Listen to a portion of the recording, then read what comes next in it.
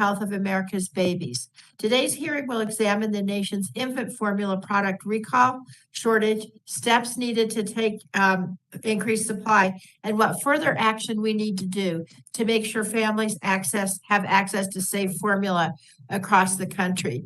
Due to the COVID-19 public health emergency, members can participate in today's hearing either in person or remotely via online video conferencing. For the members participating remotely, your microphones will be set on mute for the purpose of eliminating inadvertent background noise.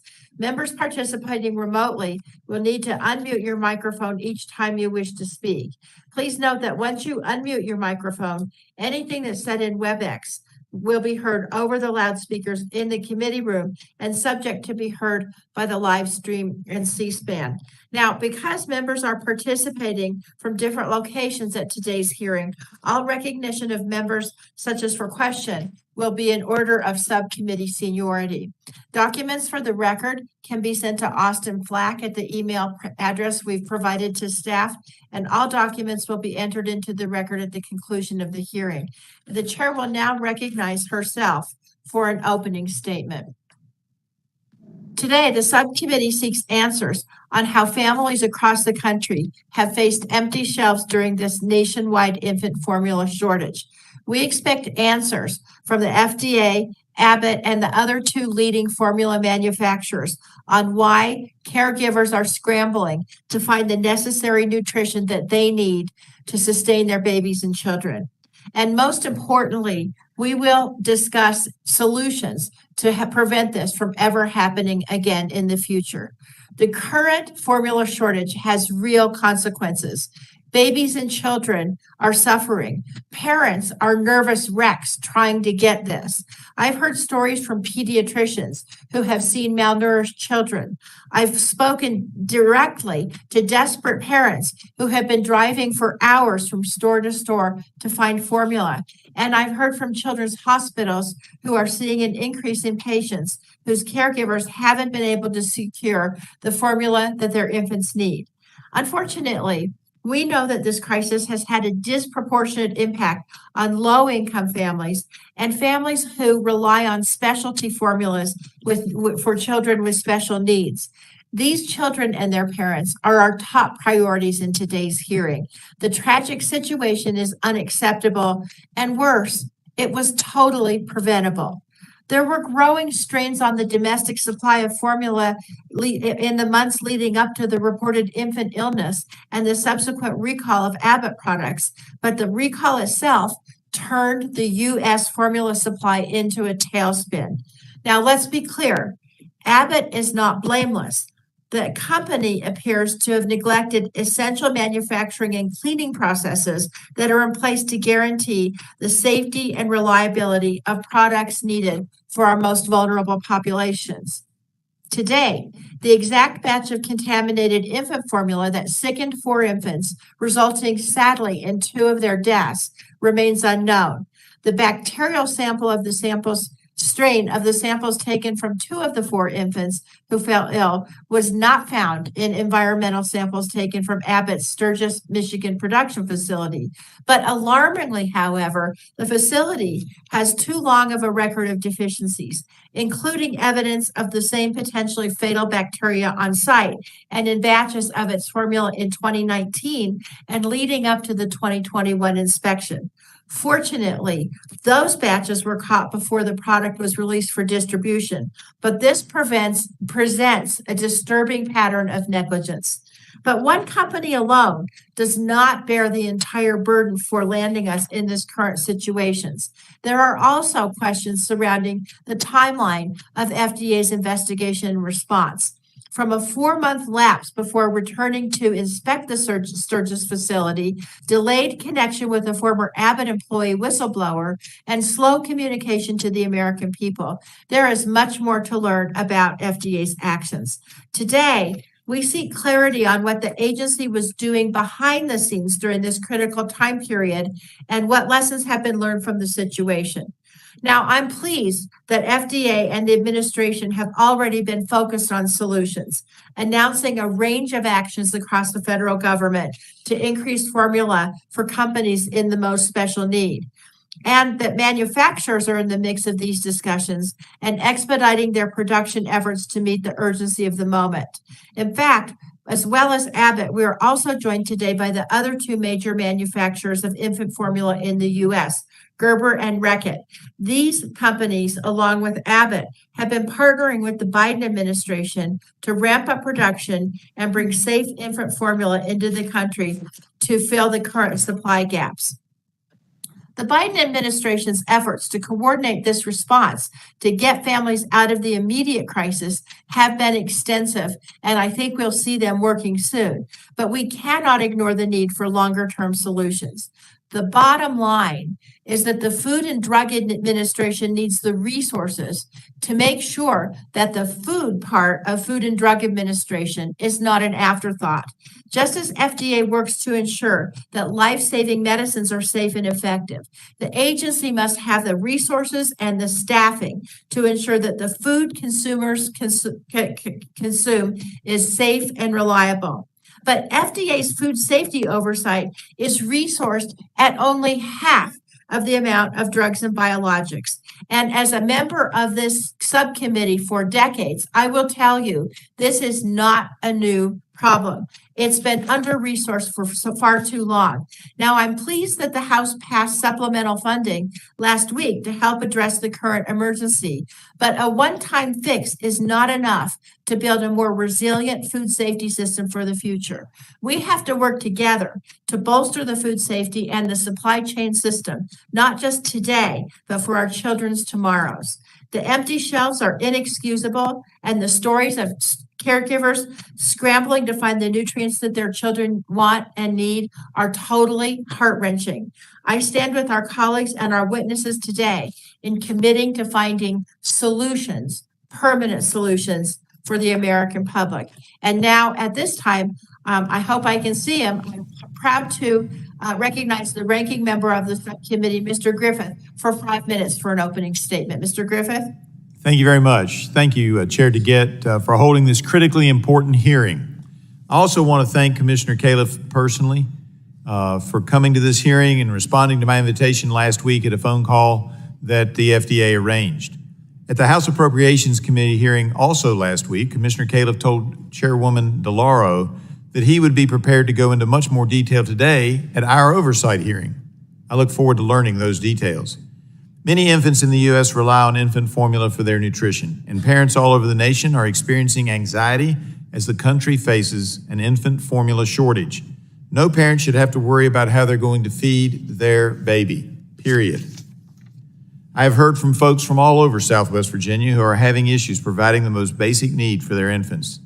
The big question I have today is, why did the Biden administration let the shortage become so dire before acting with any urgency?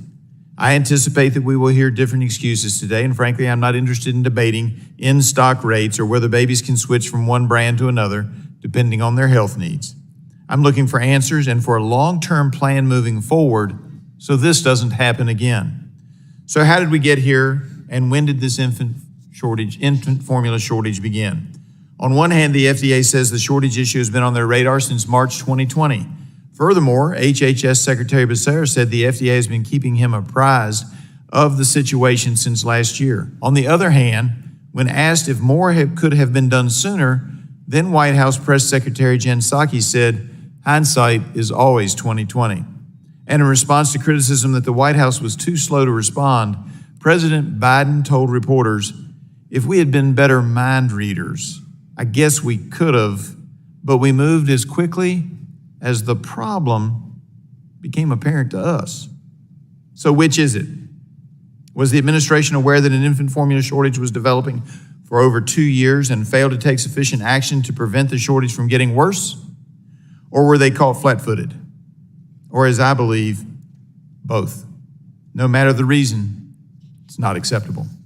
Suffice it to say, I have a lot of questions for our FDA witnesses. With all the stresses on infant formula, including COVID-19 disruptions in the supply chain and consumer stockpiling during the lockdowns, the availability of formula on shelves was already strained before Abbott closed their Sturgis, Michigan facility on February 17. Where was the Biden administration plan to deal with what should have been a foreseeable event. We did not see a plan on February 17th or 18th or March 1st or even in April. In fact, the FDA did not even conclude its follow-up inspection of the Sturgis plant until March 18. And it wasn't apparent until mid-May that the FDA and the Biden administration took this issue seriously and began to act. Why did it take an onslaught of national media attention for the Biden administration to act with the sense of urgency that is required to adequately address an infant formula shortage? Abbott submitted their response and corrective action plan following FDA's inspection on April 8, but not until May 16 did the FDA, working with the Department of Justice, issue a consent decree. I don't understand how the FDA can justify 3 months to respond to this crisis. I expect to learn why the FDA did not move heaven and earth in an attempt to get the Sturgis plant back up and running as soon as possible. And folks, February to June is not acceptable to the American families, and American parents don't consider that working as soon as possible. I also have questions for the infant formula manufacturers because they do have a role in addressing this crisis as well, including what can be done in the short term to increase supply and what will be done in the long term to prevent something like this from ever happening again. I have questions for Abbott about the events that led to the shutting down of the Sturgis plant. I hope to hear from Abbott about the status of the plant and Abbott's ongoing efforts to safely reopen the plant. Being a parent brings an incredible amount of joy, excitement, and love. But it can also be an incredibly stressful time for parents. And parents should not have to worry about how or if they're going to be able to feed their baby. The mental health challenges associated with the inability to provide nutrition for a young infant cannot be ignored. More must be done to address the current shortage and prevent future shortages. In closing, statements like the ones we have heard from the president and his staff, statements like, if we had been better mind readers, we could have acted more quickly. Those statements, backed up by lack of action, do not inspire confidence. The American people deserve answers. I look forward to today's discussion and learning more about how to best address this ongoing crisis. I thank the witnesses for being here today on this tough issue and for being a part of this important discussion. I yield back. I thank the gentleman. Chair now recognizes the chairman of the full committee, Mr. Pallone, for 5 minutes. Thank you, Chairwoman DeGette, for convening this important hearing. I know you always move quickly on anything that involves the over investigation subcommittee. Today, because of a shortage of baby formula, parents and caregivers are seeing empty store shelves, astronomical prices online, or having to drive hours for the formula they need to feed their children. And this is simply unacceptable. And this hearing will explore how this dire situation occurred, the steps taken to address it, and crucially, how we can prevent it from ever happening again. And our solutions will undoubtedly include legislation. The Energy and Commerce Committee has jurisdiction over the FDA and will initiate any authorizing legislation. The data on the extent of the shortage varies based on where a family lives or whether a child needs a specialty formula or a specific type or brand. So some regions have been hit harder by the shortages than others. And disturbingly, low-income women and children who rely on the WIC program for their infant formula have been particularly impacted by the shortage. Now, the shortage rates began to rise in late 2021 due to pandemic-related strains on the supply chain. But there's no question that the February recall of Abbott products and the shutdown of their Sturgis, Michigan plant is responsible for the supply crash that we face today. The impact from just one infant formula plant closing in the United States shows the power one single manufacturer has to influence the nation's supply of formula when just 3 companies control roughly 95% of the market. We're too reliant on too few companies to do the right thing. And when just one of those companies cuts corners, we spiral into an emergency. So there needs to be more competition so that these few manufacturers don't have a monopoly. And I stress that. This committee will examine the circumstances surrounding the recall and shutdown. We'll ask questions about the FDA's investigation of the foodborne illnesses that sickened 4 infants and led to 2 of their deaths. We also will ask about issues at Abbott Sturgis facility and the questionably slow timeline of action to address safety risks. at risk. And at the same time, we have to address the current shortages and prevent future supply strains by hearing from the FDA, Abbott, and other manufacturers about the supply shortages that they face and the challenges and the steps they're taking to increase the availability of safe infant formula.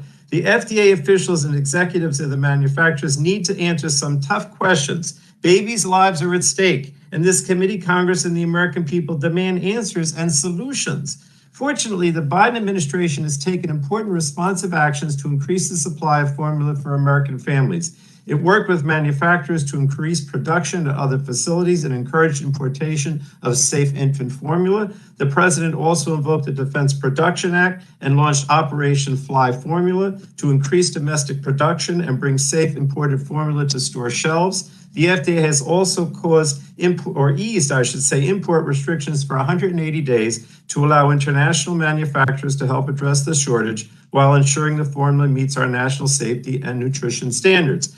Now, Congress has already taken swift action, passing legislation, which the president signed, I believe, on Saturday, into law that grants flexibility to the WIC program to increase the supply of formula available to families. And the House also passed the Infant Formula Supplemental Appropriation Act, providing FDA with immediate resources to resolve the current baby formula shortage and lay the foundation to ensure this never happens again. But we have to do more.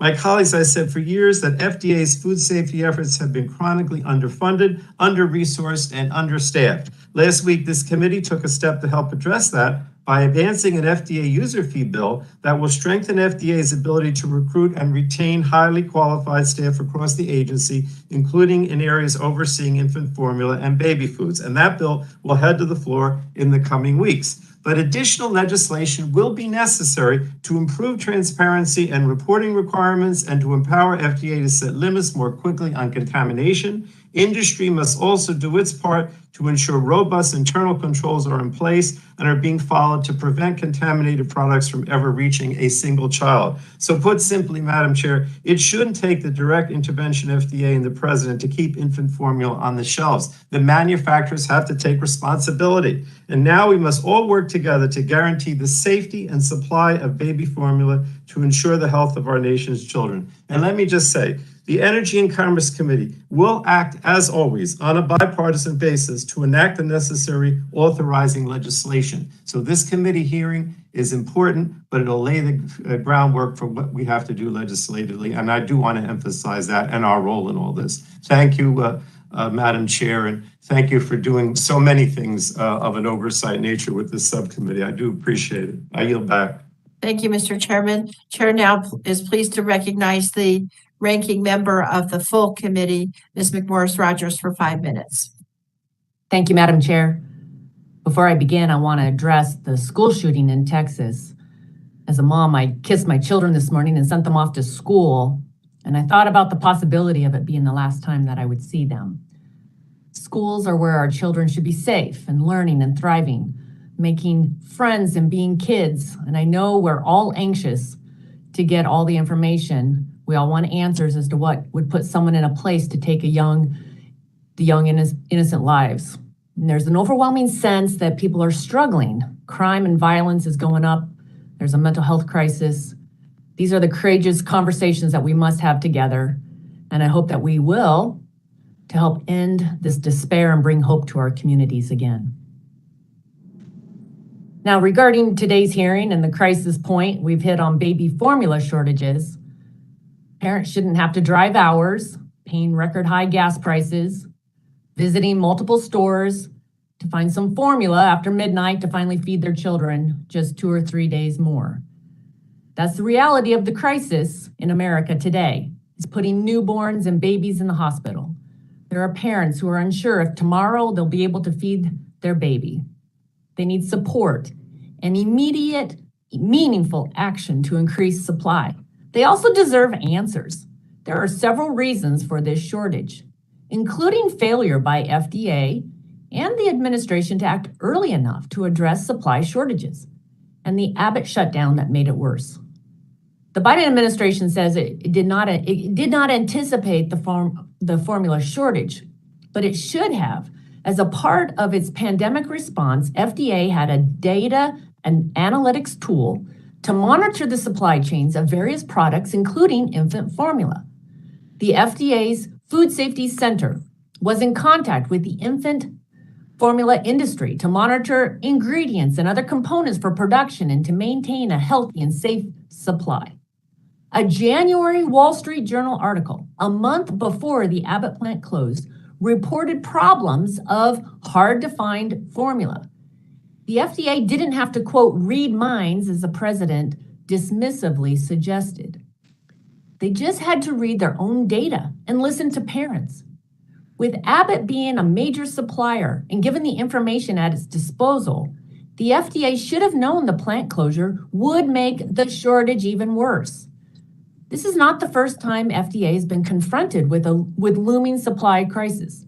In 2004, the U.S. flu vaccine supply was provided with only two manufacturers. One of the two manufacturers, a British company called Chiron, shut down after FDA inspectors found safety problems.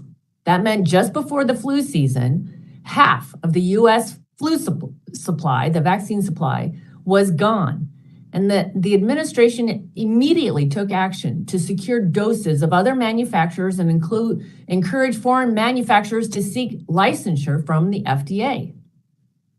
When Abbott's Sturgis plant closed in February, the Biden administration should have likewise acted with urgency to increase supply on day one. Instead, the FDA didn't act decisively until parents and the media coverage forced them to move publicly. FDA failed to react promptly to the warning signs it was getting about the Abbott nutrition plant. In September of 2021, FDA conducted an inspection and issued a 39-page report that found hazardous food safety practices and that product could have been contaminated. Around the same time, FDA received 4 complaints of Chronobacter infections in infants. Tragically, 2 of the babies died. All had been reportedly consumed Abbott nutrition product, though a link has yet to be established. In October of 2021, the FDA received a 34-page complaint about the Sturgis plant from an Abbott ex-employee who alleged data falsification and release of untested product. There was a life and death crisis in front of FDA, but they failed to see the severity of this situation. FDA reportedly did not interview the whistleblower until months later and did not reinspect the plant until January of 2022.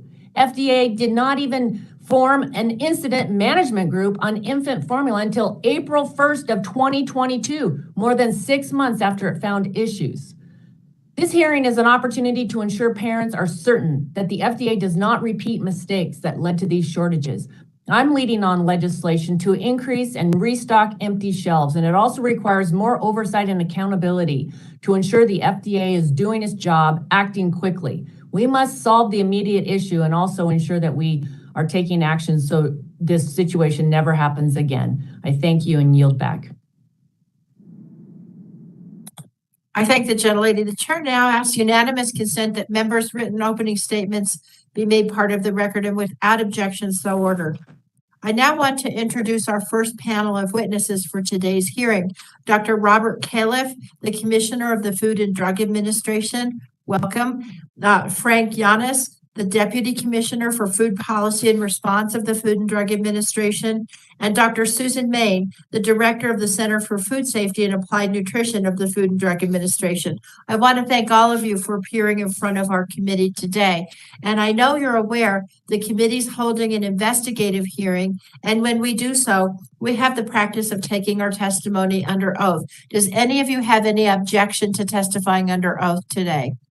No objection. Let the record reflect the witnesses responded no. So the chair now will advise you that under the rules of the House and the rules of the committee, you're entitled to be accompanied by counsel. Do any of you wish to be accompanied by counsel? No.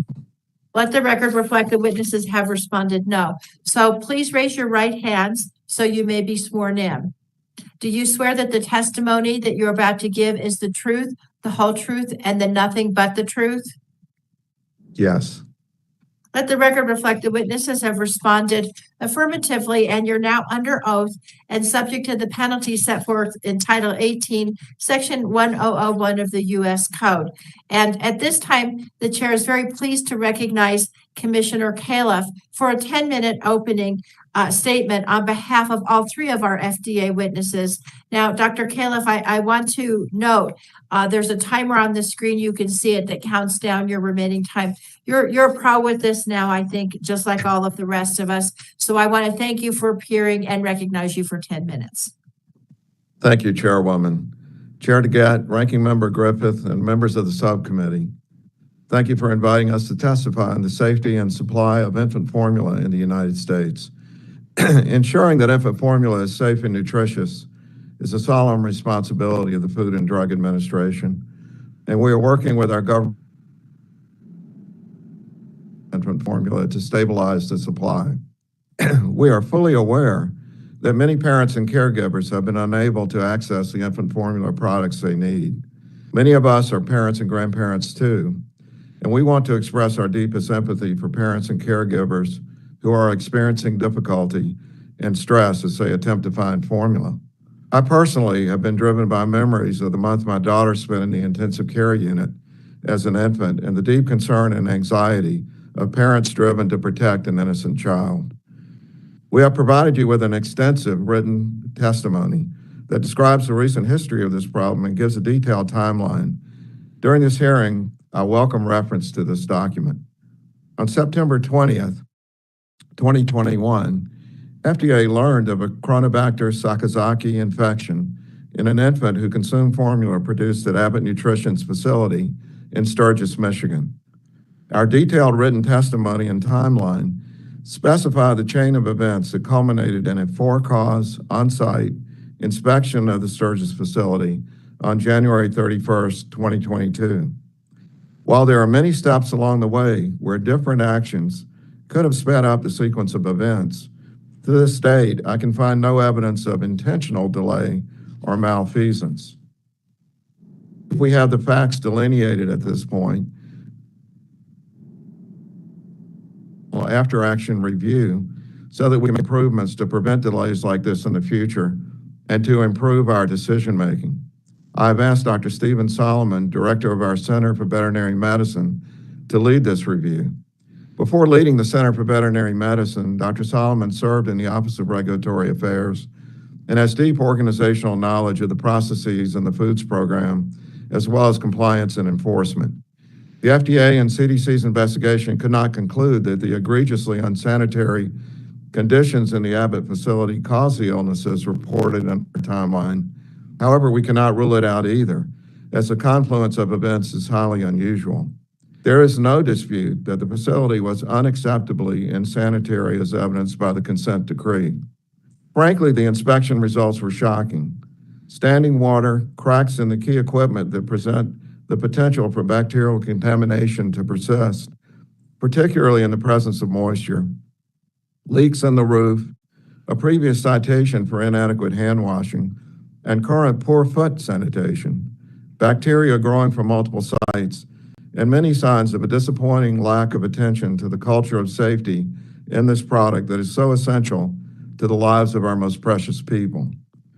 As a clinician, I've used life-saving clot-busting drugs, diagnostic tests, and cardiovascular devices made by Abbott. This is so far removed from my previous experience with the company that I'm very concerned. As soon as we received positive Chronobacter results from environmental samples we collected during the inspection, we contacted Abbott to ask the company to issue a voluntary recall. The need to make urgent action to protect the most vulnerable of all of our people, infants, presented a dilemma. This was the largest plant of the dominant manufacturer, and it was the sole source of a number of metabolic formulas essential for the viability of infants, and with no substitution possible because Abbott had no backup plan. We knew that ceasing plant operations would create supply problems, but we had no choice given the insanitary conditions. We took several critical steps within hours, including meeting with those who have been dealing with our supply chain throughout the pandemic, and a memo was sent to the relevant agencies signaling the supply chain risk. We acted early to ensure the specialty metabolic and amino acid products for which Abbott was a sole producer were made available on a case-by-case basis, consulting with nutritionists, pediatricians, and safety experts. to encourage increasing their production to supply the market. We asked retailers to place temporary limits on how much any one person could buy to minimize excess buying. We remain in frequent communication with our government and industry partners about the status and risks. Because of the lack of the diversification of this market and the absence of a central hub for integrating supply chains, we concluded early on that getting the Sturgis facility up and running safely was a top priority. But we had no confidence in the integrity of the Abbott quality program at this facility. Accordingly, we initiated proceedings toward a consent decree, which requires Abbott to undertake steps to assure safe production of formula, including hiring an outside expert with reporting to FDA. Our oversight is critical, but make no mistake about it. The return to normal will only occur when Abbott takes the steps to resume production in a safe manner. As detailed in the charts included in your written testimony, we and our federal partners have been monitoring the in-shelf stocking of formula and the rates of infant formula consumption all along.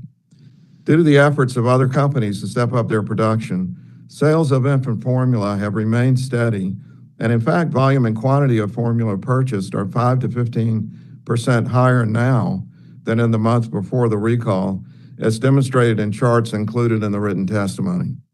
Despite the overall numbers showing diminished but steady supply, we knew that distribution was an issue. Some areas were experiencing significant shortages, but overall there was enough formula to go around. About a month ago, the reports of shortages on the shelf proliferated, although there was not a drop in production. This increase in consumption most likely represents heightened concern of parents and caregivers about shortages, leading to an understandable effort to purchase ahead to ensure adequate supply at home. This type of cycle has happened with other products throughout the pandemic, and we realize that the only solution is to have adequate supply to make sure shelves are stocked. To that end, we've employed a host of measures to increase supply. A consent decree was signed with Abbott Nutrition last Monday that will allow the Sturgis plant to get back in production mode. I met with the Abbott CEO yesterday, and he assured me they will be ready to go in early June. We continue to work with current U.S.-based manufacturers to increase their production and distribution from FDA-inspected facilities, both domestically and abroad. I commend them for their efforts in this regard, and we have seen substantial increases. We're helping with the all-of-government response, including Operation Formula, and support of importation and of product not currently in the U.S. market by using careful case-by-case easing of regulatory requirements to safely increase the number of manufacturers allowed to import formula. Working with state health commissioners to increase flexibility with WIC, to enable additional infant formula suppliers to enter the market and catch price gougers. Throughout the time since the recall, a highly dedicated group of experts within and outside the FDA have worked to manage the complex issues encountered for those caring for infants with complex metabolic issues requiring very special formula. I'll leave you with several thoughts. First, FDA's timeliness of interviewing the whistleblower and getting into the facility for a for-cause inspection were too slow, and some decisions in retrospect could have been more optimal. I did not return to FDA to preside over business as usual. As many of you know, I was enjoying a pretty good life in the private sector when asked to come back. After years of working in multiple private and public parts of industry, I believe that success follows proper attention to structure, function, leadership, and resources to support the work of employees. All of these issues need attention in the chronically underfunded food side of the FDA, and you will see changes in the near future. Our requests for funding and authority are essential in concert with improved operations and leadership. Second, the return of the Sturgis plant to safe production of formula is critical. Abbott's enormous market share left it with a responsibility for producing safe infant formula that was not met. We will do everything in our power to work with Abbott to make this happen as quickly as safely possible, but this timing is in Abbott's control. Third, the all-of-government effort and the enormous goodwill of government partners and companies within and outside the U.S. has been heartening. And while we are waiting for Abbott to fulfill its responsibility, we will meet with supplies from a variety of sources. Fourth, this supply inadequacy did not happen overnight. Across the industry we regulate, we're seeing evidence that the just-in-time distribution system, market concentration, and sole source contracting are leading to shortages. Multiple reports to Congress call for improved supply chain management. Until regulatory agencies have digital access to critical supply chain information and personnel to do the work, we'll continue to react to supply chain disruptions rather than intervening to prevent them. I want to conclude by reiterating that we'll not rest until our shelves are replete with safe and nutritious infant formula, and I'm committed to improve the ability of FDA to meet its mission to protect and promote the health of the American people, particularly infants, our most vulnerable people. Thank you. Thank you so much, Commissioner Kaliff, and I appreciate your recognition of the challenges facing the agencies and your also your commitment to trying to fix it. But I want to make sure that we're all on the same page, and I just want to go through the timeline that was presented in your written testimony, and you referred to it too.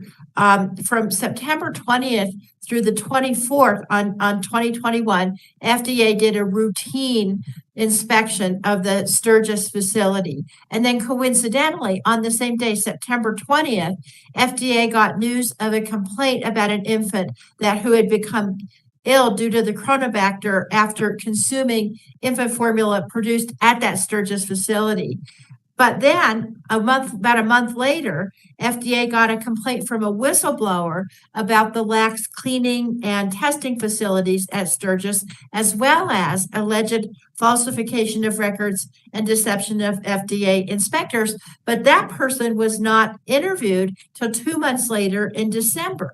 Then between December and February 2022, FDA received 3 more consumer complaints regarding Chronobacter cases, 2 of which sadly resulted in death. But then, despite all of this, FDA didn't return to inspect the Sturgis facility until January 31st.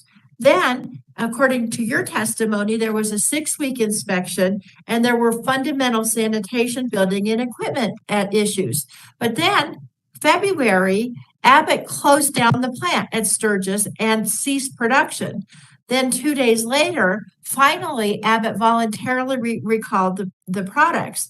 Well, so then on March 18th, FDA closed the inspection and issued its inspection observations to Abbott. But then finally, on May 16th, FDA and Abbott signed a consent decree providing numerous steps that Abbott needs to undertake. You referred to that. So that was May 16th, but now Abbott is telling me it's going to take 2 weeks to clean the plant. Then it's going to take up to 6 to 8 weeks more to get back to full production.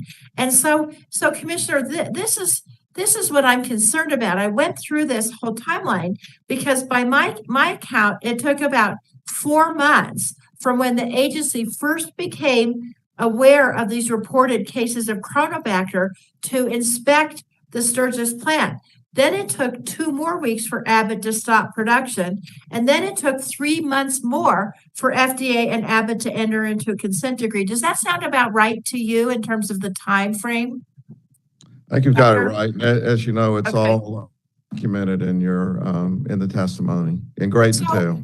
Yeah, so what all of us are really concerned about, obviously, and the parents of America are concerned about, it could be up to a year between the first inspection in September last year and full production at this plant. And at the same time, the vulnerable infants and children are not getting their formula. So I guess you referred to this, that you have somebody looking into it. Do you have any idea why it took so long from the report to the inspection and recall? And what's the plan to shorten the time in the future? Well, first of all, let me say you're right to be concerned, and the public should be concerned. As I've said already, it was too slow, and there were decisions that were suboptimal along the way. And I'm sure you also know that as I was going through confirmation, I got many calls from people concerned about the food side of the FDA because of the lack of resources and concerns about the organizational structure. My basic plan has been to get through this crisis, and then we will be looking at the overall food program from the perspective of reforming it, but not waiting to deal with the specifics of this case. This is where Dr. Solomon, who's a truth teller in the FDA and well-known by everyone, will lead an effort to help us get the processes corrected. Yeah. You mentioned many items. I could go through each one if you Well, wish. we don't have time, unfortunately, but what I do want to say is that I've been on this subcommittee for several decades now, and the food program at the FDA it crops up time to time. We had the peanut butter crisis. We've had many crises over the years, and we always rush to make that plant safe, clean it up. But ultimately, what we have to do is have to work together. I think you agree with this, to put food back into Food and Drug Administration. We have to not just throw money at it. We have to figure out what we need to do to make these inspections robust and then to shorten the time. Would you agree with that? I 100% agree and applaud you for what you did with 21st Century Cures on the medical product side. We need the equivalent on the food side. I think the medical product side is doing really well at this point. The food side needs a similar shot in the arm. Okay, well, we'll work on it. Thank you so much. I'm now pleased to recognize the ranking member, Mr. Griffith, for 5 minutes. Thank you very much. I appreciate it. Thank you, Chair DeGette. And Dr. Kaliff, thank you so much for being here. This is not going to be an easy hearing, and I respect you for showing up to take the tough questions on, and that means a lot to me. That being said, I know it's not what you intended to say, but I think some could take the impression that, in part at least, you were blaming moms and dads who were scared that their children couldn't be fed and that they were overbuying. And the answer is not that moms and dads are responsible for this problem. It's the manufacturers of the infant formula and the FDA. So I think that's important. Let me go to some follow-up questions. And this is this kind of stuff that drives you crazy. So Ms. DeGette went through a timeline, and according to your written testimony, it was December 6th when your team finally got together. And I know you weren't there yet, but the FDA team got together to say, hey, we ought to probably have a plan to go and inspect the Sturgis plant. But the timeline that isn't attached to your testimony, your written testimony, says that the first time they got together to start planning the Sturgis plant inspection was October 21st. Now, you've said it was too slow, and that's where I was going to go with that. And I think it's pretty clear whether it was September that they started meeting or December. When you have a problem that's identified in September, I'm glad that you've already agreed that getting to do an inspection on January 31st is too late, and you stand by that you agree that was too slow. Yes or no? Yes. Yeah. Yes. And I'm curious too about the fact that your testimony states the FDA began to first have concerns about infant formula production in March of 2020. The situation was going to get worse with the Abbott Sturgis facility, which my calculations say made about 11 or 12% of the total U.S. production when they shut that facility down.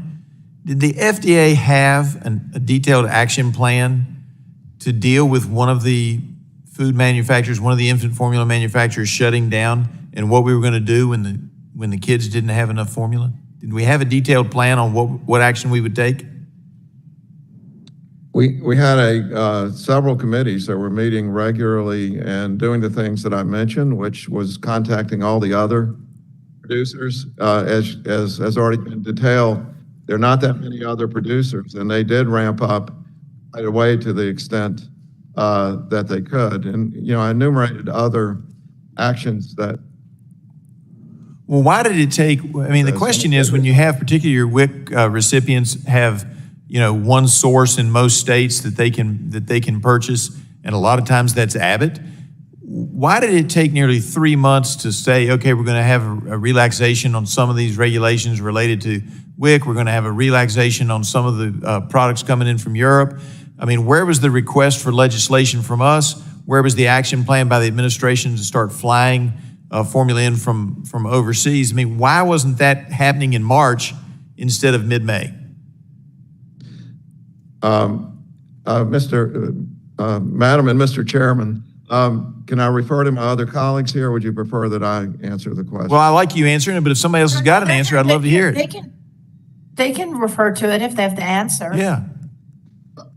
Well, I'll ask Mr. Yanis to comment, but we were monitoring this, and the system seemed to be keeping up with demand until fairly recently, although there were spot shortages that we were responding to one at a time. And at the same time, we were trying to get the Abbott plant up as quickly as we could. But Mr. Yanis, who's an expert in this area, may have a comment. Because my time is running out, let me move to another question, and that is, I know you say you're trying to get the plant up as quickly as possible, and I believe that you believe that. The problem is when you have an emergency situation like this, and I know you did some special things for the metabolic and the kids that need special formulas, you tried to move on that a little quicker. But when you have 11 to 12% of your total production going down, I'm wondering why it's taken so long just to get where we're at. Why weren't we working at breakneck speed? I mean, I'm reminded of the Battle of Midway when, after being damaged at Coral Sea, Yorktown pulls into Pearl, and General Nimitz says, or Admiral Nimitz says, get it done. We need to get this ship out.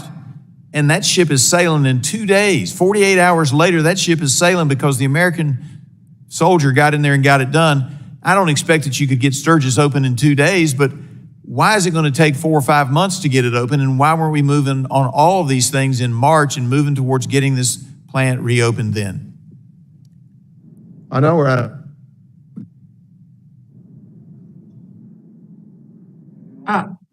You can answer briefly if you'd like, if you know. I would just point out that with regard to the Sturgis plant specifically, as I say, we didn't have confidence that they would produce safe formula until we got control of the plant through the consent decree. And a consent decree is a legal agreement involving the Department of Justice and the plant and the manufacturer that has to be negotiated. And the number of, and I'll also add, Abbott actually did start remediating the plant, but it was so bad. We met with them yesterday. There were so many steps in this, even though they've been working at it since day one. They're still not ready to go, but they will be in the next several weeks. Thank you. Gentlemen's time's expired. Chair now recognizes Chairman Pallone for 5 minutes. Thank you, Chairwoman DeGette. Commissioner, I want to use half of your time to talk about the current crisis, what we can do in the future, particularly legislatively, since we're the authorizing committee. And I love the ranking member's war mentality, because that's how I feel right now. You know, this has got to be like a general in the field. So first question for 2 minutes. The president has invoked the Defense Production Act. He's launched Operation Fly Formula. You're taking actions with Abbott. How is this going to complement each other? Will it be effective in getting this formula out quickly? Are you talking 2 weeks, 3 weeks, whatever, to get this shortage over with? And then as part of that, how will you get information distributed so we can tell our constituents how they get this formula, you know, how they have access to it so they can get it? That's 2 minutes. Sure. First of all, let me just say this is a war mentality. It is a crisis. We're fully aware of it. Families should not be searching for formula, but they have to do it now until we fill in. So if we several weeks out, we'll have a surplus of formula. When I say several, I can't say exactly how many weeks. Until then, we have to fill it in with all these measures. The other producers have stepped up. We're now importing. We're flying military planes and other planes to pick it up and bring it in. And we just have to keep filling in until we get to the point that the production is up. All right, now The good news from Abbott. how about getting I'm it sorry. out so that our constituents know how to get formula? I'm very concerned that you do all this and they won't know how to access it and still have a problem, particularly low-income people that don't have access to information easily. Yes, I think it's really important for people to go to the HHS website, hhs.gov/formula. There you'll find the hotline for all the manufacturers and helpful information about where to go. The distribution is being handled by really professionals at supply chain who have been working throughout the pandemic with a variety of products. So as soon as it comes in, we'll get it to the places that are in the greatest need. But you're right, the public is going to have to stay attuned, hopefully through that website, to get information that they All need. right. Think of other ways too, because not everybody has. Let's think of other ways to get that information out as this formula becomes available, hopefully in the next couple of weeks.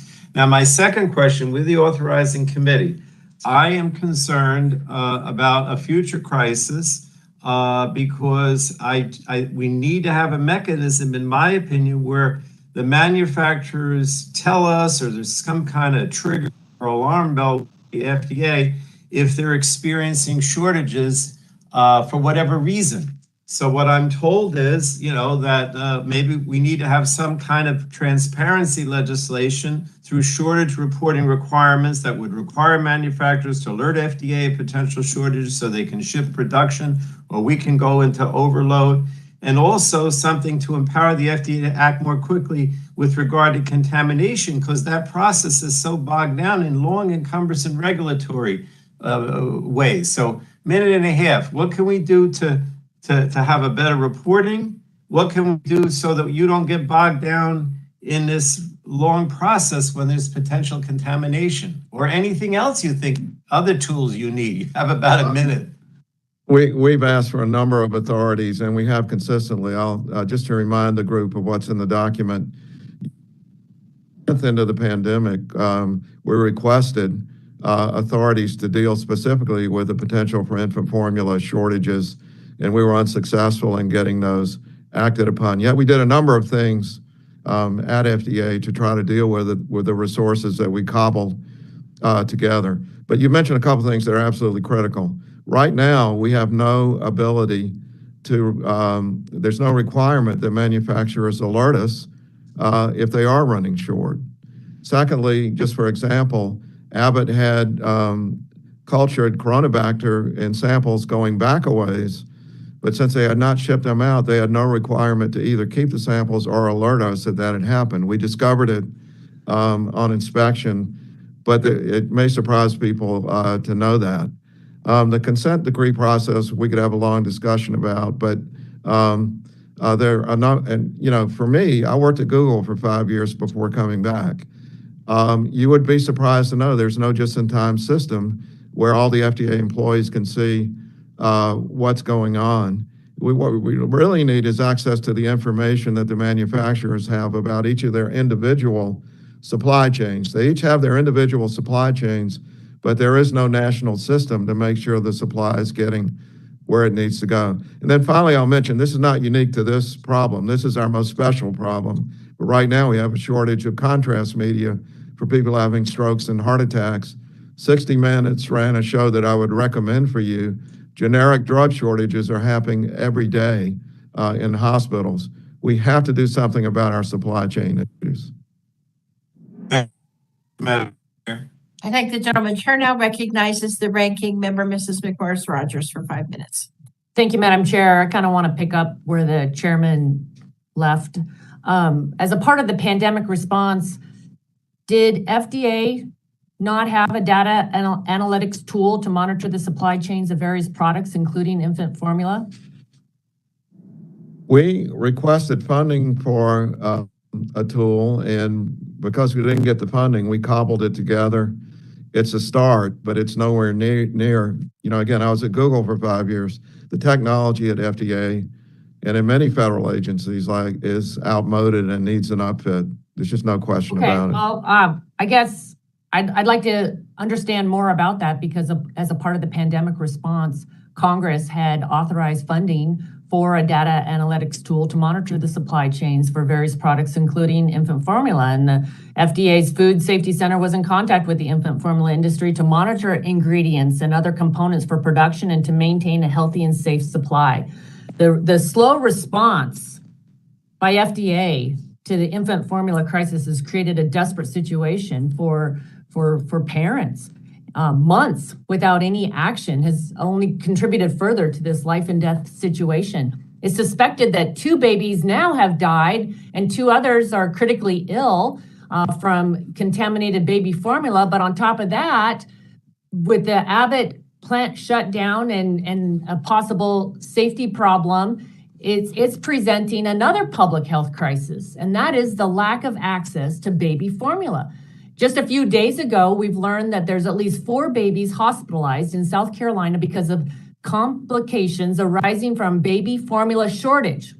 So we have an additional public health crisis because people cannot get parents cannot get baby formula. How many reports does FDA have of babies who got sick or worse related to the shortage of baby formula?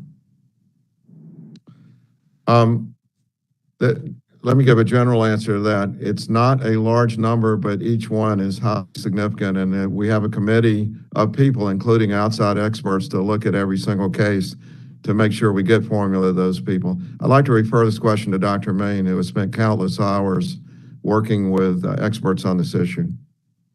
Thank you. And one thing I'd like to point out is we have been in discussion with the infant formula manufacturers throughout COVID, but discussion is not the same thing as data. And we do not have the authorities to demand data from the companies to get necessarily all the information that you would want to have to really monitor these supply chains, as Okay. Dr. Kaliff indicated. Okay, thank you. I'm going to quickly run out of time. I do want to know more about the data analytics tool that Congress authorized to FDA, so to help with this specific situation. Did FDA conduct an assessment of the public health impact of a baby formula shortage if the Abbott plant had to close, and what were the findings?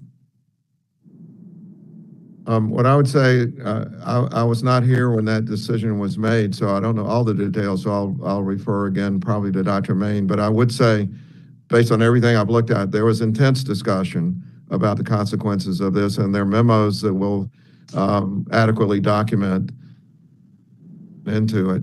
But we simply could not allow a plant that was unsafe to be shipping formula. Dr. Main, would you comment quickly?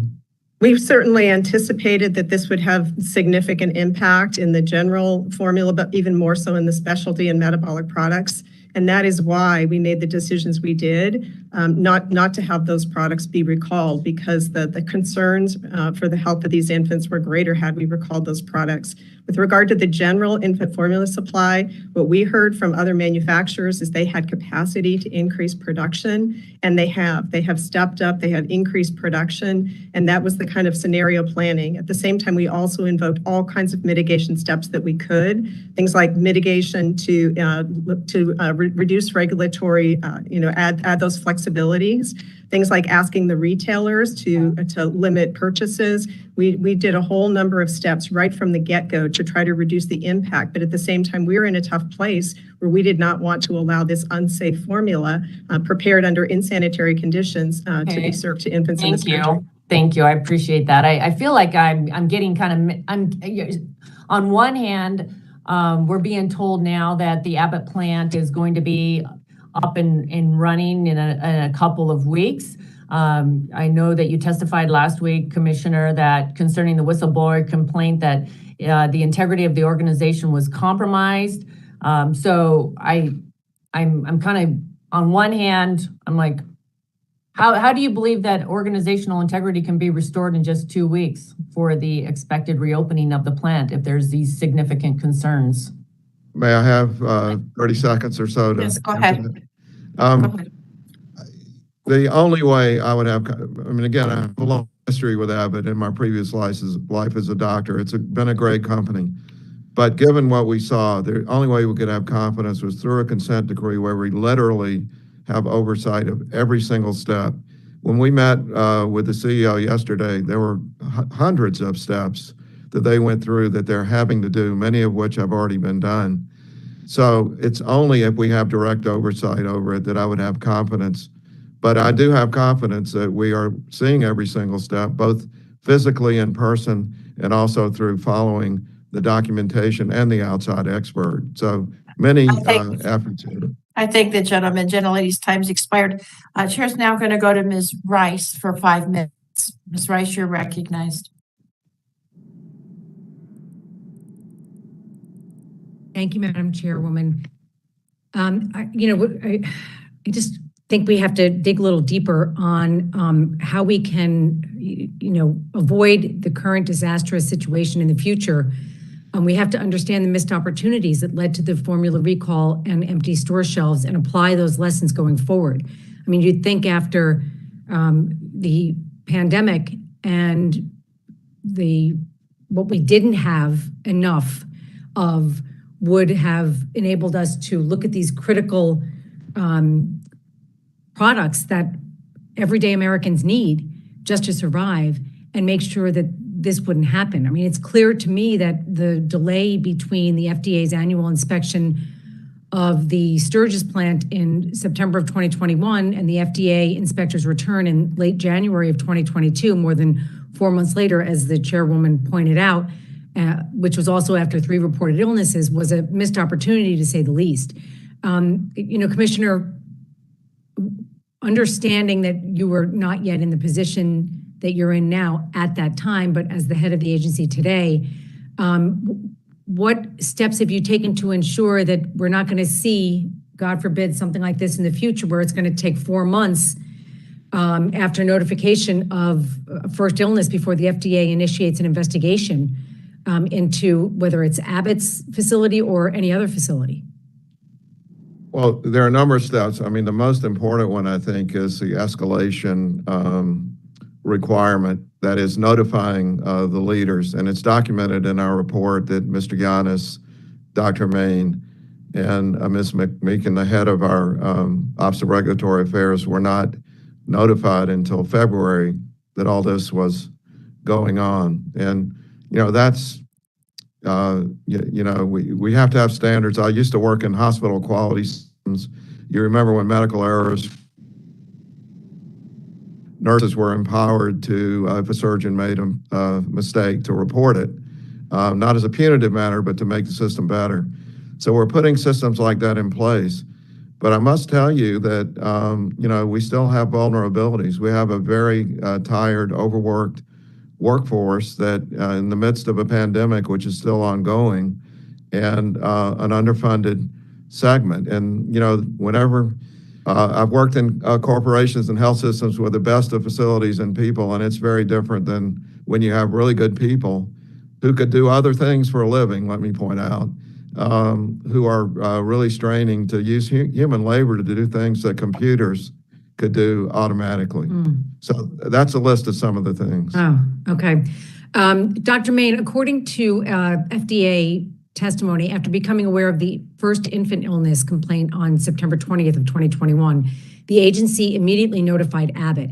It's my understanding, however, that the FDA inspectors who were on site conducting a routine inspection of Abbott's Sturgis plant on September 20th through the 24th of 2021 were not told about the reported complaint of illness at the time of the inspection.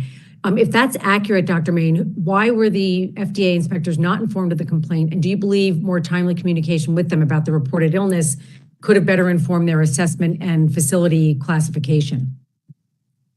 Thank you, Congresswoman. 2 things to note is once the agency receives a complaint like this, we then have to follow up on that complaint, and every one of these complaints was followed up on. That means reaching out to who made the complaint. That means trying to obtain samples of the product for testing. That means getting the medical information with regard to the complaint, and that process does take time. In this case, product was obtained. It underwent microbiological testing. The final testing results were not available until October 6th. It does take time to get these results. So had we known that there'd been a complaint, we wouldn't have known the details of what that complaint involved, how that could potentially impact the inspection, what they may need to look forward to. So in a real world, we would have loved to have all that information the moment the complaint was made, but that's not what happened. And I will reiterate, on every one of these 4 complaints, the FDA did follow up with those exact procedures to follow up, get as much information about the complaint, and that's critical to inform what you might look for in a plant. My time is about to expire, but also, the fact that there's 3 companies who manufacture such an essential product that we need to keep children alive, we maybe should look at, increasing domestic production on that front. Madam Chairwoman, thank you so much. I want to thank the witnesses, and I yield back the balance of my time. Thank the gentlelady. Mr. Burgess, you're now recognized for 5 minutes, but you need to go on camera. Oh, I guess I'm going to go to Mr. McKinley. Mr. McKinley, you're on camera, so I'm going to recognize you for 5 minutes. And thank you, Madam Chairman. And thank you for this testimony, but that's holding this hearing, because this is just, the Abbott plan is just one example of what happens when government agencies and the private sector companies do not get out in front and disclose safety issues that impact public health. Through his Twitter account, just last week, a TV producer put on social media that there were multiple, this is a quote, multiple inspections showed no issues at the Abbott plant, and that the FDA bill that we passed last week was unnecessary.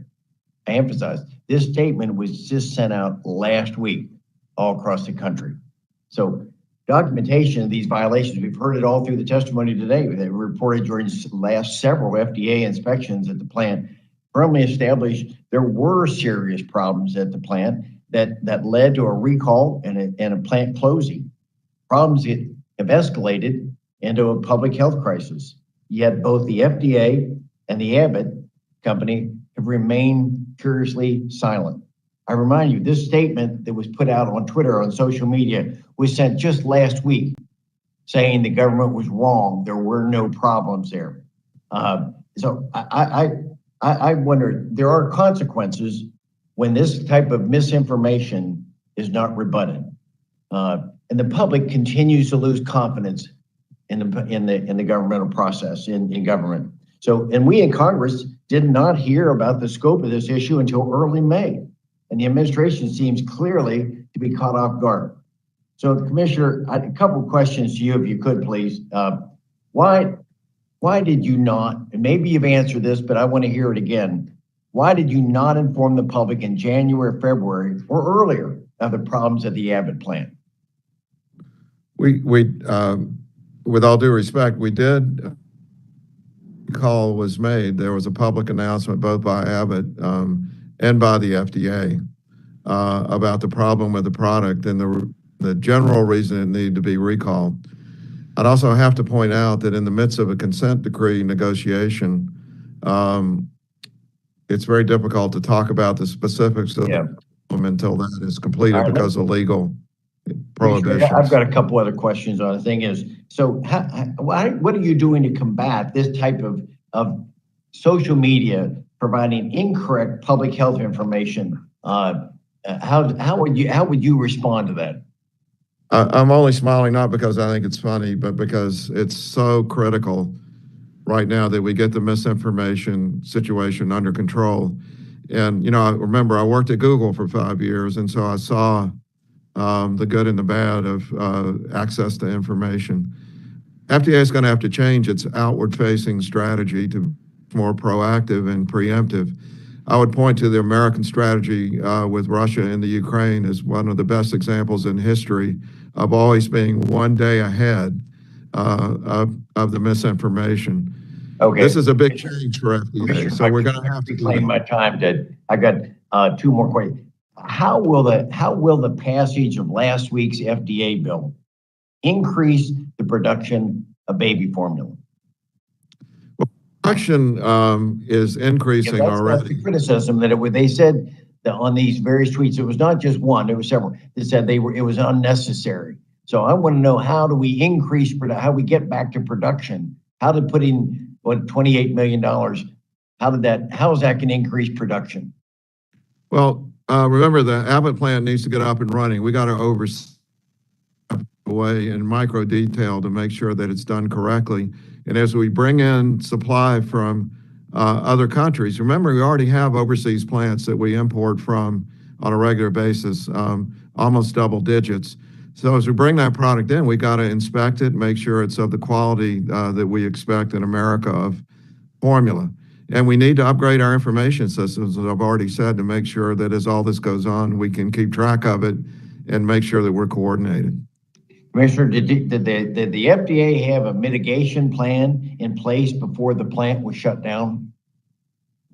Yes, as Dr. Main, I think, recounted in some detail, we had a number of steps that we were taking to keep production up, and it actually did increase on a national basis. but the purchasing obviously outstripped the production, as you well know. Thank you. Madam Chairman, my time's expired, so thank you, and I yield back. I thank the gentleman. Chair now recognizes Ms. Schakowsky for 5 minutes. Thank you, Madam Chair. You know, I was going to begin by saying I'm extremely concerned. A lot of us had talked about concern, but I have to tell you, it's really more than that. I'm actually pretty furious about the FDA's lack of food safety leadership, communication, and action. I just also want to ask unanimous consent to begin by putting into the record a in-depth report that was done by Politico called the FDA food failures. And it's based on 50 interviews, and it really goes into detail. It was done in April of 2022, and I ask unanimous consent. If the gentlelady will submit it to committee staff, we will do all of those unanimous consent requests at the end of the hearing. Thank you very much. Food safety over the decades, this is not a new story, has been a real problem. I've been following this not only throughout my career, but even before I became part of the House of Representatives. And you know, there's a kind of ongoing joke or it's not really a joke that I've heard that says that, and it's said by FDA employees, that says that the F in FDA is silent. We have not seen this as being a priority in the Food and Drug Administration. And now here we are. And I can't tolerate really any excuses and delays. I have just one question about timing, although I think my colleagues have done a great job in talking about the various delays that there were. So according to FDA testimony, staff received the whistleblower report in October of 2021.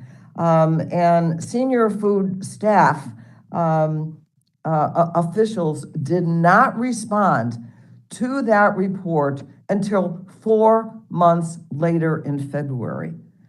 How does that happen? How can that possibly happen?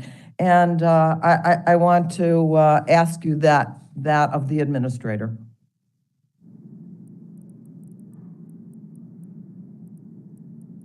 I'm asking, can you hear me? Hello?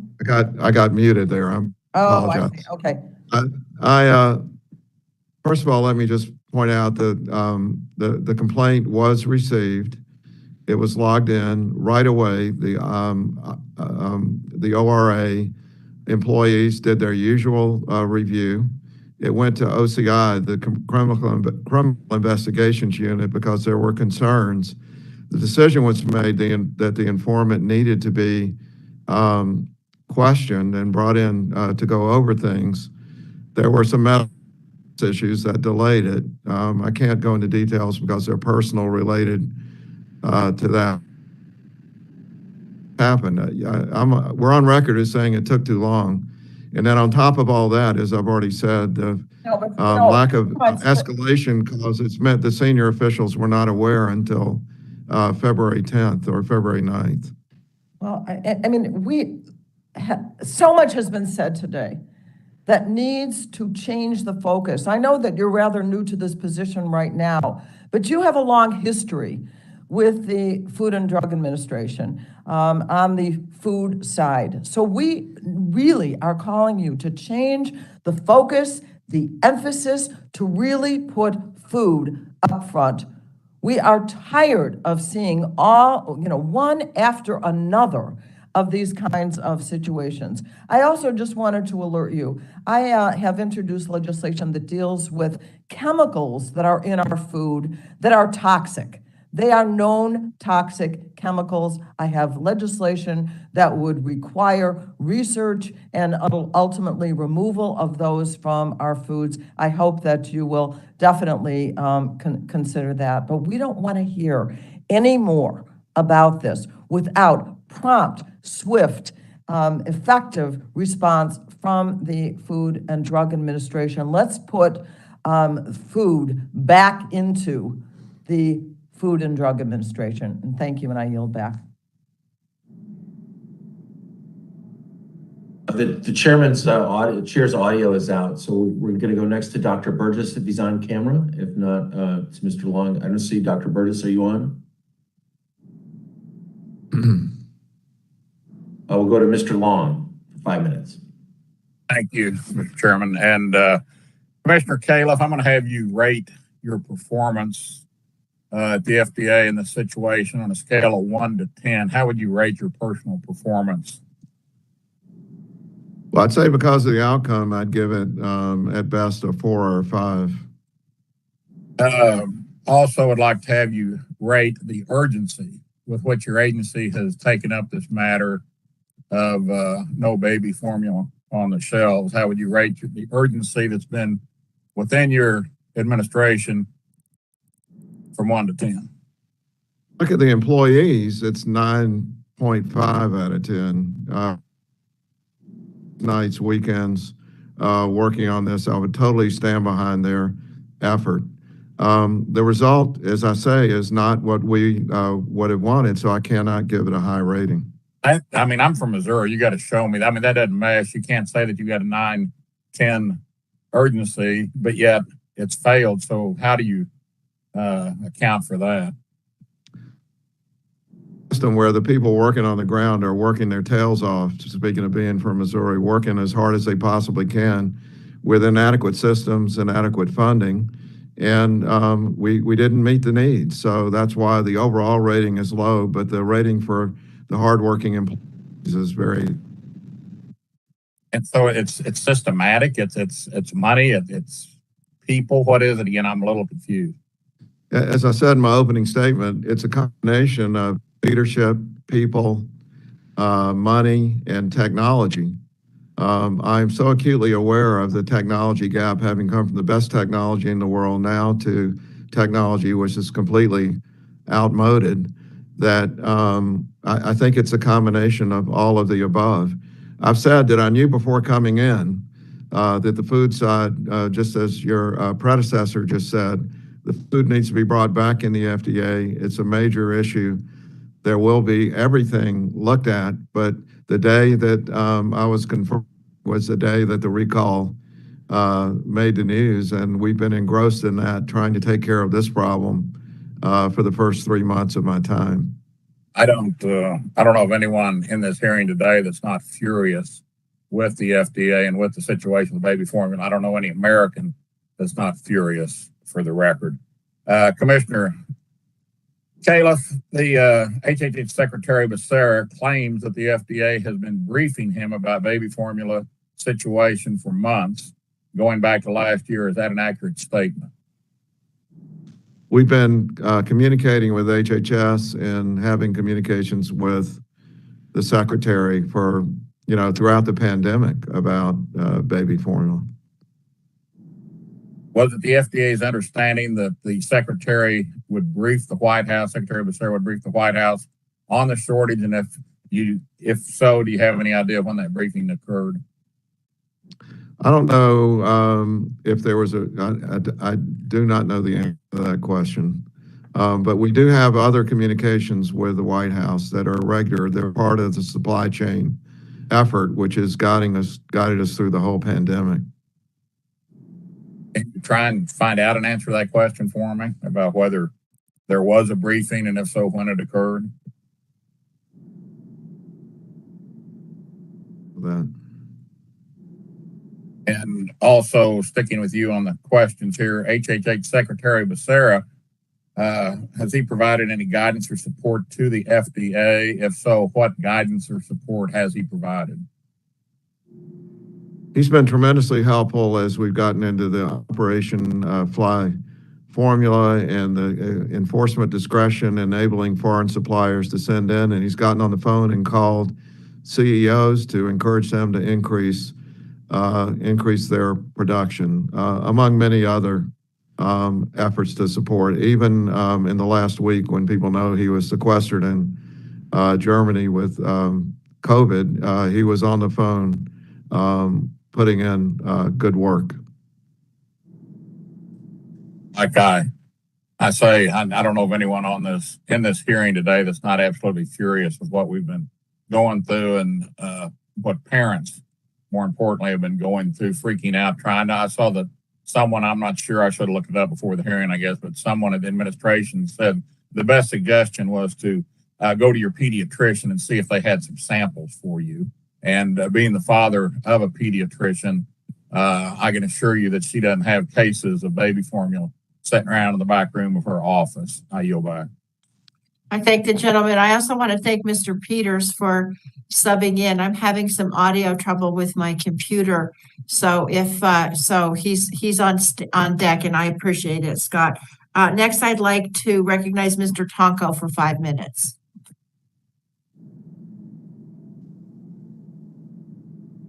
Thank you, Madam Chair. Can you hear me? Yes. Okay. As we've learned over the past 2 years, when it comes to public health guidance, clear communication with the American people is vital. Uncertainty without information breeds fear and panic. And it's fear following the Abbott product recalls that in some instances led families to stockpile formula or even turn to unregulated and risky solutions to feed their children, which makes me wonder why there was so little communication to the public from FDA during the months leading up to the February Abbott product voluntary recalls. In fact, FDA did not warn the public about the potential risk of consuming infant formula products manufactured at Abbott Nutrition's Sturgis, Michigan plant until February 17th, following Abbott's announcement that the company was voluntarily recalling these products. So, Mr. Yanis, there have been discussions about the delay and all, but with the benefit of hindsight, and knowing now the impacts the product recalls would have on formula supply, do you think FDA could have provided more public guidance, not just on the safety of infant formula, but its actual supply opportunities in the U.S.? Well, thank you for that question, Mr. Tonko. When I think about it, it has safety issues and then the supply chain issues. And when it came to the safety issues, as soon as I became aware and started working with the coordinated team here at FDA, we worked pretty quickly to pull that product off of the shelves. As soon as we had information that we believed that product was unsafe, that message was quickly communicated to the American consumer because it was actionable information, and we wanted them to avoid consuming those Abbott recall products. Early at that time, I don't think there was anything actionable to communicate to the American public. In hindsight, I'm a strong believer in transparency. Maybe we could have done more talking about the current state of supply chains, but I do think some type of alert or warning that there might be supply chain shortages coming could have led to, some type of panic buying. So I think we did the right thing on the public health portion, the safety, communicated as quickly as we could, and we told the American public that they should avoid these products, and we pulled it off the shelf. And then as information started becoming known about the supply chain challenges, we tried to share as much as we could. Well, I thank you for that. But Commissioner Kaliff, would you please help shed some light on how the agency's food safety leadership is coordinated? With respect to the Abbott investigations, for instance, how are the reports of infant illness complaints distributed by FDA, and was the information shared amongst all key food personnel within FDA in a timely manner? As I've already said, if you're referring to the complaints associated with the infant formula, not the complaints associated with the metabolic formulas now, those are two different things. But if we go back to the beginning, as noted in our timeline, there was a failure to escalate, which was a system failure, so that neither Mr. Yanis nor Dr. Main nor Ms. McMeekin, the head of the Office of Regulatory Affairs, knew of it until, as Mr. Yanis said, until early February. And I was particularly alarmed to learn, Commissioner, that according to FDA's testimony, that while infant formula and medical food staff received the former Abbott employee whistleblower report in October of 21, Dr. Main, the director of SIPSTAN, did not receive the report for another 4 months, which by that time had been under review by the Office of Regulatory Affairs Review and discussed with FDA's Office of Criminal Investigations. So yes or no, is this at best a lack of coordination and at worst a breakdown amongst the leadership? It was a lack of coordination for sure. In understanding this transpired before your new tenure, moving forward in your leadership of FDA, Commissioner Kaliff, how, if at all, do you plan to address such food safety leadership breakdowns within the agency as we go forward? Well, when we think about food safety, it's, as one of your colleagues already noted, it's very broad. It includes things like chemicals in the food and the sort of outbreaks that we're talking about here. I knew coming in where we're going to need to make changes, but they're across the board. It's not just structural. It's also the people, and it's the resources, and it's the technology. All those need to be addressed. You can't do that overnight. You need to really plan it. And as you well know, Congress needs to approve any such major changes.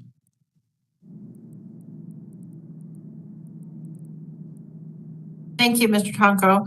Chair now recognizes Mr. Palmer for 5 minutes. Thank you, Madam Chairman. I commend my colleagues on the committee for the thoroughness of their questions.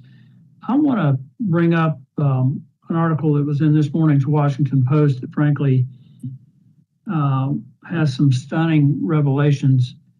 And I want to talk to Mr. Giannis. You're the Deputy Commissioner for Food Policy and Response, yet neither of the FDA's food policy divisions report to you, nor do the food safety inspectors. Is that true? That's true. Before Commissioner Kaliff was appointed, food safety problems were reported to the Principal Deputy Commissioner, Janet Woodcock, who is a medical doctor, who was acting commissioner when the whistleblower complaint arrived. When did you get access to that report? The whistleblower report, I believe I got access to it around February 10th, thereabout. But the whistleblower report had been out for months, is that correct? Yes. Why is it then, if you're the Deputy Commissioner for Food Policy, you didn't get the report? How is it that it got tied up in the bureaucracy and it didn't get to the person who arguably should be responsible for responding to it? Yeah, I'm not sure why the report wasn't shared with me and how it didn't get escalated, as you've heard the commissioner state. I know that there's going to be a review and we're going to try to get to the bottom of it. Madam Chairman, I think we need to get an answer to this question. I know Commissioner Kaliff was not there when this occurred, but this is stunning to me. I mean, Commissioner Kaliff, is this typical of how whistleblower reports are handled? That you don't get them to the right people? Well, of course, I haven't been involved in whistleblower reports until just the last 3 months, but we've already done a pretty extensive review of it. There were 5 whistleblower reports. That's not my question, sir. That's not my question. My question is, you have the Deputy Commissioner for Food Policy and Response, who basically was shut out of the process. And you know, the old saying in management that personnel is policy, but it's also management structure. Mr. Giannis, I understand you were working on unifying the food program at the FDA to ensure that failures such as that have led to the baby formula supply crisis wouldn't occur again. Have you been aided or impeded in that effort? We've had a collaborative effort. Yeah, hopefully you can hear me. Thank you. We've had a collaborative effort. We knew that responding to outbreaks fast and being right was critical in this new world. And so last year... But what I'm asking you is, what I'm trying to find out is that according to the Washington Post, you were told to stand down in that effort to reorganize this so that you could actually do your job, and how the FDA organized such a manner that, and this is my opinion, this is not the post, but in my opinion, the FDA focuses more on medical issues than they do food issues. And that's what Representative Sinkowski brought up. Were you impeded in that effort? I could answer the reference to the Washington Post because that was very unethical and egregious behavior. I was called on my FDA personal mobile. The person identified themselves as Kim, somebody who I work with regularly, similar voice, asked a question and I answered it. They didn't identify themselves as a reporter. But no, what that article referenced was that the investigation is going to be led at that time by Principal Deputy Commissioner Janet Woodcock, and as you heard today, Steve Solomon is going to now be leading it. Okay. What I think, and I'm not speaking for the entire committee, but I believe it would be a consensus that we want the FDA structured in such a way that when these issues arise, and we know that for 2 years, the FDA did not do inspections, even though they knew there were problems at Sturgis. And when they did the inspections, the report didn't, that they issued didn't mention them. That's unacceptable. And Madam Chairman, I'll yield back, but I hope that the committee will continue to pursue this to ensure that in the future, we have the right structure at the FDA to make sure this doesn't happen again. With that, Madam Chairman, I yield back. Mr. Palmer, this is exactly what I said in my opening statement, and I agree totally with you about that. Chair now will recognize the Vice Chair of the subcommittee, Mr. Peters, for 5 minutes.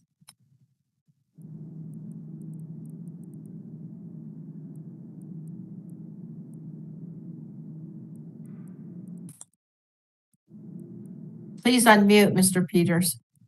Well, he can't, he has no. Ms. Schreier, are you ready?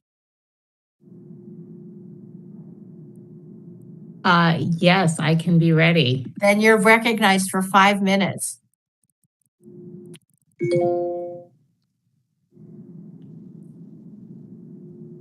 Thank you, Madam Chair.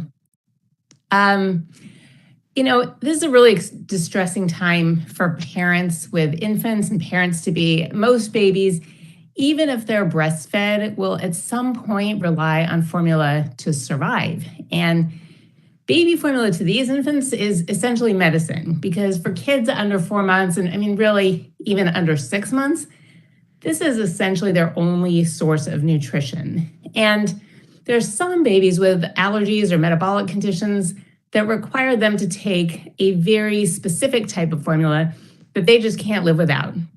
So I'm really glad to be able to have this conversation today, Dr. Kaliff, as we try to sort of figure out what happened. I think it's also really important to look ahead, as my colleagues have pointed out, to what can be done to make sure this never happens again. You know, when I was practicing as a pediatrician, we would regularly get notifications that we were running short on certain medications. There's an online list of shortages.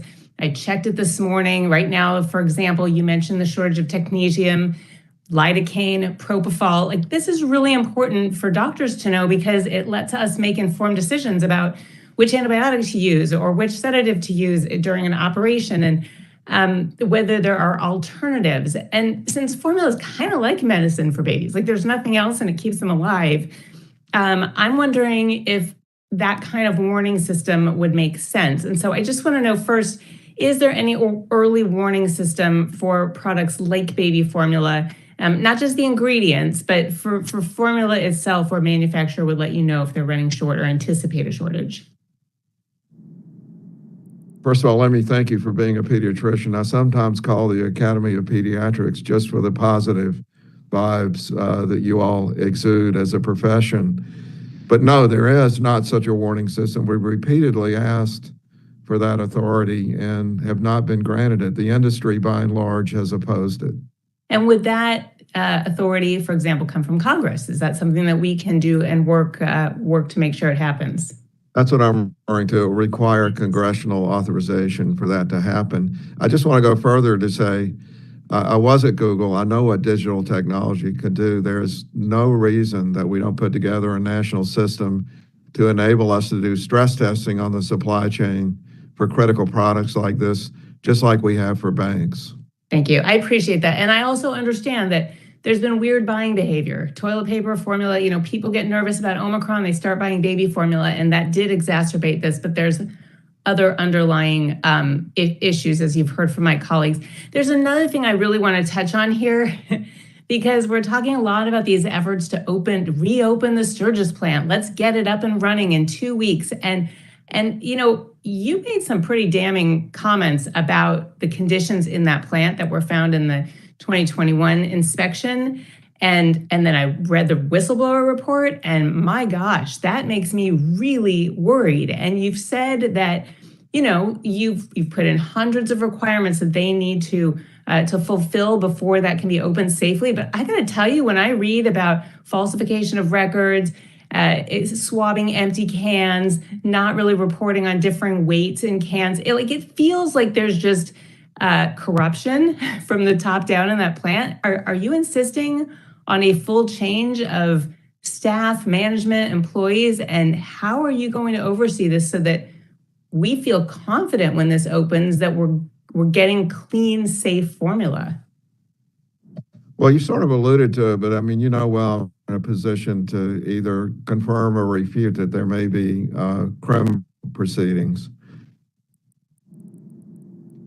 But with regard to the specifics of what you said, every step of the way we will be there until we're comfortable, not just that the plant is physically okay, but that the systems and people are the right people to be in place to make sure, that we can't inspect every batch of every element or every plant every month. Right. So we have to depend on quality systems. I appreciate that. And you have to trust the information you're getting. I just have one other question, because some of this was found coincidentally, right? Like you happened to find this at inspection. We didn't hear about it back in September when all of these problems were found. I'm just wondering, now it raises questions about all the other formula companies. Like, how sterile are their conditions? How much can we trust them? And what can you say to parents out there right now who are worried? What I'd say is that we're inspecting formula plants. The standard is once a year. We did fall apart during the peak of the pandemic, but we're up and going. And the plants will be inspected once a year with a very diligent inspection. So we are on top of it. And to date, they've been safe. Yes, the formula that is on sale now is safe. Thank you. I yield back. Apologies. Thank you so much. Mr. Joyce, you are now recognized for 5 minutes. Thank you for yielding, Madam Chair. Just this morning, after visiting a local supermarket, I reached out to the head of a major supermarket chain to hear what the concerns were about the supply for baby formula. Commissioner Kaliff, can you please elaborate and describe the plan for distribution of baby formula that is being currently imported from foreign countries, and how that formula will reach rural parts of our country, rural parts that I represent in Pennsylvania? First, let me say I greatly appreciate your Rural America. I've published a number of research papers over the last 5 years about the decline in life expectancy in rural America and the disadvantages that accrue to the people that you represent compared to urban areas. So we're acutely aware of that.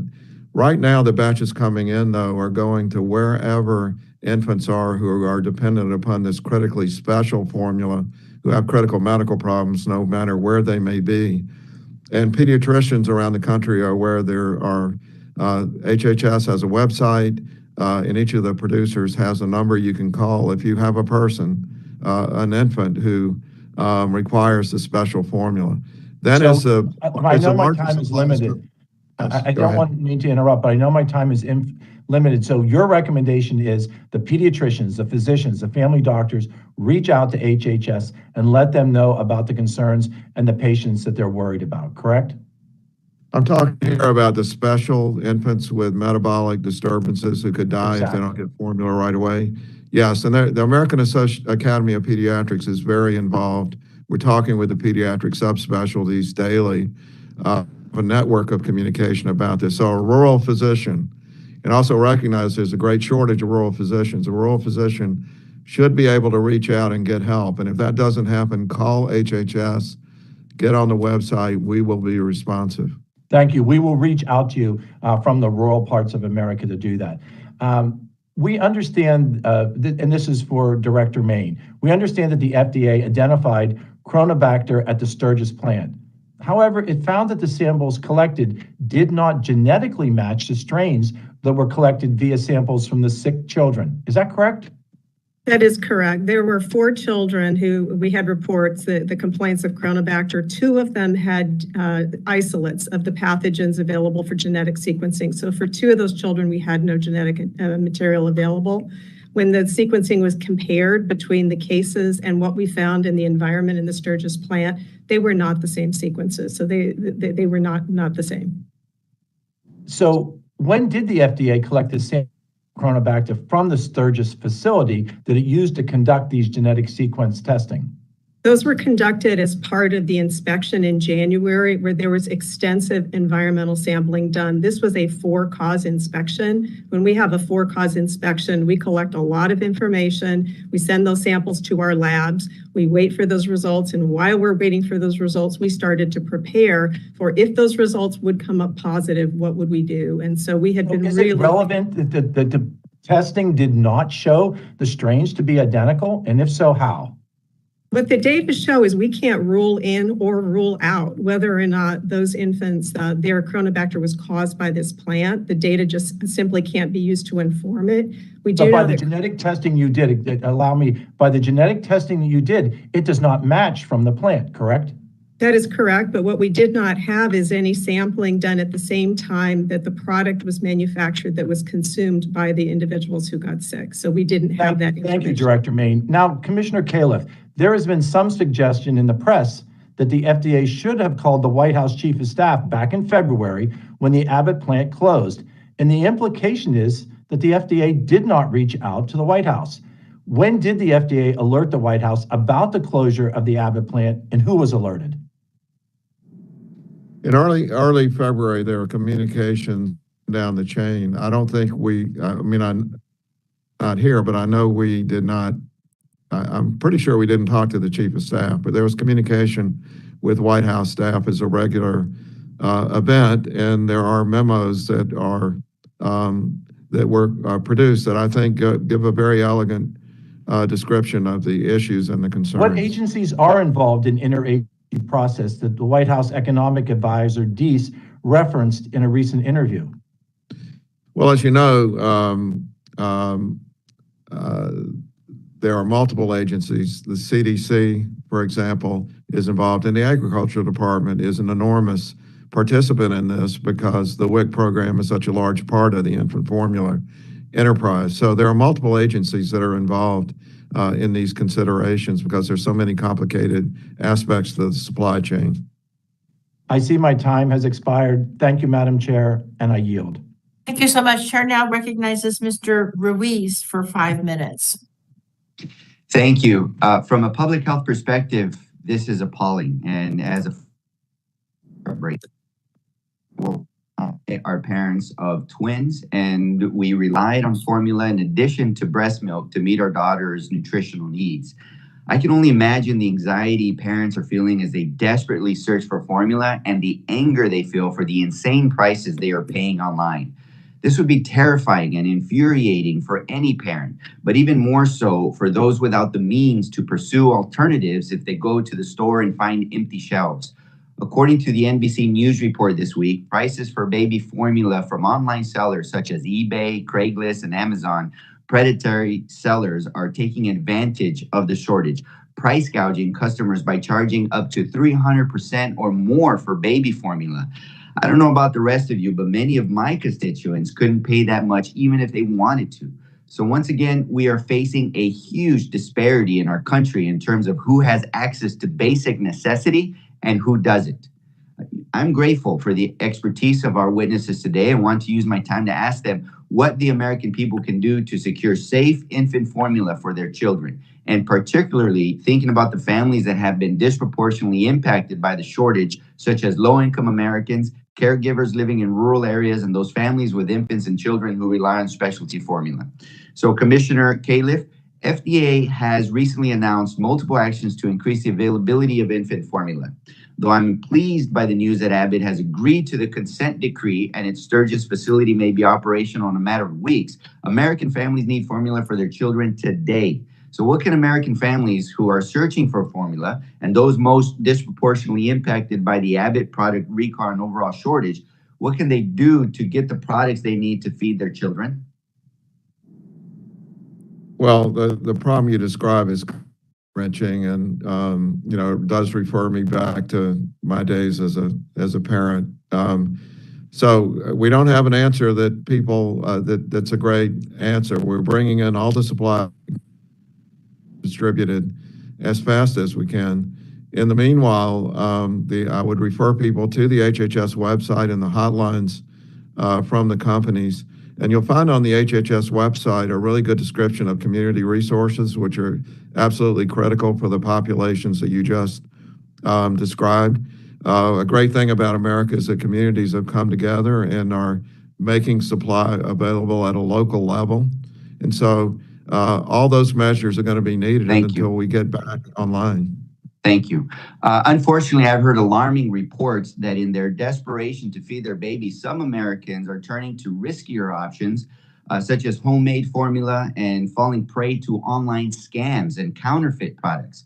Dr. Main, what do parents need to know about these potentially harmful options, and what recommendations do you have for them to consider, and how is FDA?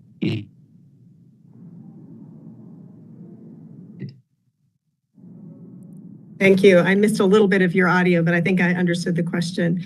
In terms of these counterfeit formulas, what we have advised consumers is to avoid single purchases coming in from abroad that have not been through an FDA approved facility. So we urge consumers to be cautious about that. We also urge consumers not to make your own formula at home, because we have seen problems with that as well. And also not to dilute formula, because that means those babies would not necessarily be getting the nutrition that they need. We are looking at the borders. We are surveying to make sure that these counterfeit formulas do not come into the country. That is an important priority for us, and that is some of the resources that are in the supplemental for infant formula. Thank you. You know, I appreciate that the administration is working around the clock to address these issues. Because the president invoked the Defense Production Act, manufacturers are able to get the supplies that they need more quickly to increase formula production. And thanks to Operation Fly Formula, we have been able to cut transportation times from Europe from weeks to just a few days. But we must continue this all hands on deck approach to make sure that no child goes hungry, regardless of where they live or how much their parents make. And with that, I yield back. Thank the gentleman. Chair now recognizes Ms. Custer for 5 minutes. Thank you, Madam Chair, and thank you for holding this incredibly important hearing. I apologize that I've had some complications today, but I was picking up my husband from the hospital, so I didn't mean to give anybody a fright when I was driving in the car. I'm settled at home now and delighted to be with you. Granite staters and families all across the country are scrambling for formula, driving miles across state lines, forming local donation pools, and even falling victim to scams and counterfeit products out of desperation.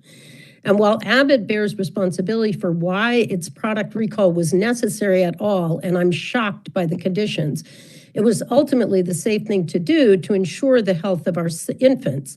However, it's going to take industry-wide dedication to increase production so that retailers can keep their shelves stocked. Mr. Fitz, your testimony states that Gerber recognizes, oh, I apologize. I believe I'm on the wrong panel.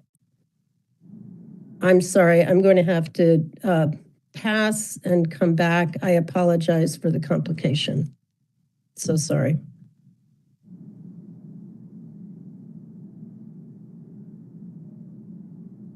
Mr. Peters, is your sound fixed now? Are you ready to go? I am, Madam Chair. Okay. Thank you very much. You're recognized for 5 minutes. Thank you.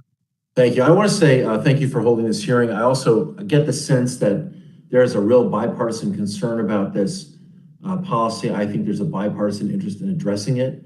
I can't get out of my mind that the context of this hearing is what happened in Texas And I would love to see the same interest in preventing our children from being massacred in their elementary schools. I'd love us to get beyond politics on that as well. Commissioner Kaliff, FDA has announced numerous agency actions to address the ongoing formula shortage, making it easier to import safe and nutritious products and expediting reviews of manufacturing changes that can increase supply. Can you tell me how the FDA is coordinating its actions with other agencies in the government to alleviate the shortage?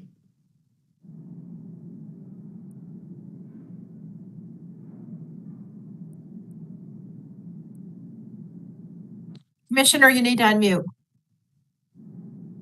About that first today, I thought I was doing so well.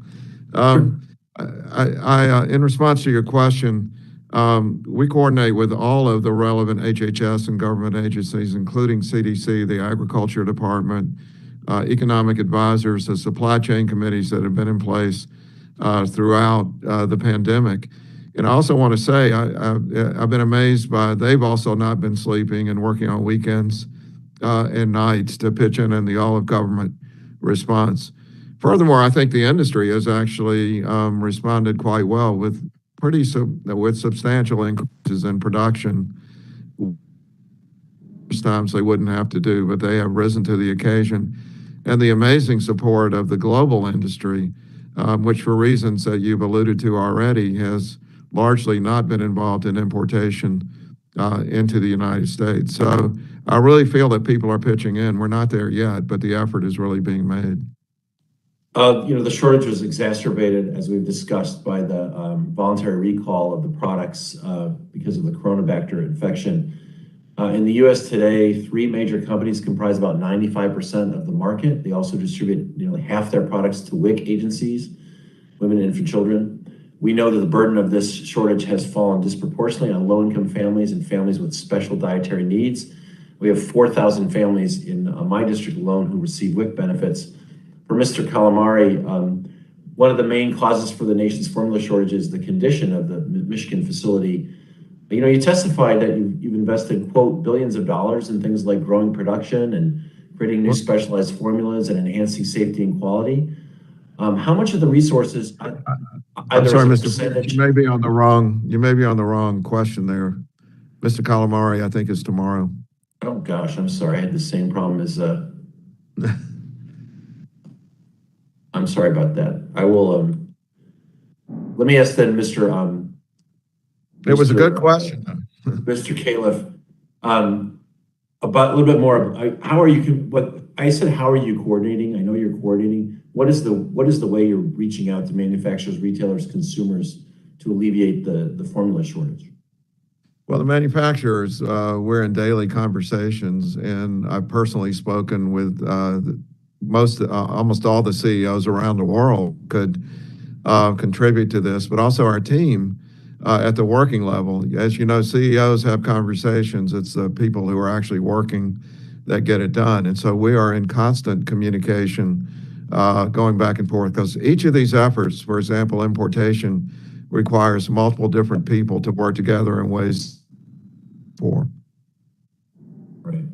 Thank you, Madam Chair. I yield back. I thank the gentleman. Ms. Custer, I believe you're now ready, so you're recognized for 5 minutes. Thank you very much, Madam Chair. I apologize again. I was pleased by the timeliness of the consent decree agreement reached between FDA and Abbott, filed just 9 days ago. This agreement sets in motion the critical process of Abbott retaining expert assistance to bring the Sturgis facility into compliance so we can safely restart production of infant formula. Clearly, the FDA's oversight of Abbott's actions will be critical to ensuring the consent decree is properly implemented and maintained.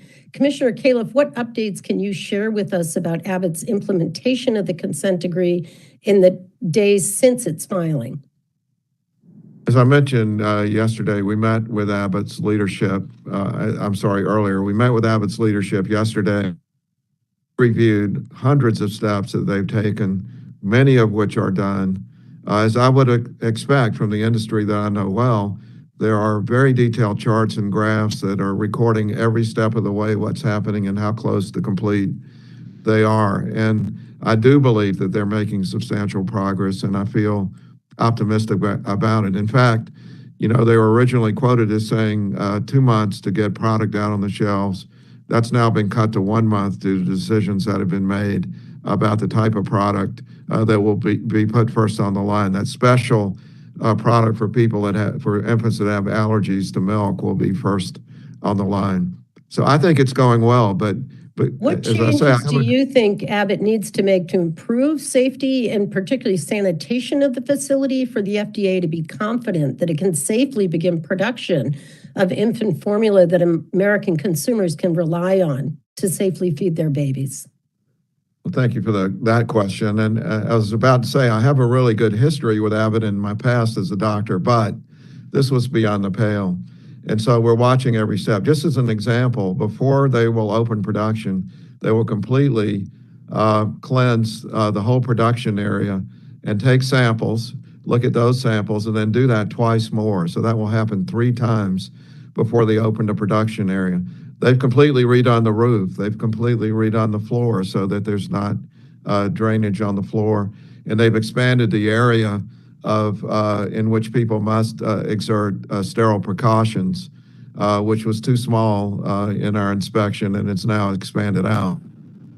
There are dozens of others that I could name. And what, if any, contingency plans does the FDA have in place to ensure the adequate availability of infant formula in the months to come, should it take Abbott longer than the estimated several weeks to get the Sturgis plant operational again? That is a great question. And what I would say is that we are not going to stop with our importation plans and our increasing our production by the other manufacturers until we're comfortable that we're back to a normal level. And I would predict we're going to surplus a few months from now because we want to have excess for all the reasons that your committee has said. There is actually substantial global capability in infant formula. The largest manufacturer, Nestle, for example, has a small presence in the U.S., but they're the #1 in the world. And so I'm very optimistic that over time we'll have plenty of formula. But that doesn't, I don't want to make light of the fact that it's going to be days to weeks until we get there. Well, our constituents are struggling right now. And as parents, many of us on this committee, mothers and fathers that have dealt with feeding young babies, and also my heart goes out to the people with work schedules that they have to worry about, that they're spending so much time in this, trying to get safe formula for their babies, and the cost. I have one last line of questioning, if I could. I know that in this part of the country, I'm in New Hampshire, we have milk banks of mother's breast milk. And I'm wondering, what is the regulation by the FDA, and can we assure our constituents that breast milk from a milk bank is safe and is thoroughly vetted by the FDA? You're asking some very good questions. I'm going to refer this to Dr. Main, who probably would have the best answer. Thank you, Congresswoman. So human breast milk is regulated as a food. And so that is reassuring, and they have to have proper screening protocols and things like that in place to make sure that the donors that are donating the milk, that's critical for human food safety. So that's how I would respond. Thank you. My time is up, but I will submit further questions for the record. Thank you, Madam Chair, and thank you for your indulgence. I appreciate it. I thank the gentlelady, and I know you've been dealing with a lot, so our best wishes go out to your husband today. Thank you. Mr. Han, you're recognized for 5 minutes. Thank you, Madam Chair. So as many of us have known, and many became more recently aware, infant formula is more regulated than most food products in the United States, reflecting the vulnerability of its consumers, infants and children. Robust regulation not only ensures product safety, but it also helps consumers trust that the product they feed to their children is of a high quality and will meet their baby's nutritional needs. Dr. Main, in light of the search for solutions to the nation's current formula supply shortage, some lawmakers have called for deregulating infant formula production. Can you share just a bit about the nature of the regulatory standards manufacturers of infant formula must adhere to and why they are so vital to ensuring the high quality and safety of infant formula in the U.S.? Thank you, Congresswoman. I'd be happy to do that. The requirements under statute are that we need to make sure that these products have appropriate nutrition as the sole source of nutrition. That means they have to have the right amounts of 30 different constituents, vitamins, minerals, things like that. And they can't be too high and they can't be too low. So that's the nutritional side of it. They also need to demonstrate appropriate growth. There's growth monitoring data that are required as a critical source of nutrition for our babies. At the same time, there are safety data. And so when we review infant formulas, we also work with our Office of Food Safety to make sure that the production is done in a way that the product is safe. So that's what the regulations require. What we did announce recently is regulatory flexibility while assuring safety and while assuring nutritional adequacy, and that's really important. So things, for example, where we are looking for flexibility, certain labeling requirements that aren't critical for safety, we would provide regulatory flexibility. But labeling is critical for things like allergens. We don't want babies to have an allergenic reaction because allergens in the product are not properly labeled. Also, the preparation instructions are critically important. If consumers don't know how to prepare the product, then you could get the wrong ratios and you, again, don't get the nutrition you need. So the regulations are there to protect all those infants. I'm a mother. I am reassured that we have those regulations in place. But at the same time, we recognize the challenge we are in, and we are applying regulatory flexibilities while protecting nutrition and safety. I appreciate that. And as manufacturers currently expedite efforts to ramp up production of infant formula, and Abbott's facility completes corrective actions and restarts operations, what is FDA doing to ensure that the available formulas remain safe and nutritious for our nation's infants? Dr. Manning, do you want to take that? I mean, everything that's coming into the market through our flexibilities is appropriate for nutrition, and it is safe. So that is clear. And I will comment as Operation Fly Forward, Fly Formula. One of the things that we note is we've got new product that's coming in. It hasn't been in the U.S. market before. This is coming from UK. This is the Kendall product that we announced very recently.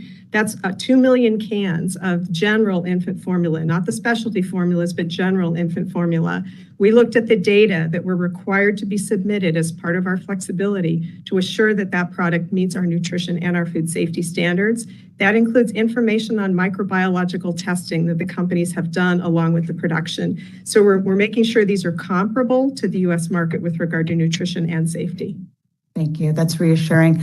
Commissioner Kaliff, conducting oversight of these regulations is not without significant cost. Yet, as has been discussed already today, FDA's food safety activities have been chronically under-resourced. We understand that you're conducting an internal investigation also regarding FDA's response. Could you please just describe the scope of that investigation, whether it will include recommendations on how to improve FDA's future responses and whether the findings will be made public? Well, let's divide it into two segments. On the one hand, we have the specific response, the after action that Dr. Solomon is leading. That'll go through great detail. The interviews are already well underway of the people who were involved. And I want to stress again, to my knowledge, there's no malfeasance here. These were people working very hard, but we had systems that were failing and decisions that could have been better. And those findings will be made public, no question about it. But there will also be a review of the entire food program, which is vast and includes things that you all have discussed, including chemicals and nutrition. That's what some of the discussion has been about over the last 3 months. That's going to take longer because we need congressional approval to make changes in a program like this. Well, we're eager to get those results and eager to get those the formula back on store shelves that's safe. Thank you, Madam Chair. I yield back. Thank you so much, Mr. Burgess. Great to see you on screen, and you're recognized for 5 minutes.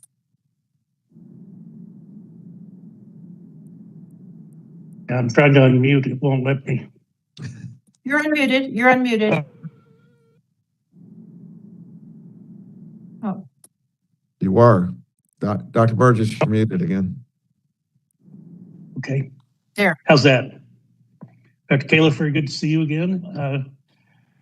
And I apologize technical difficulties, but listening to all the other questioners, it's, I mean, it's a terrible problem. And of course, you've come on board just a couple of months ago, and this problem has landed at your feet. I appreciate the efforts that you are making.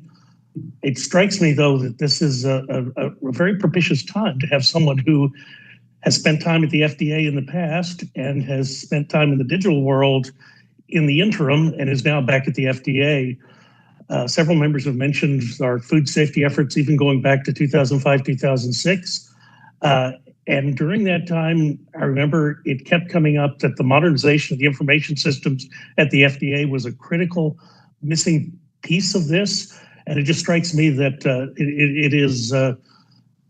this is an excellent time to have you there, because you are the one who you can be the architect of that FDA modernization, that FDA digital transformation that clearly has been lacking and is so critically necessary. Oh, are you still there? Yeah. Well, want me to respond to that? I wish you would. Yes, as I've already mentioned, I was enjoying a nice life in the private sector, living under the Golden Gate Bridge. And when the call came, this is one of the things I just thought was so critical. I hadn't expected to be asked to come back, so I did jump at the opportunity. I know that Mr. Yanis and Dr. Main have a keen interest in the technology. I've lived a career at the interface of technology, information technology, and health outcomes. And so I would say I'm not the architect, but I'm maybe the boss of the architects, because this is a well, very you referenced that you are going to need authorization help from Congress. So you've come to the right place. This is the committee. This is the authorizing committee that where we need to work together, and certainly look forward to hearing from you beyond this hearing as to just what the tools are that you need to be able to implement that digital transformation. Because gosh, it's been painful listening to the timeline. October 19th for the whistleblower letter.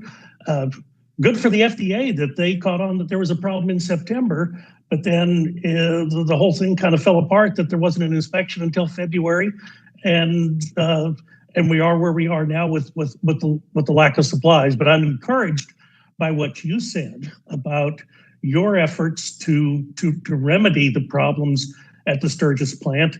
I just wish they could have begun in October. Sorry, it was too slow. Go And ahead. just add one more thing. I hope I can get Congress to imagine the life of an FDA investigator living in a digital world which is modernized, how much more efficient and effective and happy those employees will be. I'm 100% confident that if we get the right technology, you see, it's not just one thing, the technology and the people interfacing is really what's so critical here. Well, and that obviously that was the missing link between September, October, February, and where we are today. But I guess the good news in all of that is you have a structured program of remedy that you're implementing at the Sturgis plant. Just give us an inkling as to the time frame over which those types of tasks can be accomplished and Sturgis can be up and running and producing for the American people again. Yes, sir. The Sturgis plant, as I say, we met with the CEO and his team yesterday.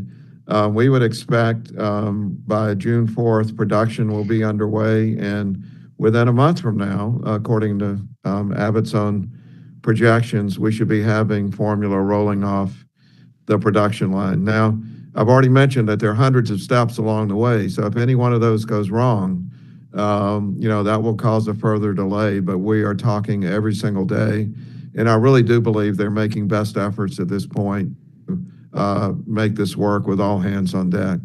Let me just ask you a question, and I think it was brought up by Dr. Joyce, on the dissimilarity between the genetic makeup of the bug that caused the illnesses and deaths and what you recovered from the plant. Do we need to be concerned that there are some missing pieces here, and perhaps there's part of this story that is yet to be shown to us? There definitely are missing pieces. confident they will be filled in for the reasons that Dr. Main already said. We don't have samples that are simultaneous in the infants and their surrounding environments and the plant. I'll also just point out, this is a little geeky, but you're a doctor. Whole genome sequencing is actually taking of images, much like facial recognition on your computer. And there are errors in whole genome sequencing, or variations that can occur, where you get a conclusion that something like, we're not sure it matches, but we're not sure it doesn't match. And so all those kind of things can happen, which I think will leave us being inconclusive about those links. But we will continue to learn more. One final thing just to get in, Chronobacter is not currently a reportable bacterium. Right. If you compare that to what just happened with peanut butter, within days we had genotypes that completely link things and we were able to act. We need to make Chronobacter, in my view, a reportable genetic database. Thank you. Very good. Thank you. Mr. O'Halloran, you're recognized for 5 minutes. Thank you, Madam Chair, Ranking Member, for putting this meeting together today. You know, I'm incredibly frustrated that we are here today at all. As a father of 3 and a grandfather of 4, the thought that anybody's children or grandchildren at any time in their lives were going hungry during this critical development phase of their lives is unbearable. While there clearly are issues that must be addressed by Abbott regarding the plant, I want to home in on the FDA's failures between, well, actually October and May, when the shortage of baby formula became a full-blown crisis. And actually it goes back, let's go back to the 1990s. And because we have to be able to address things in an orderly fashion throughout time. And there were problems with this plant back then, and they have not been consistently brought to bear time and time again. Part of my previous life, I was in long-range planning and redundancy issues. And so understanding that this is not the first time this has occurred, I'm off script here because of what I've heard today. But this is not the first time that there's been conditions at the plant that were problematic, and that this is a sole provider of some of the food for our children in this country. The Abbott plant has, or what I heard today, has no backup plan. I come from a business that if you are down for a second, you are down. And, you know, so that's why you put in redundancy across the board to make sure on something this critical is addressed. And so our citizens do not have to have this problem. And the New York Times had an article just this weekend on the long history of problems in this plant. So I don't know what the protocols are at the Food and Drug Administration, but whatever they are, they need to be reviewed. Going back in time, taking a look at other facilities, identifying clearly how not to have this happen again, and being aggressive about it. And it's sad when I hear Dr. Burgess say that the information systems in 2005 are still not up to the level they should be. We as a Congress have to look at that too. But it's obvious also that administration after administration after administration have been lacking on addressing this important issue. Whether it's the roof leaking, we don't allow these at our plants that address food to our people, our citizens in this country, and especially to those most vulnerable. And when we go and look at what occurred there, I don't understand. I fully understand that we had to have an agreement, but people can work on parallel tracks. And why this wasn't, I haven't seen where this has been worked on in a parallel track across the process, so that we anticipate that this consent agreement was going to occur, and that we were working long before the consent agreement to be able to address these issues. The ranking member clearly identified the timeline here. In the world I come from, if you have a timeline like that, you have a big problem, and that should never have happened. And once that timeline was, that clock should have started ticking then and never stopped until this was addressed. I'm going to give you some time to talk about those issues, but I just had to make those comments. Thank you, Commissioner.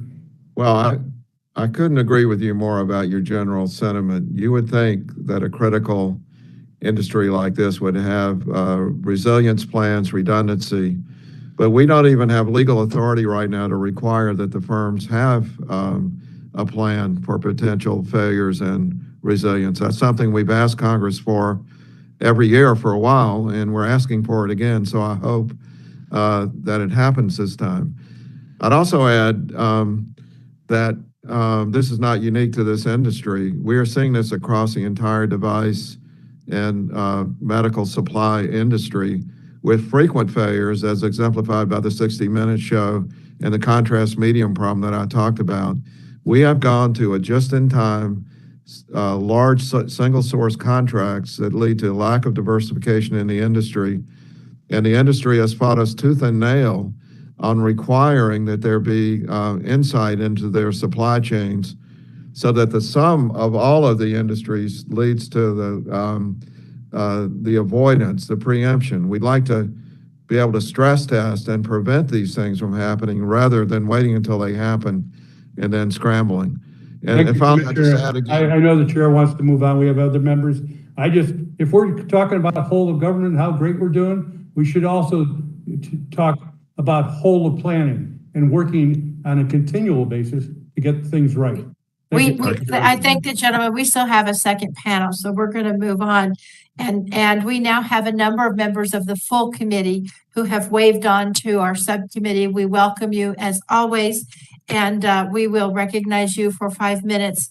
First, I'm going to recognize Representative Dingle for 5 minutes. Thank you, Madam Chair and Ranking Member Griffith for convening today's critical hearing. I share the outrage of all of my colleagues, and I guess there are times that I want to say to everybody involved here as we get into these trite conversations about whether this form of the bacteria or this plant was contaminated and infant formula was being made and delivered in a contaminated plant. But we'll talk about that in the next one.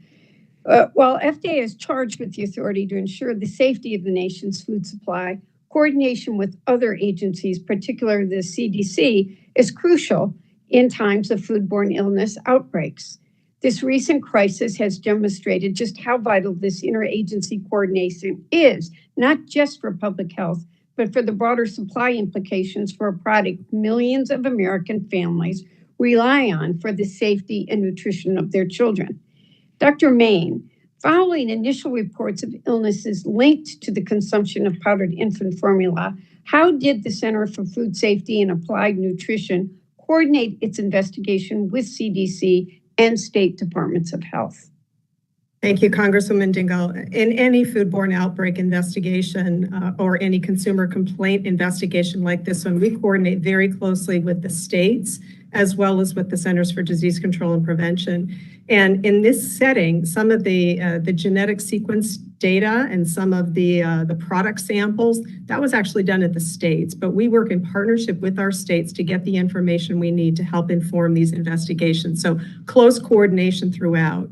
As you heard our commissioners say, there is an issue that Chronobacter is not a reportable disease. That is not FDA's to own, but that is something we really should be looking at because the tools that we have been using to link cases together based upon the molecular signature of the pathogen that made them sick, we did not have those tools here. What we had were 2 case complaints that came in at the early part at the time. We had no idea if they were linked by a point source. We had no genetic information available. All we knew is that they had consumed powdered infant formula from Sturgis. But we also know Sturgis is a big part of the infant formula market. So we had that concern, but we need data and we need science. And with the idea that we could potentially warn parents, had we warned parents without strong scientific justification for that, we could have potentially contributed to these shortages that we are seeing today without evidence, in fact, that there was a contamination problem in the plant. So we had that with the for-cause inspection. We found the bacteria. We found multiple strains of bacteria. Infant formula manufacturers around the country. Our experts said this plant had very, very seriously concerning conditions, unlike things that they have seen in other plants in the U.S. So let me build on that a little, and I'm going to give you a two-part question here. So clearly, I think all of us are going to come out of this hearing saying we need to look at what we need to do to be able to get at Chronobacter faster. But were there processes followed for the infant formula investigation? Were they the same as for other foodborne illness investigations? Or were there factors unique to the Chronobacter bacteria or to infant formula? And Dr. Main, with the benefit of hindsight, in what ways could the center or FDA coordination with CDC and other state or federal agencies be improved? And I would say the processes we followed here were exactly the same as what we would use in an outbreak investigation. We used our coordinated outbreak response team, and that is a dedicated team of individuals, and that is their job, to investigate foodborne outbreak investigations and these clinical illnesses. One of the things that was a little different in this particular infant formula situation is you don't have the challenges with traceback or traceability that you do when we're doing leafy green investigations. Rather, the parents could tell us what specific products were fed to these infants. So we use the same processes, but the data and the information that we had available were different in this particular investigation. In terms of improving coordination, we work hand in hand with CDC on all foodborne outbreak investigations, including this particular situation, daily contact with CDC on these types of investigations. Would there be changes you would recommend today so that we might have prevented some of what happened? In terms of prevention, there are some authorities that we think could potentially be helpful in the future to prevent these types of things from happening. So, for example, we could consider new authorities around what industry would need to do with regard to their own testing.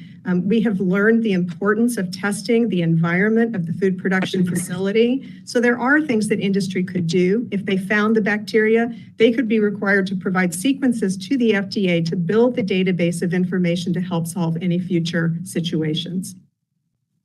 Thank you, Madam Chair. I yield back. More questions, but yield Thank you back. so much. Mr. Upton, you're recognized for 5 minutes and welcome. Well, thank you, Madam Chair, for allowing me to wave on. I know we all have a good number of questions. There really isn't a bigger issue for many families than this one for us to resolve. And as you know, for me as the former chairman of the Oversight Subcommittee, and you now as the current chair, but we've learned from a lot of masters that have gone before us. And this subcommittee has been very important to investigate over the years what goes wrong, identify it, and then come back with legislation to fix it so it does not happen again. I'm actually in Sturgis, Michigan right now. I spent much of the morning here for a couple hours. I was actually at the closed Sturgis Abbott facility, talking with the Vice President of Nutrition Supply Chain and a number of employees that have been there, actually some that had been there for generations of families working there, some for as long as 40 years at that facility, tallest facility in St. Joe County. And I've been there a number of times over the last number of years. A couple questions, but because I've been unable to hear the witness's testimony or really have listened to some of the answers to the many questions that were been posed by both sides of the aisle on this very important topic. I will say this, and I appreciate Dr. Kaliff's input. He's a recent leader, of course, at the FDA, just recently being confirmed by the Senate. I know, as I understand it, you responded to our colleague Billy Long, saying that you thought on a scale of 1 to 10, your performance you thought was about a 4. You and I talked a couple weeks ago as this facility remains closed. And one of the things that you told me was that, frankly, the FDA needs more resources to make sure that these food safety operations are safe. When Chair DeGette and I worked on 21st Century Cures. We gave the FDA a lot more responsibility. If we were going to approve these drugs and devices on an expedited basis, the FDA needed more resources, and we did that. Last week, of course, the House passed $28 million in additional resources for the FDA. I would imagine that the Senate may take that up at some point soon, whether it be this week or the first week that we're back. And my question, Dr. Kaliff, is if that money is approved, ultimately signed by the president, can you tell us how you're going to use that $28 million? First of all, we really appreciate what the House has done. Also appreciate what the two of you did and your colleagues for 21st Century Cures. It has made a dramatic difference on the medical product side. On the $28 million, it's obvious from all the discussions that we've had that we need more people who can assure the quality of the imported infant formula, who can review the applications and get them done, and inspectors to investigators to assess and do the testing that's needed to make sure that this surge in infant formula that's going to occur happens in a safe way. Now, as we said before, we'll scrape together and do it somehow without the money, but something else will really suffer, and we need the dedicated funding to really make this happen. We've also talked about the information technology. The money allocated is a drop in the bucket compared to the ultimate need, as you know, but it will at least allow us to patch it together to get the job done acutely. You know, as I sat down with a number of the management levels at Abbott this morning, I'd like to share this with my colleagues.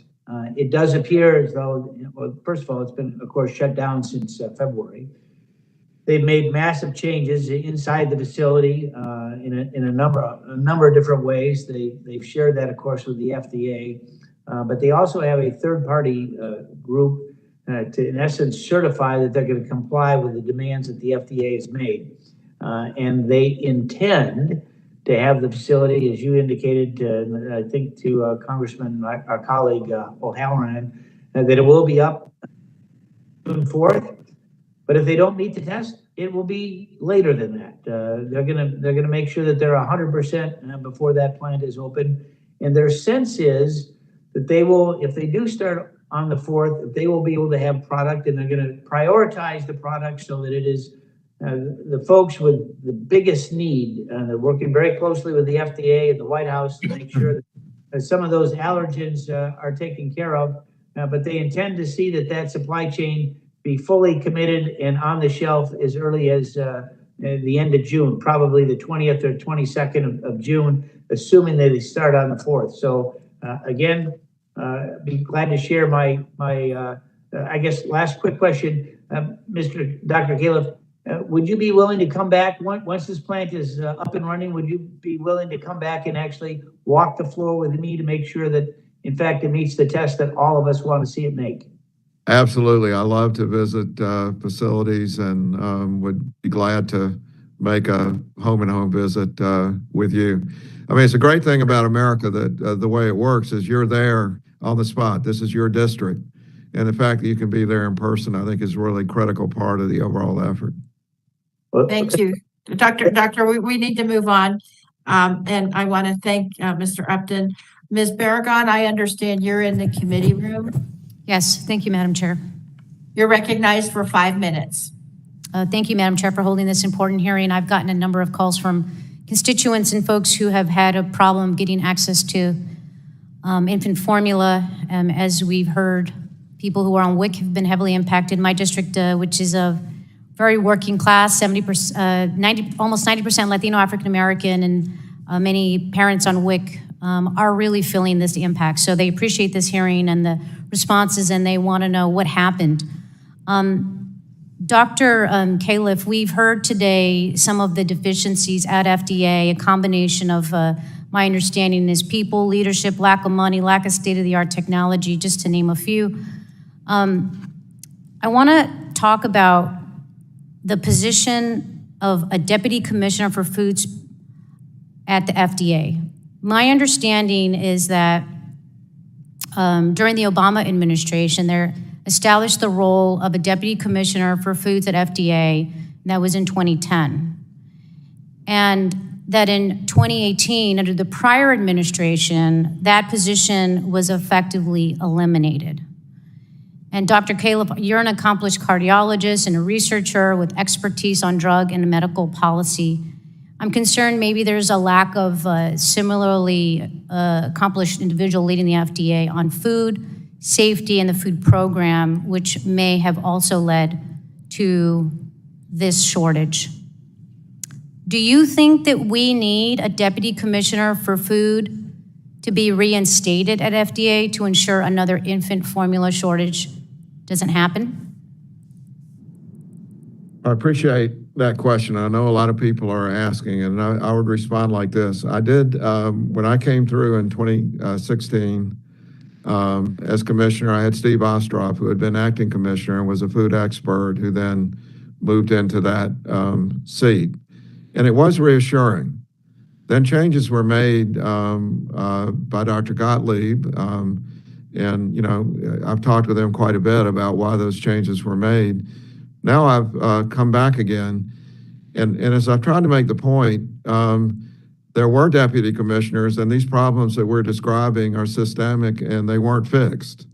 And I don't think it's because those were bad people who were deputy commissioner, but my point is, there's more to it than just having a person in that particular job.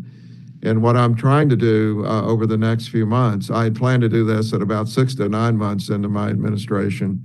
We'll move it up now because of all that's happened once we get through this crisis. What I plan to do is look at the whole thing, and whatever the right structure is. You also know we've had multiple commissioners in between, which changes things on and off.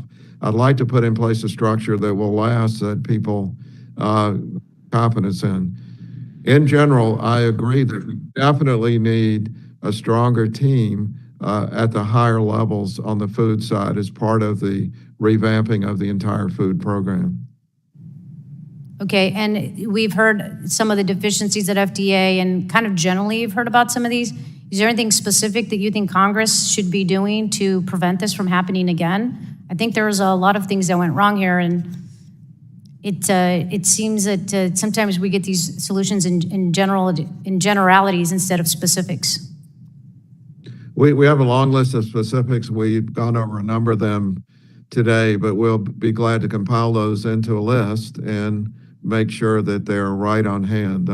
That they, you know, we are in this period where the user fee act, and a number of them are included in that legislation as a possibility.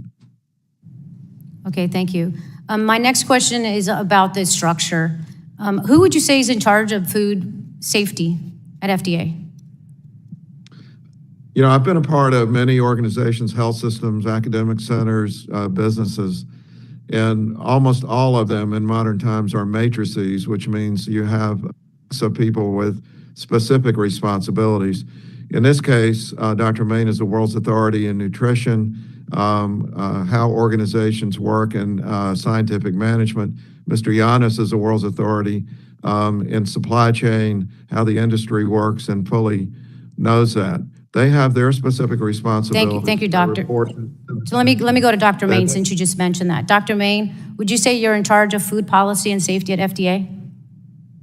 So my role is that I direct the Center for Food Safety and Applied Nutrition. So I lead that initiative that includes all of the scientific operations within the center.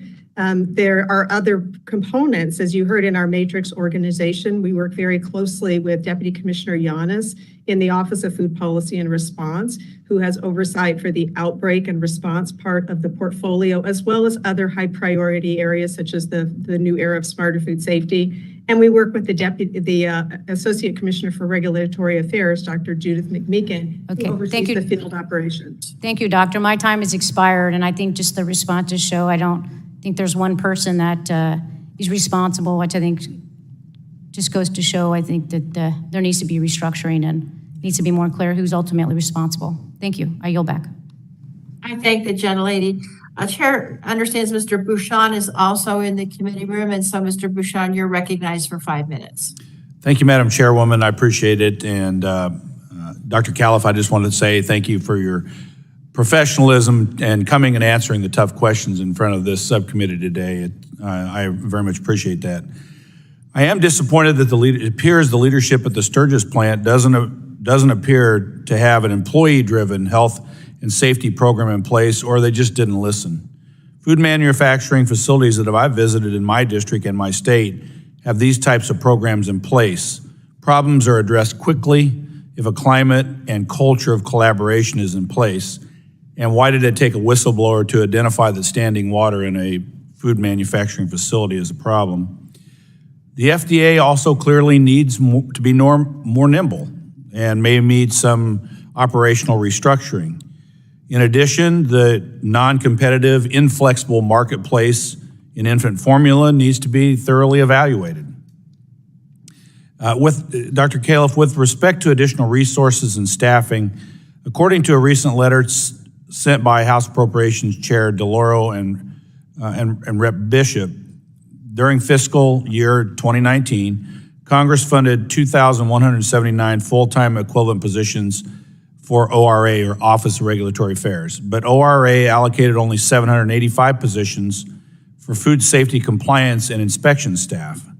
At the end of the 2019 calendar year, and this may have changed, that's why I'm asking, over 100 of those positions were vacant.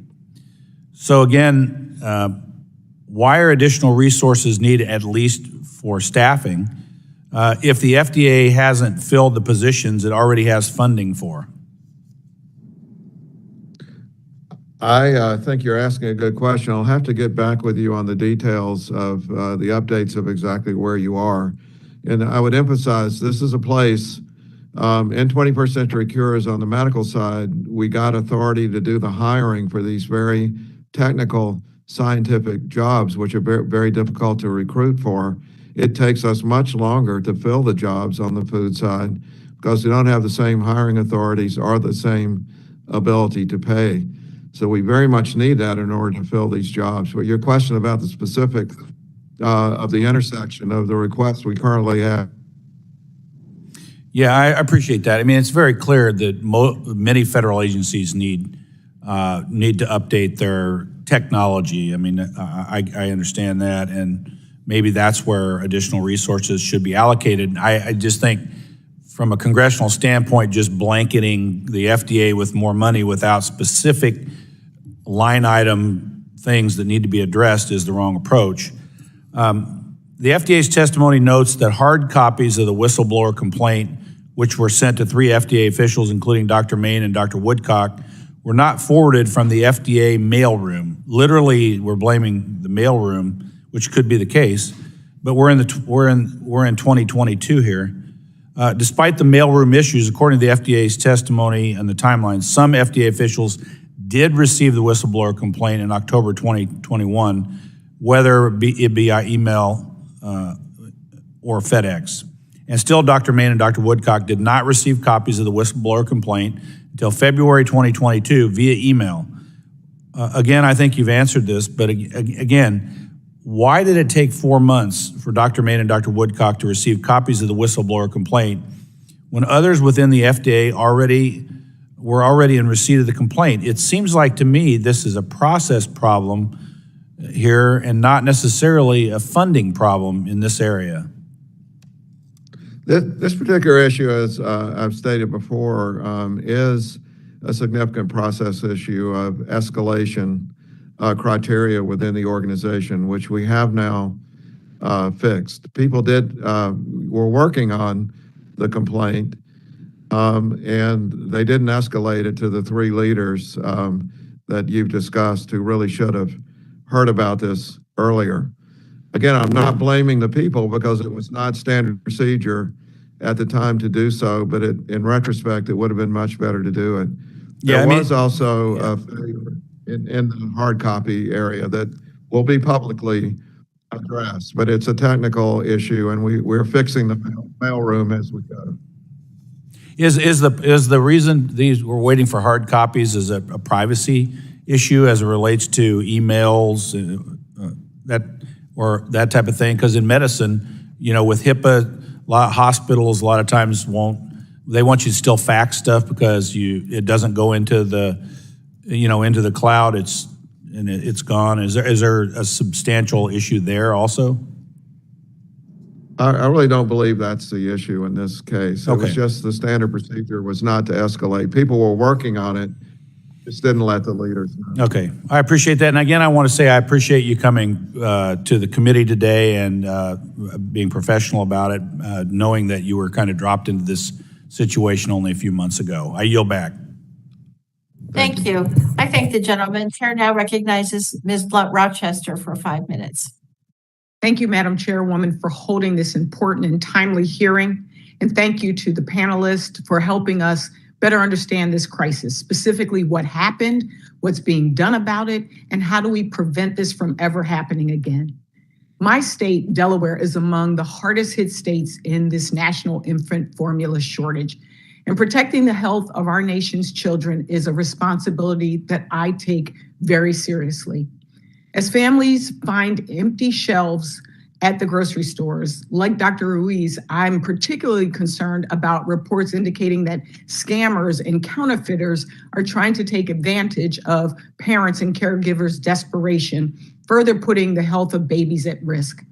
Dr. Main recognized that FDA is aware of these scams and gave practical advice on how parents can recognize and avoid counterfeit products.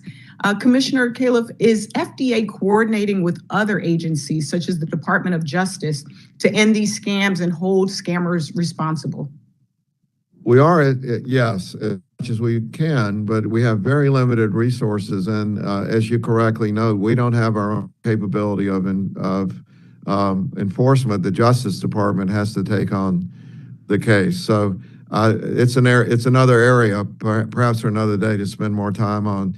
But with the increasing availability of the internet, this is a big concern. And right now, it's especially a concern because you have a history, melamine from China, for example, historically, that caused a lot of problems. So parents have to be careful. You know, you preempted my next question, which was, does the FDA have the resources it needs to effectively coordinate with other federal and state agencies to combat these scammers and remove the counterfeit formula products from the market? And even additionally to that, you know, from the resources, do you have the authorities and flexibilities? And it sounds like something that you'd probably have to get back to us on, but specifically, we're looking at what resources do you need to coordinate with these agencies?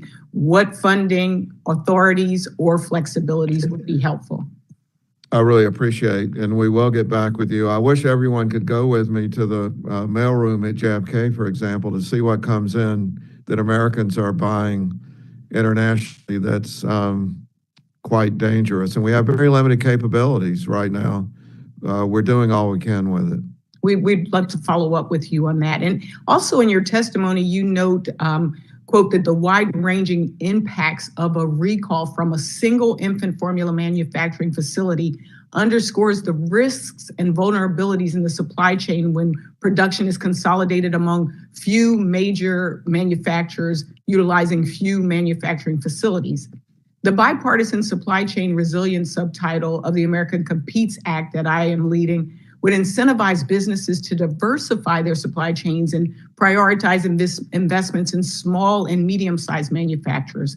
How could incentivizing businesses to diversify the infant formula supply chain and increase reliance on small and medium-sized manufacturers enable the industry to better withstand any future disruptions? As I think you know, I love this question because it's so critical and essential to the future of America.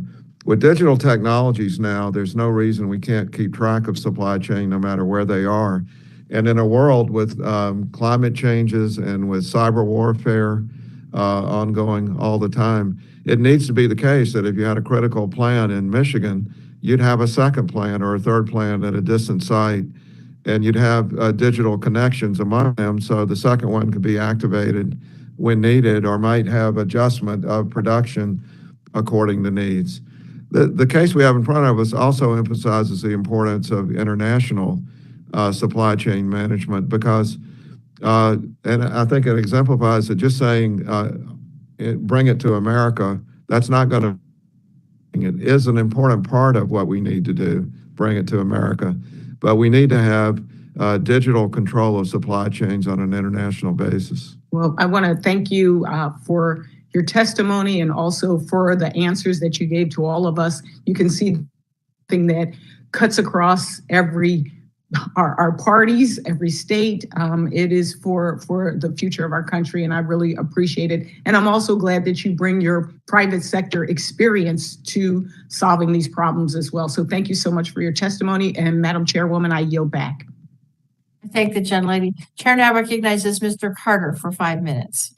Thank you, Madam Chair, and thank you for allowing me to wave on to this committee, the subcommittee, and thank all of the panelists for being here as well. You know, Commissioner Kaliff, I'm a pharmacist, a healthcare professional, but even more importantly, I'm a father and a grandfather, and we have 6 grandchildren. They're all over the country, and Charlottesville, Virginia, New Orleans, Atlanta, and this hits home literally. I mean, my youngest granddaughter is 6 months old, and she's on infant formula. We have a family text chain that we send around, and my wife had sent a picture of the infant formula to everyone all across the country. If you see any of this, buy it. We need it. We need it for Mary Emma. That's how real this is, and I know you recognize that, but I just want to drive home the point that this is impacting all of us. And you know, it just appears that the administration really didn't pay any attention to this until it hit the media. I mean, this is, granted that what happened in Michigan with the plant was crippling, but at the same time, this has been building up for a while. So I'm disappointed in the lag and in the time that it took to respond to this. Now, having said that, I will say that I've always believed it's never too late to do the right thing. And when the president did invoke the Defense Production Act, that was a good thing. As I understand it, that's going to speed up the manufacturing of U.S.-made infant formula, and it would require the suppliers to send the necessary resources to the infant formula suppliers before other customers who have requested those. What specifically, do you identify those resources, Commissioner, or in the Defense Production Act, are those certain resources identified in order to make sure that we have that capacity and make sure that they are getting to where we need them to be?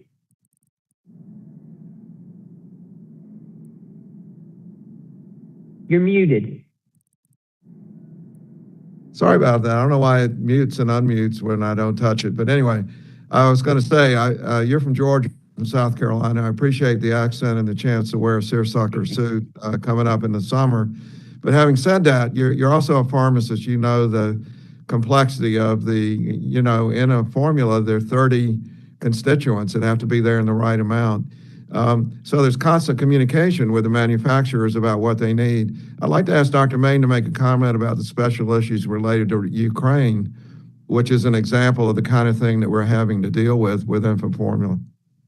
Thank you. And yes, Congressman Carter, what we've seen is first the strain of the COVID-19 pandemic, then the strain of the recall, and now we've got the Russia-Ukraine conflict. And one of the things that we know is the Ukraine region is one of the world's biggest exporters of products like sunflower oil.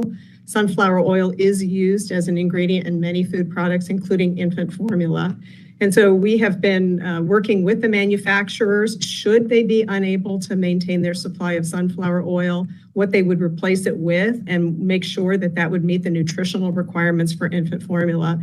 So it has been a constant dialogue with the manufacturers. What do they need, and how can we help make sure that they get what they need to make these products as the utmost priority? Well, I appreciate knowing that. That's a great explanation, and I accept that explanation. And hopefully it's going to result in more U.S.-made product as soon as possible, because, as I say, this is an immediate problem. Let me ask you this now. We're not going to inadvertently impact other areas or other production of things that are needed with these products by invoking this Defense Production Act, are we? Well, I'm going to ask Dr. Main to also comment again, but first let me just say it's entirely possible, which is why it's critical for everyone to realize the complexity of the supply chain group that's been working across government ever since the start of the pandemic. It's what you call the cheap soup phenomenon. You fix one thing and then the other thing gets out of whack. that has to be looked at. Dr. Main, is there anything that comes to mind about that? Yes, and we've considered that. Things like sunflower oil provides essential fatty acids that we need in infant formulas, and we want it to prioritize it there. It's also used in other products like snack foods, as an example, where they could replace other oils that would work from a technical functional point, but are not there as a sole source of nutrition. So the prioritization is done based upon the nutritional priority of these products. Okay. Well, thank you very much for your efforts in this. Madam Chair, again, thank you for allowing me to wave on, and I'll yield back. Thank you so much, Mr. Carter. And Mr. Soto, welcome, and thank you for joining us. You're recognized for 5 minutes. Thank you so much, Madam Chair, and I apologize about my delay. We're in graduation season back in Florida's 9th Congressional District. The pandemic has wreaked havoc on our supply chains, including infant formula. Consolidation of industries to 3 or 4 major formula manufacturers has made our nation vulnerable. Add a recall and closure at Abbott's massive Sturgis plant, and we see a major infant formula shortage in America. Congress's greatest responsibility is to the health and welfare of our children and families. They are literally the future of our great nation. Congress is responding with action. We passed a law to boost WIC, the program to help source more formula for low-income families. I thank President Biden for invoking the Defense Production Act to airlift a major shipment of infant formula, multiple shipments to the United States. And I appreciate the Republicans' outrage at the hearing today. But where were you when we voted on the $28 million in emergency FDA funding? Thanks to Rep. Upton and Rep. McKinley for your bipartisan vote to help on our infant formula shortage. The rest of you sadly voted no. We want to all make sure the Sturgis plant is reopened quickly, and that takes more resources. That's why that vote is so critical. The FDA is short-staffed, and this is causing further delay. It's time to work on this in a bipartisan manner and solve this crisis, and this hearing goes a long way to doing that. Commissioner Kaliff, the House just voted on a $28 million emergency FDA funding package. Is the FDA short-staffed in the food safety area, and would this help us along in reopening the Sturgis plant? Short answer is yes. And I just want to take this chance also to make a statement about the hardworking employees that have been working on this night and day, weekends, getting very little sleep, very talented, but there are just not enough of them. And we really do need to increase the staffing. Well, Commissioner, we're going to put our money where our mouth is. We're going to make sure to work with the Senate to get you additional funding to make sure that we have those extra resources to get that plant up and running again safely and efficiently. We're also going into a conference on the American Competes Act, where we're looking at a whole host of items that are critical to national security and helping with our supply chain. Boosting domestic production of critical goods for our national security, for our families. Medicines are part of that negotiation. Would diversifying our infant formula manufacturing through the America Competes Act help prevent shortages like this in the future? Absolutely. I'm privileged to be a member of the National Academy of Medicine and served on the Supply Chain Resilience Committee. I had to resign when I was nominated. That report, if you read it, gives every bit of the case that you need, that we must diversify, not just in the U.S., but also in our international efforts. And we need to link it with digital technology to make sure that we can get the right products to the right place at the right time. And would this additional funding help with that modernization that you're talking about? Absolutely. Yes, sir. Thank you so much, Commissioner Kaliff, and I yield back. I thank the gentleman. Now the questioning has ended for this panel, but I would defer to the ranking member if he has a last question or so. I don't know if you have anything, Morgan. Yes, ma'am, I do. I just got a comment. You're recognized. Thank you. It was interesting that my colleague, Mr. Soto, just referenced that some of us did not vote for the money last week to send to the FDA, and the FDA has indicated today they need money. But Chairwoman of Appropriations DeLauro also has sent a letter saying that while Congress funded 2,179 food full-time equivalent positions for ORA, the ORA only allocated 785 positions for food safety compliance and inspection staff. So I think it's a discussion we need to have. I'm not saying I'm totally against it, but I would just remind everybody that sometimes it's good to have these hearings so we can figure out what we do need. But what we don't need is just automatically saying there's a problem, let's throw money at it. And that would be my position. Now, that being said, I would like to ask Commissioner Kaliff, we know that there's one infant formula product that you all have approved an enforcement discretion on so that we can bring it in from the UK, a foreign product for infant formula. How many other enforcement discretion requests are there for infant formula currently pending with the FDA? This has been a tremendous response. So I'll turn to Dr. Main, who I think has the latest data. Yes, thank you. Since we announced the flexibilities, the regulatory flexibilities, we also held a webinar with industry. Over 700 attended our webinar where we explained the data and the information that we were seeking. And we asked for people to apply if they had product available that they thought would meet our safety and nutritional standards. As of last night, we have 26 different people who have applied through our portal. As you heard yesterday, one of those was approved. Thank you, and I yield back, Madam Chair. I thank the gentleman. I just have one final question, and Dr. Kaliff or Dr. Main, you might be able to answer this. But what everybody talked about this issue about the bacterial strains that were found in the infants that were sick and the ones that died didn't necessarily match the strains that were found in the 2 inspections of the Abbott facility. But I want to make sure that we don't leave anybody with the impression that means that there was no contamination at the facility or that there's no problem. Can you talk again, Dr. Kaliff or whoever, about the problems that were found and why it was necessary to take the actions the FDA did? Sure. First, as we said before, the absence of being able to prove that there was a connection doesn't mean that there was no connection. We just can't rule it in, nor can we rule it out. And of course, when you make a conclusion there is a connection, that's a major thing, and you have to have the evidence, and we don't. But that's totally, that clued us in to what needed to be done, and we went to the plant. I mean, I've thought about, let's say you had a next door neighbor who had leaks in the roof.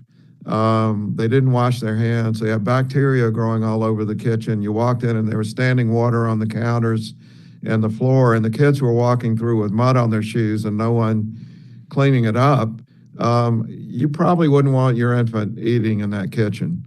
And that's in essence what the inspection showed. I want to emphasize again, I think Abbott is on the way. I think they are working very hard.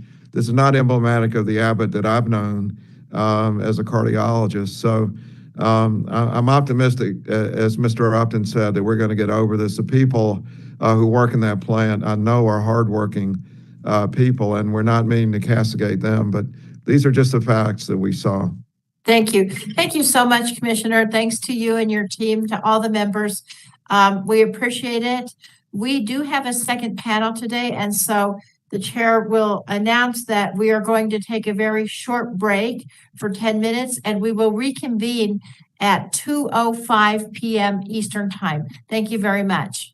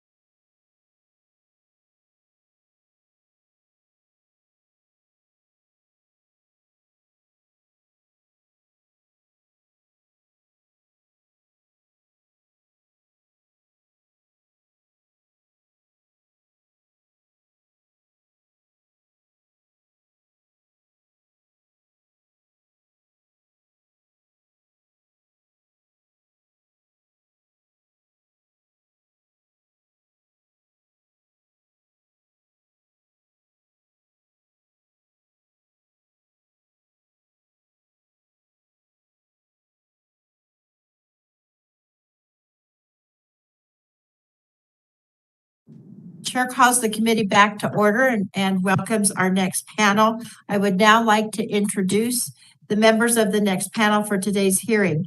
Christopher Calamari, President, U.S. and Canada Nutrition and Senior Vice President of Abbott. Scott Fitz, Vice President, Technical and Production, Gerber Products Company.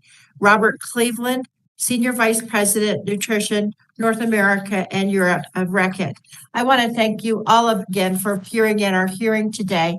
And I know you're all aware that the committee is holding an investigative hearing. And when we do so, we have a practice of taking testimony under oath. Do you have any objections to testifying under oath? Let the record reflect that the witnesses have responded no. The chair then advises you that under the rules of the House and rules of the committee, you're entitled to be accompanied by counsel. Do you desire to be accompanied by counsel during your testimony today? Let the record reflect that the witnesses have responded no. So if you can, gentlemen, please raise your right hand so you may be sworn in. Do you swear that the testimony you're about to give is the truth, the whole truth, and nothing but the truth? I do. Yes, ma'am. Let the record reflect the witnesses have responded affirmatively, and now you're all under oath and subject to the penalties that are set forth in Title 18, Section 1001 of the U.S. Code. At this time, the chair will recognize each of our witnesses for 5 minutes to provide their opening statement. Before you begin, I would like you to be aware, in case you've never done WebEx before, which I find hard to believe, but there's a timer on your screen that will count down your remaining time. And so I will now recognize you. Mr. Calamari, you're recognized for 5 minutes. Thank you. Chairs DeGette and Pallone, ranking members Griffith and McMorris Rogers, members of the subcommittee. My name is Chris Calamari, and I lead Abbott's U.S. nutrition business. The current infant formula shortage is heartbreaking. On behalf of everyone at Abbott, I want to express our extraordinary disappointment about the shortage. We are deeply, deeply sorry. And we are committed to ensuring that this never happens again. Safety comes first, and the recall and shutdown were necessary steps to ensure that our formula supply was safe. But both steps have worsened the current shortage. It will take more time, but we want to assure you that we are doing everything we can to get more supply onto shelves for families. Since issuing the recall and shutting down Sturgis, we've taken aggressive action to boost supply. First, we have reworked our global network to create additional capacity in the U.S. market. We've airlifted millions of cans of infant formula powder into the U.S. from our FDA-registered facility in Ireland. We are now up to nearly 50 flights per week, coming into 12 major airports across the country. Those flights will continue as long as necessary. Second, we have converted other Abbott liquid manufacturing lines to make Similac liquid that is ready to feed.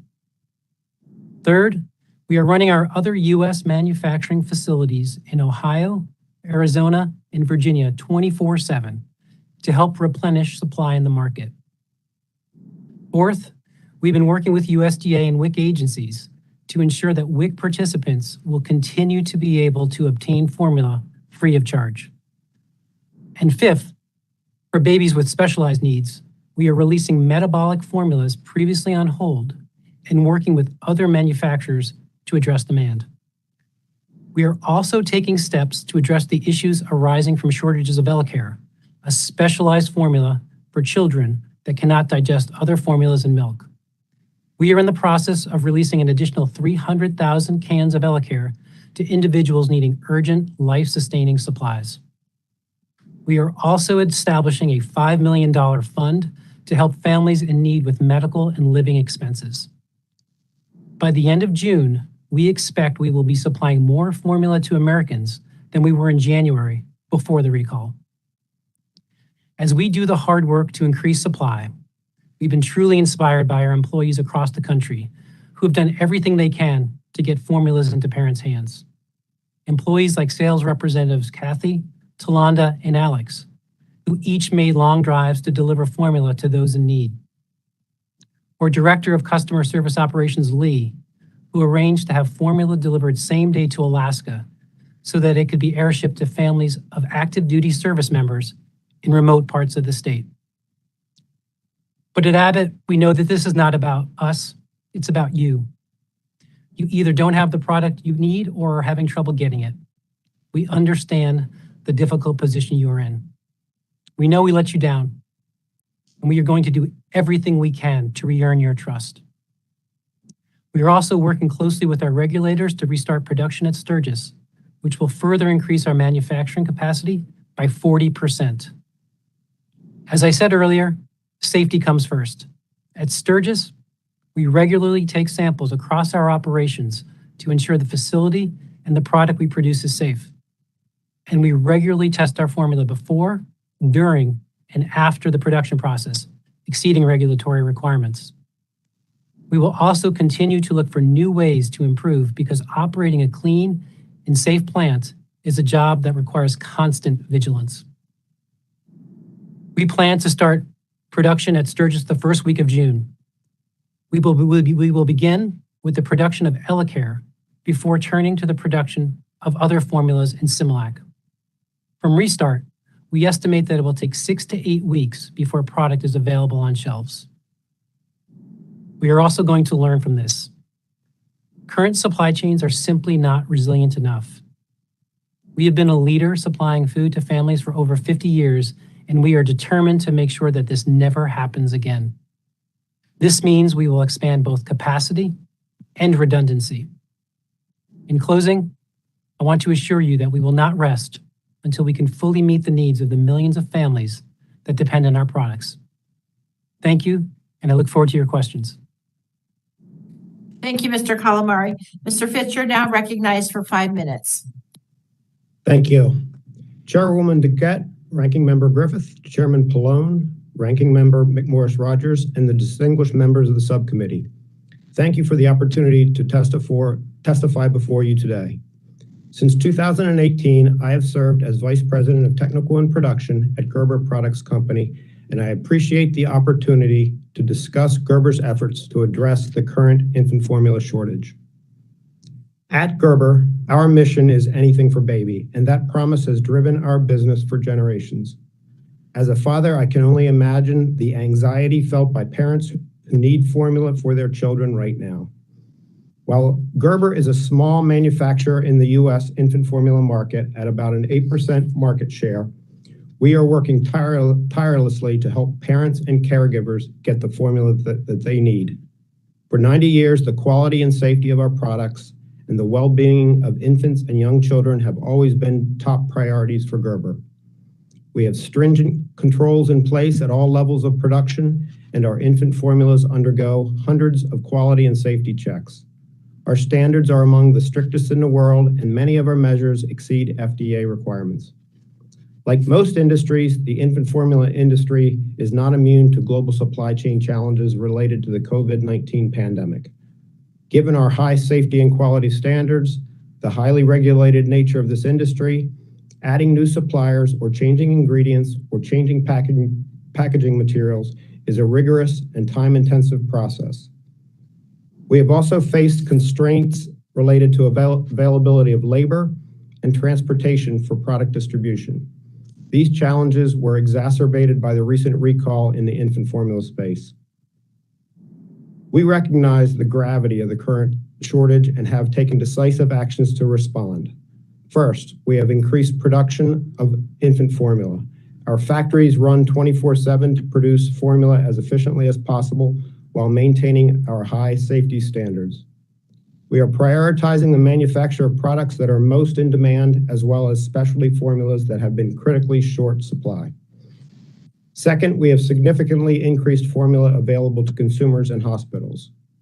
We have accelerated e-commerce availability. We are air freighting product produced in other countries, and we are releasing our reserve inventory to get more product to consumers. As a result, we increased availability of our infant formula in the market by roughly 50% in March and April. We know more must be done. We believe the steps Gerber has taken over the past several months have made a real difference. In the past week, we partnered with the Biden administration on Operation Fly Formula, which will expedite the import of the equivalent of 1.5 million bottles of our specialty hypoallergenic formulas The first of these shipments arrived in Indiana on Sunday and is being distributed to hospitals. The second shipment arrived in the U.S. today and is being transported to Allentown, Pennsylvania. Third, we are providing essential information about infant formula to parents and caregivers. Our Parent Resource Center has baby feeding experts available 24/7 to address questions and concerns. Finally, we are working with our WIC state partners to help ensure sufficient supply. While Gerber is a small player in this space, we are proud to serve our WIC states. Although we have taken many important steps, more work remains to be done. We appreciate the efforts taken by the FDA to date. We welcome the temporary flexibility regarding the import of certain infant formulas, and we are actively pursuing opportunities to import more formula. As of today, we have filed 2 requests with the FDA to import formula produced at our facilities outside the U.S. We believe FDA should also have the authority to provide greater transparency on the anticipated impact of a recall when critical products are involved, so that companies like Gerber can respond more quickly to help fill the gaps. And the FDA must also have appropriate resources to review routine notifications from manufacturers. For the past 90 years, our mission has been anything for baby, and we look forward to continuing to work with all necessary parties to ensure that all families are able to feed their little ones. Thank you, and I look forward to your questions. Thank you, Mr. Fitz. And Mr. Cleveland, you're now recognized for 5 minutes. Chair DeGette, Ranking Member Griffith, and distinguished members of the subcommittee, thank you for the invitation to appear before you. It is an honor to be here to discuss our efforts to address the urgent infant formula shortage in the United States today. My name is Robert Cleveland, and I am the Senior Vice President for the Nutrition Business Unit covering North America and Europe at Mead Johnson Nutrition. Mead Johnson was founded in the United States in 1905 as a premier producer of pediatric nutrition, and we now produce infant and specialty formulas under well-known brands such as Enfamil and Nutramigen. Our major manufacturing facilities are in northern Michigan and southern Indiana, where we employ over 1,200 people.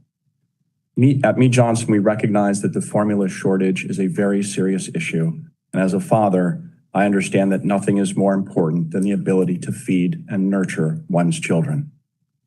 That is why we are working around the clock and coordinating closely with the federal government to do whatever is possible to address this shortage. I am immensely proud of the extraordinary people at my team whose efforts have succeeded in increasing Mead Johnson's supply of infant formula by more than 30% compared to this time last year. In response to the shortage, we have all hands on deck working around the clock to get products to families who need it. The steps we are taking include the following. We have added shifts and unlocked unlimited overtime in our plants to run 24/7. We have cut our time to market almost in half by having trucks ready to load the minute we roll products out of our facilities. And we're working with our retail partners to ensure that when those trucks arrive, they're the first at the distribution centers to ensure that the product gets to shelf quickly. Because it's not just about more, it's about how fast can we get it to shelf. And we are simplifying our supply chain by reducing the number of different products we make, focusing on those sizes and formats that allow us to get the most products out in the fastest time. We're taking all of these measures while keeping a close eye on quality and safety to ensure that we always meet the near pharmaceutical grade safety requirements that apply to infant formula production. We will take no shortcuts. We have also been working closely with the federal government to take every step we can to end this shortage as quickly as possible. Earlier this month, Mead Johnson and other infant formula manufacturers met with President Biden, after which the administration invoked the Defense Production Act to help address manufacturing supply shortages and implemented Operation Fly Formula, which directs the use of military aircraft to import formula from overseas. We are also working with the FDA to explore ways to expedite review and approval of some of our infant formulas manufactured at our facility in Delicias, Mexico. And we are working with the FDA on imports from our facility in Singapore. And finally, we are working with the Department of Agriculture to make regulatory and administrative adjustments to the Women, Infant, and Children, or WIC program, which will better position that program to provide WIC participants the nutrition they need and to ensure that WIC mothers do not bear the brunt of this shortage. We also applaud the efforts of Congress to consider a variety of legislative changes to prevent such a shortage from ever happening again. We will be happy to work with you in all of those efforts. In conclusion, thank you to the subcommittee for the opportunity to speak with you today about how we can best meet the needs of families who rely on formula to feed our children. We are intensely focused on resolving the shortage as quickly and safely as possible. Thank you. Thank you so much, Mr. Cleveland. It's now time for members to ask questions, and I will remind everybody to mute yourself if you're not asking questions to prevent feedback. And the chair will now recognize herself for 5 minutes. Mr. Calamari, I want to say that I appreciate that Abbott has taken ownership of the role that the company played in parents being unable to find the nutrition that their babies need. And I do also appreciate you saying that that you're doing everything you can to get this facility back up and going and to get production going. But what struck me when Commissioner Kaliff was testifying, Abbott does have a great reputation among members of Congress and the administration, particularly in the drug and device arena. I just can't understand why this factory in Michigan had such substandard health conditions when it was inspected in January. And I'm wondering if, as well as all of the things you talked about that the company's doing to try to get formula out for families, what new provisions have and protocols has the company put into effect to ensure that we don't get into a situation like this again, where a major production facility has to be closed down? Chair DeGette, thank you for the question. I was at Sturgis last week, and I can tell you the staff there, the team there, they make formula as if it were for their own families. And after the FDA identified observations where we needed to improve and where we needed to address, the teams have been actively working on taking steps to address those issues. Mr. Calamari, maybe you don't understand what I'm asking. I know you're trying to clean it up and get it back open, but what additional protocols are you putting in place so that we don't have this happen again? Absolutely. So per the 483, it did identify clear observations, which we needed to address. So some of those key areas that we are improving are including in the installation of non-porous flooring, information of improvements across different processes and traffic patterns within the plant, additional training of employees to address some of the observations that were identified. So our improvements range from the physical to the process and all throughout the facility.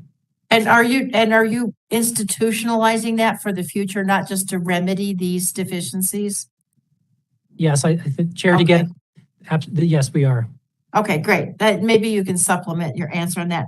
I want to ask you, Mr. Fitz, in your testimony, you said, quote, more needs to be done, much more needs to be done to ensure every baby can get the formula he or she needs now and in the future. And obviously, we all agree with that. So what steps can Gerber take to be a part of the future solution to make sure that we never have something like this happen again if, say, one of the manufacturers shuts down a key plant? Yeah, thank you for the question, Chairwoman. Certainly, again, we are a small player in the U.S. market, so at an 8% market share. So our ability to respond to a gap in the marketplace like this is pretty limited. But we appreciate the steps the FDA is taking for temporary flexibility in importing products so that we can tap into Nestle's global network and global capacity. We appreciate the steps that we're going through with Operation Fly Formula, where we are importing quickly supplies of the desperately needed specialty products that we manufacture outside the United States. Okay, and Mr. Cleveland, I guess I'm gonna ask you the same thing, but what is your company doing to make sure that we can more nimbly respond to any crisis in the future? Well, prior to this, it's a great question and it's a very legitimate concern. And so just prior to the recall, we had already filed to bring our Delicias, Mexico facility under the oversight of the FDA so that it can produce a product sustainably for the United States market as well. And we're working with the FDA now to address that more urgently to create that backup or that additional supply for the US market. And then, of course, we will be learning from this experience and building contingency plans with our other facilities. So should an event like this ever happen again, we can respond even more quickly and better than we are today. Thank you. I'll just say, gentlemen, I appreciate your commitment to rectifying this as quickly as possible because it's small solace to my constituents who are driving around for 3 or 4 hours to try to find formula. The quicker we can get that to those babies, the better it's going to be. With that, I'm pleased to recognize the ranking member for 5 minutes. Thank you, Madam Chair, and thank all the witnesses for being here. Mr. Calamari, I think you're a good guy in a bad spot, but I'm going to ask you some tough questions. So here's the deal. I think you got more than a porous floor problem or a roof problem at Sturgis. When you look at the FDA reports over the years and you see similar problems occurring, and then you read the whistleblower report, which says that members of your team at Sturgis were hiding information from your office, from the home office, that could lead to some of the problems that the FDA has mentioned in their testimony that you know about. It seems to me that you have a culture problem. What steps are you taking to change that culture? And have any heads rolled? So, Representative, thank you for the questions. I think there are a couple pieces there. First, on the culture problem. I don't think it's a problem. I think we were there last week, and I saw generations of employees who work in Sturgis with pride, who feed their own families, and they are committed to making steps to improve. And we're making those steps to address in the plant, physically, processes. You also mentioned the observations. We are working rigorously to address them. I think the team's commitment and passion to quickly address them is there. And Representative, we're going to learn from this. We're going to get better as a result of this. The pride we have feeding families for decades, this has been an opportunity to improve, and we're going to do so. Well, and I understand you're trying to put the best face on it you can, but I toured a Pepsi facility and a bottling manufacturer in my district last week, and I was very pleased when they said to me, you got to put on these shoe covers. I had not been with muddy feet climbing on the roof, but the FDA commissioner said that's what they found, that your folks didn't seem to think that was a problem at the Sturgis plant when they had roofers on the roof working around, and then they walked through the food production section with mud on their feet. And so even if the whistleblower's wrong and they weren't hiding stuff from you, when you see things like not inspecting the cans at the proper time and when there's food in the seams, could be getting in the seams later, causing a bacterial problem, and you see muddy feet walking through, it doesn't take a food scientist to figure out you don't want going through a facility like that somebody who's got muddy feet and just came off the roof. So I beg to differ. I think you do have a problem, but I hope you'll address it. Can you at least give me a commitment that if you see any signs of that happening in the future, that you yourself will put eyes on that problem and try to rectify it more quickly? Because this was going on for years at Sturgis, apparently. Representative, yes, we will. All right, I appreciate that. To all the witnesses, when did you first start to see signs of infant formula supply chain issues? Somebody got to go first. Mr. Calamari, you go first. Then we'll go to Mr. Fitz. So we first started seeing increased demand for products really coming out of the COVID time period. And there weren't more births, there weren't increases in formula feeding rates. We saw households buying more, and that would have been coming out of COVID timeframe. All right, is that the same for you, Mr. Fitz? Certainly related to this current issue, we became aware of the recall at the same time the general population did, the media did. FDA contacted us, I don't know if it was the next day or within the next week, about the situation. So we increased our production and Hang on, our next day or supply. next week, what's the time frame on that? You said about the same Sorry? time. One was coming out of COVID, the other was, you said at about the same time, and then you got contacted by the FDA. When was that? After the public announcement of the Abbott recall. So, okay, sometime in late February, early March. Mr. Cleveland?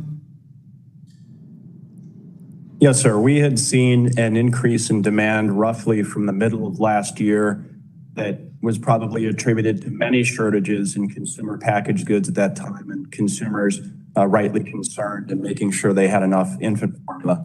But certainly the moment in time we're talking about right now began immediately after the recall on February 18th. And Mr. Cleveland, was that the first time you'd heard from the FDA about supply chain issues?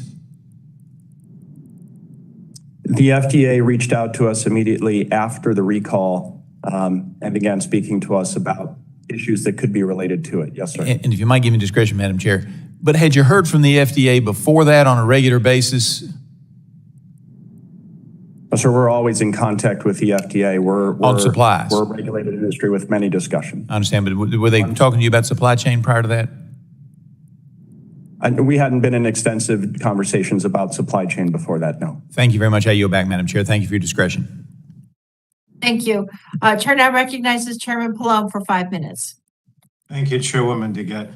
Gentlemen, I have to be honest, if I were listening to your comments, I wouldn't be very happy right now if I was looking for baby formula, because all I heard Mr. Calamari say is we're going to get the plan up by June 1st, and within 6 and 8 weeks, we'll be able to supply more. Well, we need to do something to get this stuff out now. In other words, my constituents don't want to wait 6 to 8 weeks, if that's what I heard. And then, of course, I heard Mr. Gerber say, well, don't worry too much because we're flying in stuff from abroad. And I know that the Biden administration is doing a lot with the Defense Production Act and this operation that they have going. But what I don't understand is, to Mr. Calamari, is there anything you can do to speed this up? Or do you have stuff that can come from abroad? And then I'll ask Mr. Fitz, what does this mean with the stuff coming in for working with the administration? Can we expect to get to normal in less than 6 to 8 weeks? And how are you getting the word out to people so that they know that it's available? So let's start with Mr. Calamari. Is there anything you can do to speed up this 6 to 8 weeks? Or can you do anything that you have supply from abroad? Quickly, because I want to get to Mr. Fitz. Chair Pallone, absolutely. We're taking many actions beyond Sturgis reopening. We are daily getting 6 to 8 flights from Coot Hill, Ireland, our FDA facility, and we will be delivering millions of cans in the weeks to come. We're also... All right, so how is that? Go ahead. How quickly can we expect to be getting back to normal then between that and Sturgis? So by the end of June, we will deliver more product in June than we did in January before the recall. And from there, we're going to continue to sustain those efforts to make sure we consistently... It sounds like it's still another month, and I'm not happy with that. I wish there was some way you could do better. Mr. Fitz, same thing. You're taking stuff from abroad. You're trying to increase production. We're still talking the end of June? Respectfully, Congressman, we are a small player in the U.S. market, and our capacity is aligned to that. So the exceptional measures that FDA is taking to allow us to tap into the global Nestle network is a big step for us. With these additional filings that we've made, we now have access to more of the global Nestle network and are working to quickly replenish supply.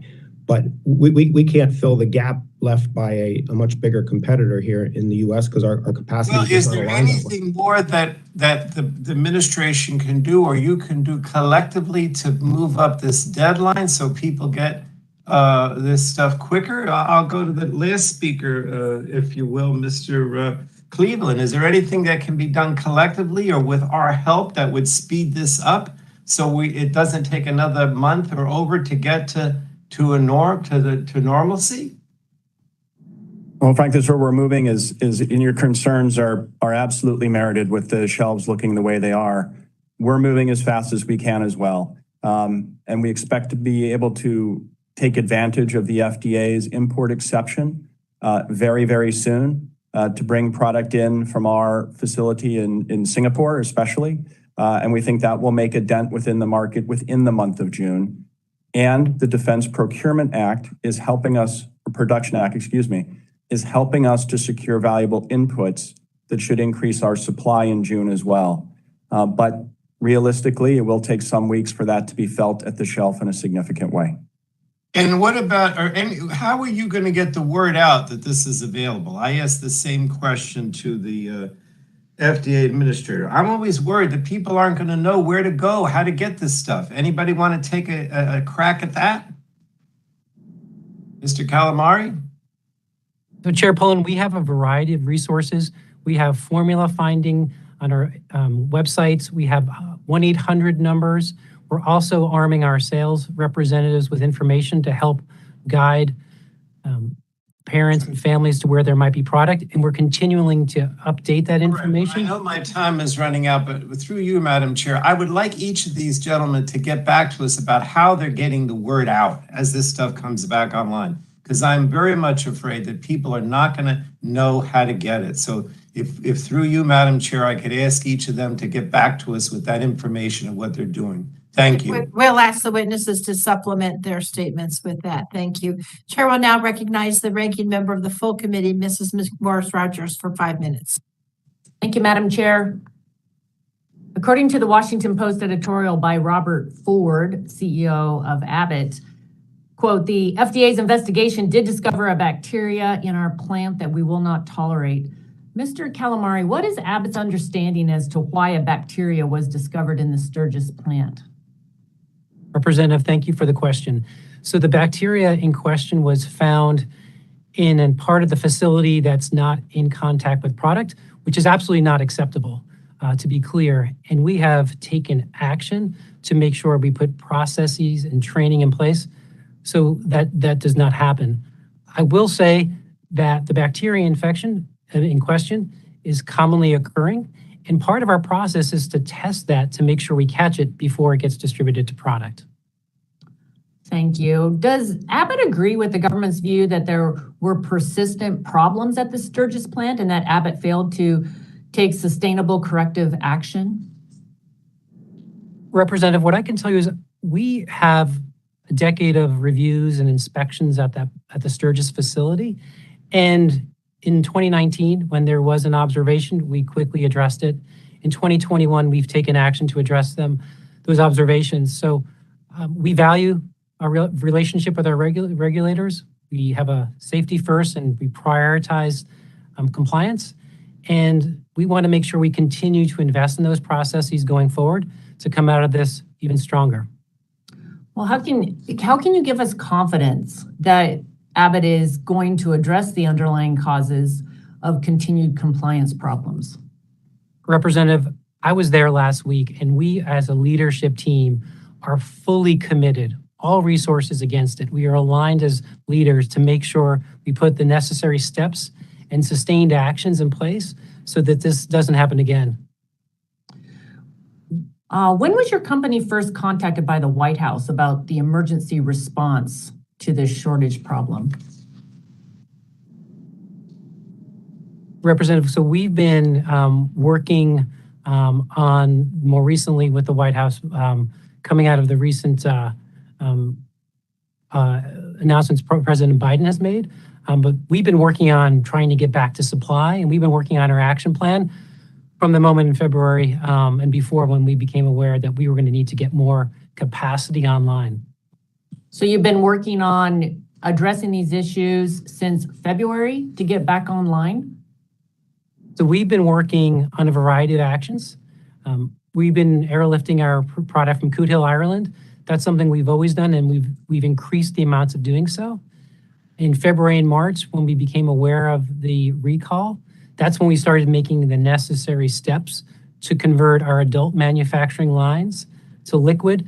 So we've been acting on this in a variety of work streams to make sure we can get as much product available as possible, as soon as possible.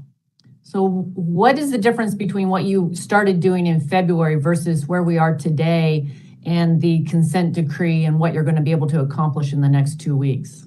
I think the big piece what the consent decree does, it allows us to go forward with Sturgis with an aligned set of principles that we can work with FDA and make sure we're producing in an aligned fashion. That's the big step forward because that will increase our capacity versus the previous actions by an additional 40%. So how does that differ from the actions that you were taking in February versus what's in the consent decree? The actions in February, we have a variety of manufacturing facilities. So we were working on increasing supply in non-Sturgis related facilities. The consent decree is very specific to the Sturgis facility and allows us to act in an aligned fashion in production going forward. Since February, have you been taking action in Sturgis to address the concerns that have been raised around bacteria in the plant?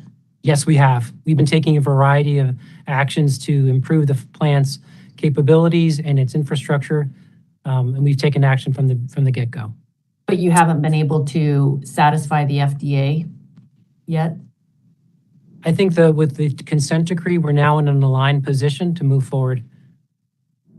I'm just trying to understand how we're going to be able to accomplish this in a 2-week period when over months, it sounds like the company has been attempting to address the bacteria that was found. So Representative, what we've done is we've made a variety of updates to the plant, and now we're in the stages. It's a 700,000 square foot facility. So now we're cleaning, testing, validating to make sure every process step is in place, every quality check is in place to make sure when we get up and running, we could do so in a sustained fashion. Okay, well, thank you. Thank you, Madam Chair, for holding this hearing today.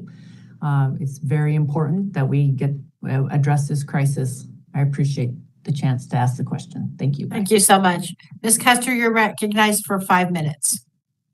Thank you so much, Madam Chair. I'm grateful for this hearing and for this second panel of witnesses.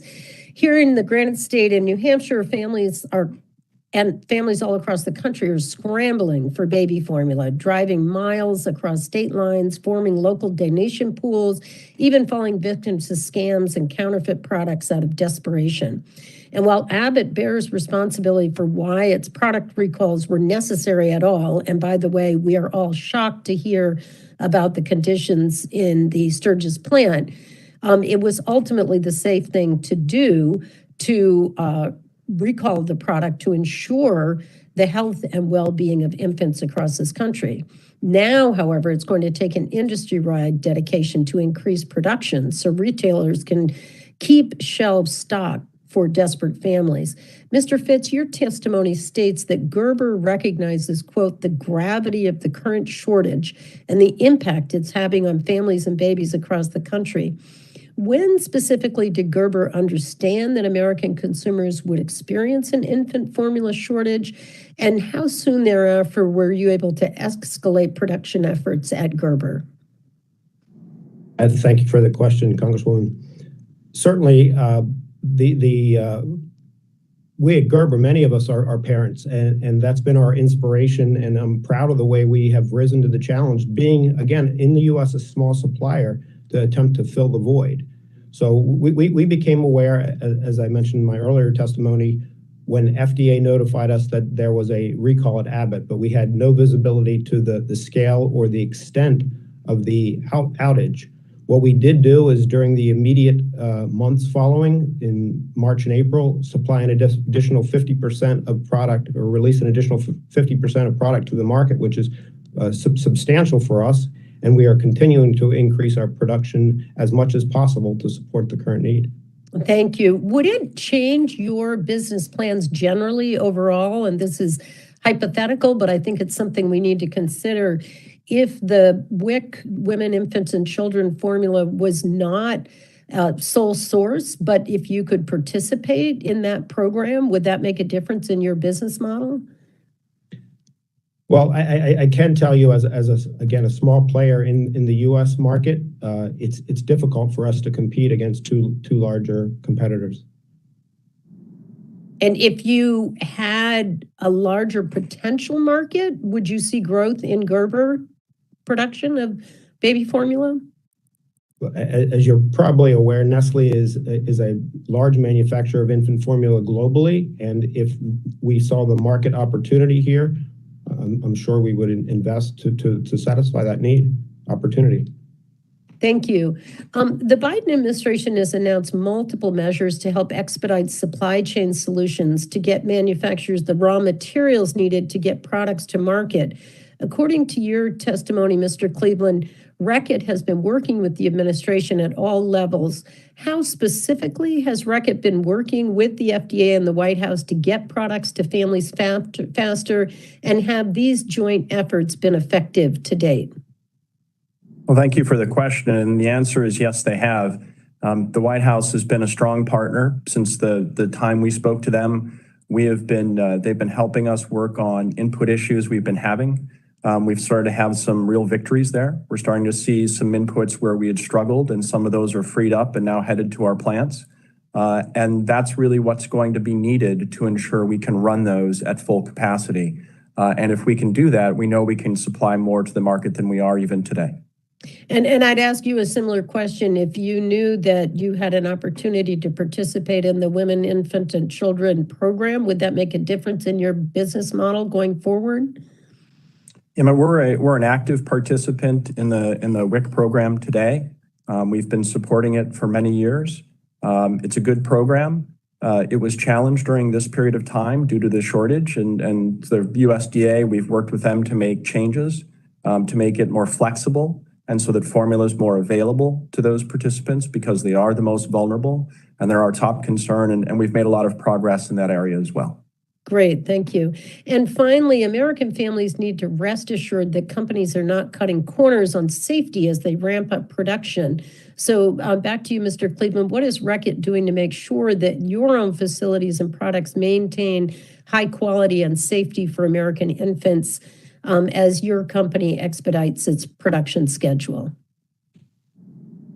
Well, it's near pharmaceutical grade manufacturing. Infant formula it's a sole source of nutrition for a very vulnerable population. Safety must be first. While we have definitely ramped up our production as much as we can, we are taking no shortcuts for safety. We can't.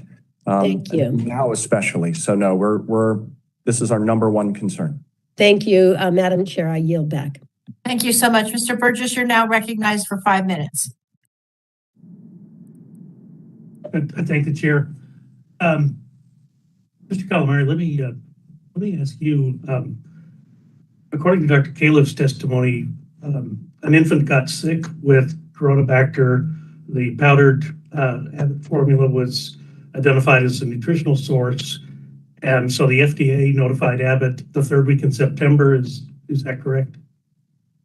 So yes, there was a report of an infant illness in September, yes. And then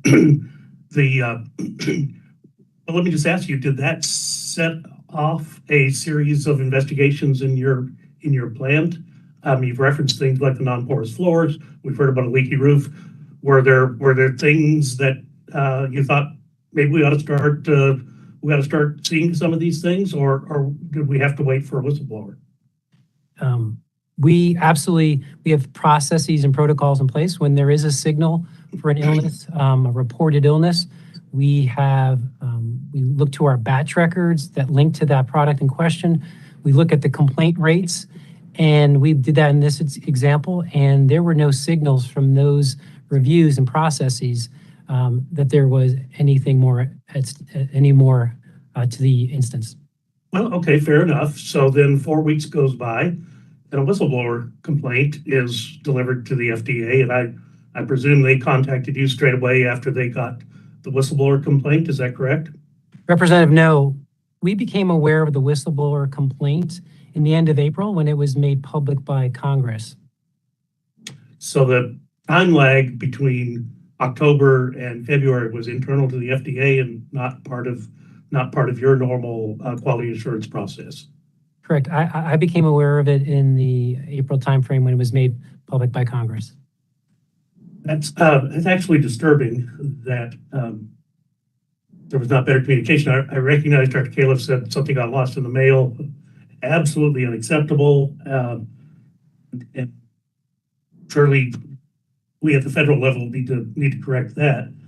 Let me just ask you this, Mr. Calamari. Dr. Kaliff said that a Chronobacter infection or a Chronobacter isolation should be a reportable incident. Would that be your understanding, and would you be accepting of that? Representative, yes, we have processes in place where we signal the identification of Chronobacter. So, but CDC says Chronobacter can occur in the environment, but so it'd have to be a Chronobacter infection in a child, or would it be the isolation of Chronobacter in a non-porous floor? We would support that. We would support that. Well, so if the whistleblower complaint was not made immediately available to you, but then when it was it your decision then to cease operations at the plant in Sturgis until you got the difficulties corrected, or was that an FDA decision? Representative, regarding the whistleblower complaint, where it's an ongoing review and it's an ongoing investigation, and given the independent nature of that inquiry, I wouldn't want to speak to that. But what I can tell you is I've been at Abbott 17 years, and the Abbott I know prioritizes compliance. It encourages employees to speak up. And correct, that's what you would want. I mean, I just like Dr. Kaliff. In my professional career, I dealt with Abbott, I dealt with Meek Johnson, I dealt with Gerber. I know all of you to be, I mean, you do have the best interests of your clients, your patients at heart, but somehow things didn't quite measure up this time. And so I guess Mr. Kaliff, when then in the decision-making chain, when did it become obvious to you that we were going to have to close the Sturgis plant or halt the Sturgis plant? So we agreed to a voluntary recall in the February timeframe. It was with the information we had at the time, with the unknowns, and given the nature of this patient population, safety for the most vulnerable is important and the most critical thing. So looking back now, we would have done it again with the information we had at the time, and that was in the February timeframe. But the voluntary recall is not the same as just complete cessation of activity at the plant, correct? So it would have been in the mid-February timeframe. I've got some other questions also been ready, but I'd be interested in how you notified the downstream consumer and the other participants in the supply chain that this unfortunately was occurring and that we need to be prepared for it. But I will submit those in writing. Thank you, Madam Chair. We can follow up. Thank you so much. Thank you. Ms. Rice, you're now recognized for 5 minutes. Thank you, Madam Chair. Mr. Calamari, if I could just continue along the lines of, I just want to clarify, you were informed of the whistleblower and their report. They went directly to another source. They did not go to you. Is that right? With the problems in? Yes, I would have become aware in the end of the April timeframe. So tell me what system do you have in place to ensure that things like this don't happen, and that you're leaving it to a whistleblower to bring it to the public, to federal agencies' attention in order before you even know about it? I mean, what are your procedures that you have to ensure that you find out about these problems first through an oversight program that you implement? Representative, I think it's a very key area you're commenting on. We do have a process in place where employees can raise their voice and speak up and talk provide. about that. What is that process? So it's independently administered. So it respects the confidentiality of the employee, and it's administered through part of the organization outside, that's set apart and independent, so that any questions and inquiries can be independently administered and reviewed. And are people made aware that they have this avenue to report things that they see within a facility that they think is not right? Yes, they do. We encourage employees to speak up, and safety and compliance is a top priority. So why was this not brought directly to your attention? Representative, the nature of this process is when it was made public, it was shared with FDA, and I was not directly aware of the investigation until that time. I guess my question is, if you have what you're describing as a specific program to allow employees to go directly to someone within the company to register an issue with something that's going on in any one of your facilities, why didn't that happen here? Representative, just want to make sure, when I say Abbott did not find out about it until it was made public in the end of April, and it was the particular individual who raised the complaint. It was their choice to use that mechanism to raise the complaint. Okay, so what are you going to do to ensure that people go to you first and not do what they did have to go to take the steps that they did here? Because it sounds to me like this is not an isolated incident. These things have happened at your facilities, maybe not this specific thing leading to this incredible shortage of essential nourishment for babies. But why did your system fail here? And what are you going to do to make sure that it doesn't happen again? That there is a quality control within your company that employees respect and believe is going to be effective and not come back on them? Representative, we encourage employees to speak up. We're going to reinforce that we are a culture where we support employees to raise concerns if they see them. And I think that's one of our ongoing commitments as an organization. Do you offer any kind of reward for people who bring this information forward, to actually encourage people to be on the lookout and to not fear coming forward to higher ups in the company? We encourage it by reinforcing that their voice counts, that we have a zero tolerance policy for retaliation against these types of complaint, and that's our commitment to support those employees to speak up. And so it failed. Clearly, you're not getting that message out to your employees, or you would have been aware of this before anyone else was. Would that be correct? I think it's always important that we could always use this as an opportunity to reinforce our principles. I will say that the individual chose to raise their concerns in this matter, and I think we have to revisit how we make sure we get reinforced that we are a culture of speaking up and then supporting training and compliance. Are you just making that decision now, or is this something that you were aware of before me asking you these questions? Do you understand that that is something that you have to work on in your company? Representative, absolutely. We are committed to those principles. Madam Chair, I yield back the balance of my time. Thank you. Chair now recognizes Mr. Long for 5 minutes. Thank you, Madam Chairman. For Mr. Calamari, prior to Abbott's recall in February, what percentage of Abbott's total U.S. infant formula was made in your Michigan facility? Approximately 40%. And prior to the recall in February, what percent of the U.S. market did your company's infant formula produce or account for? Abbott is approximately 40% of the market. Okay, and then for Mr. Fitz, the same question prior to the Abbott recall in February, what percentage of the U.S. market did your company's infant formula product account for? So, we represent about 8% market share. I'm sorry? We represent about 8% market share. 8, okay. So for Mr. Cleveland, same question prior to the recall in February, what percent of the U.S. market does your infant formula product account for? We were approximately 34% of the U.S. market before the recall.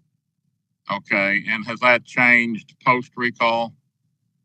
Yes, sir. With the recall, many consumers that were no longer able to use the Abbott brand switched to ours, and our share is now approximately 56% of the U.S. market.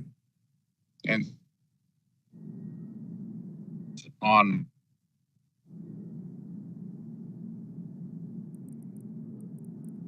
I think you're asking the same question of us. Our market share has inched up about 1 percentage point, so we're about 9% now. same question of both of you. So with that, I think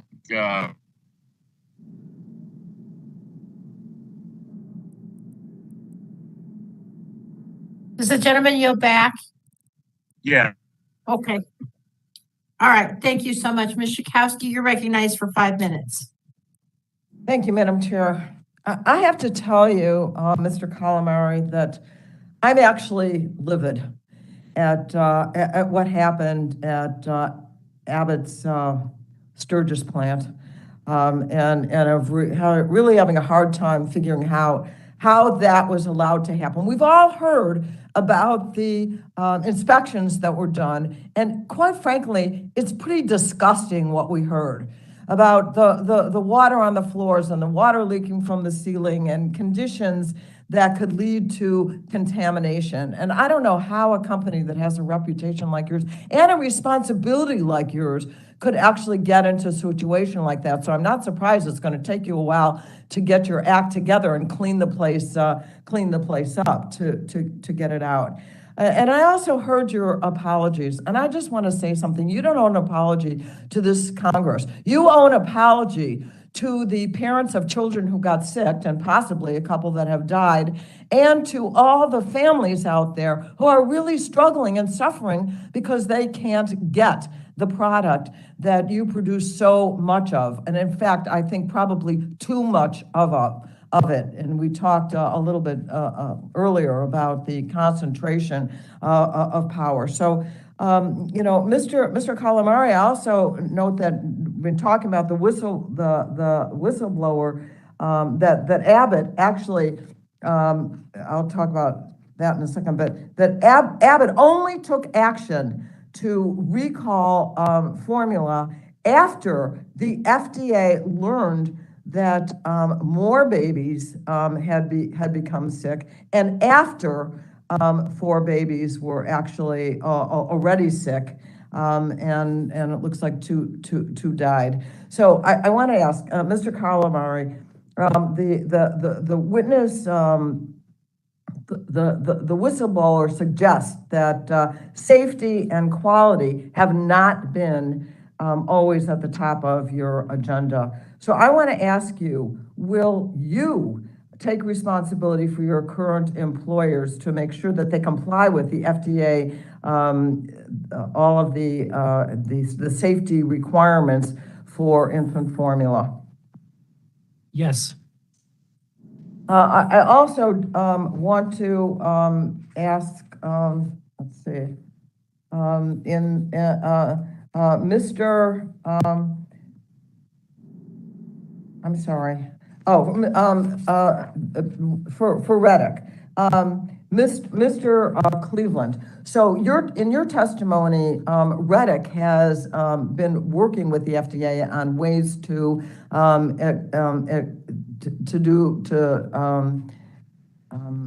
expedite the appropriate behaviors, and I'm just wondering if you could just tell us a little bit about what you are doing in the, especially in the Mexico facility. Thank you, Madam. The Mexico facility has been making infant formula for Latin American infants for many, many years, and grown thousands of babies very successfully and healthily and with quality infant formula. And we had begun just before the recall the process of getting that plant certified by the FDA so it could be a permanent source of supply for the US market. Obviously, since the recall, we've been working with the FDA on can we compress the timeline to that approval so that product from that plant can be available to address the shortage right now to fill the shelves. And that is an ongoing process, and the FDA is moving quickly with us on it. We're also taking advantage of the FDA's import exception to submit for approval to bring product from our plant in Singapore, which has also been making infant formula for children throughout Asia for many, many years and very successfully, and we think could go a long way to helping with the current shortage at the shelf here in the US. And those are active conversations practically every day with the FDA on how to get both of those options in line and moving very quickly. Thank you. We're looking forward to that. Mr. Fitz, how is Gerber coordinating with the FDA to make sure that these products are quickly delivered to American families without compromising quality and safety standards? Yes, so thank you for the question. Certainly, the current urgency is there, and we have already applied made two requests to FDA for exceptional approval to temporarily import product from a German facility that makes product for all European and global markets, and we've submitted those two applications within the past week. Thank you. Thank you, Madam Chair, for your indulgence. I yield back. I thank the gentlelady. Mr. Palmer, you're now recognized for 5 minutes. Thank you, Madam Chairman. And following on my colleague, Ms.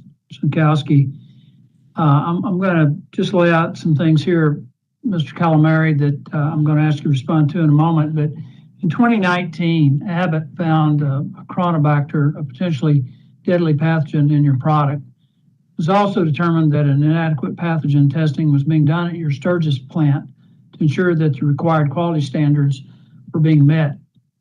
Your company had received complaints from nurses and parents who believed your product was making infants sick. I think you received 16 of those between 2019 and 2021. Yet there were no inspections from October 2019 until 2021 by either the FDA or Michigan, despite the fact that you knew there were problems. 2021 inspections, when they did start back, found numerous violations, mishandling raw materials, mishandling packaging and equipment, pitting in the dryers that could result in growth of bacteria, failure to maintain building and clean and sanitary conditions, as has been mentioned several times in this hearing and the previous panel. And what's interesting to me is that when the inspections finally started, the pattern of the FDA routinely was surprise visits, but Abbott was notified several days in advance of that inspection. Were you informed? Were you notified that the FDA would be inspecting the plant? So there's an annual inspection process, and we would have known that in each year we anticipate a scheduled. That's not what I'm asking you. Were you notified that the FDA was coming to that facility? No, I was not. Okay. So I'll follow up on that later. Because it's not the usual manner that the FDA does these inspections. The other interesting thing about the inspection is that even though these issues were identified, they were not included in the FDA's report. And I'm wondering if there was a discussion between Abbott management and the FDA in regard to what the inspection found. Was there a discussion between Abbott and the FDA about the problems at the plant? Representative, I'm not aware of any such discussion. Were you aware of these issues before the FDA inspection? I personally was not. Okay, who would have been? Our team in Sturgis would regularly be working on the processes and steps necessary to make sure we're producing to satisfaction. Could you give us, submit to the committee the names of the people who would have had access to this information, who would have known that you had these issues with the mishandling of your materials, your packaging, and your equipment, who would have known about the complaints, would have known that the Chronobacter pathogen was found in some of your products that would have known that you were not doing adequate product safety testing. Could you give us the names of those people who would have known that ahead of the FDA inspection and post FDA inspection? Representative, we can follow up with that information. Madam Chairman, would it be appropriate for the committee to officially request that those people be identified? The witnesses are always requested to answer questions submitted by the committee members. So they will be asked to do that in due course. Well, my concern about this is that we now have a major problem with this, not just it's a supply chain. This is a failure across the board with your company. I mean, you testified that Abbott represents about 40% of the product that's out there. It's closer to 50%, I believe, and 40% of it's produced at the Sturgis factory.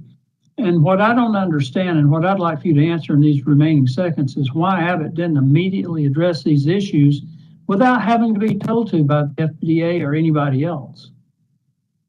Representative, we prioritize safety and compliance in our plants, and we're committed to doing so and getting better coming out of this event. Madam Chairman, for the record, I'm not satisfied with the witnesses' answers, and I appreciate your indulgence, and I yield back. Thank you. I thank the gentleman. Mr. Tonko, you're recognized for 5 minutes. Thank you, Madam Chair. While the recall of Abbott products is responsible for the severity of the formula shortage facing Americans today, reporting shows that supply challenges existed prior to the February 2022 recall and Sturgis facility shutdown. In fact, pandemic-related supply chain disruptions contributed to higher out-of-stock rates than usual in the second half of 2021. We can't overlook the role these raw materials and transportation strains may have on the longer-term resiliency of the infant formula supply in our United States. So, Mr. Cleveland, you referenced these continuing supply chain challenges connected with the COVID-19 pandemic in your testimony. What type of supply chain challenges did Reckitt experience in 2021, and what measures did the company employ to try to mitigate the impacts? Yes, sir. And I don't think in this regard we're very different than most manufacturers in America. Supply chains are complex and they're often global. So input challenges could be anything such as packaging problems. It could be couldn't get paperboard. Maybe we lacked certain oils that go into our products. Really, the list it's long and it's complex, and frankly, it changes on a regular basis. We've been able to overcome it and keep production flowing and been able to increase since the recall because of, frankly, heroic efforts from our procurement team. And whenever one of these shortages appears, they reach out to a network of backup suppliers and alternates seeking inputs that could substitute the ones that we were no longer able to get. They've been very successful at doing so, although certainly we could have produced more if we had had a constant and steady stream of inputs and hadn't struggled with the issues we've had. And again, the White House has been very helpful with us, and the administration, in helping to secure inputs during the midst of this crisis, and we're starting to see an improvement on many fronts. Mr. Fitz, your testimony also mentions global supply chain challenges as a factor the company has had to contend with. What, if any, steps has Gerber taken to maintain its production and distribution supply? Yes, thank you for the question. Certainly, our industry is not immune to the global supply chain challenges brought on by the pandemic. We've struggled with material supply issues, intermittent material supply issues, whether it be ingredients or packaging components. We struggled with material quality issues related to the pandemic.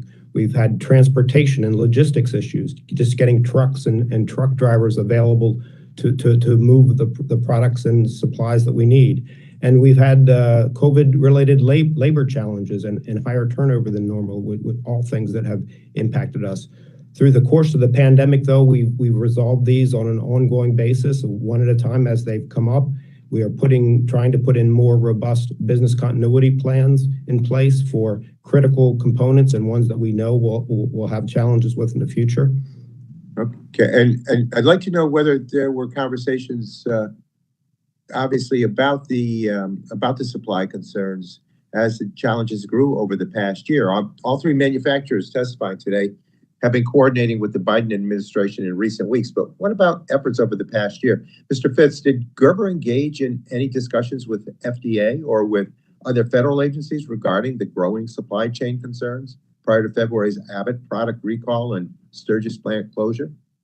So we have regular involvement with FDA. I don't think we highlighted these issues in particular. Again, for us, they've been intermittent and periodic and different in every time. And we've made significant efforts through our teams, through our procurement organizations to solve them and resolve them and continue to produce. And over the past, but did you not think FDA should be notified or at least aware of your struggle? Should FDA be aware of our struggle? Yeah, should you have shared those concerns for supply chain?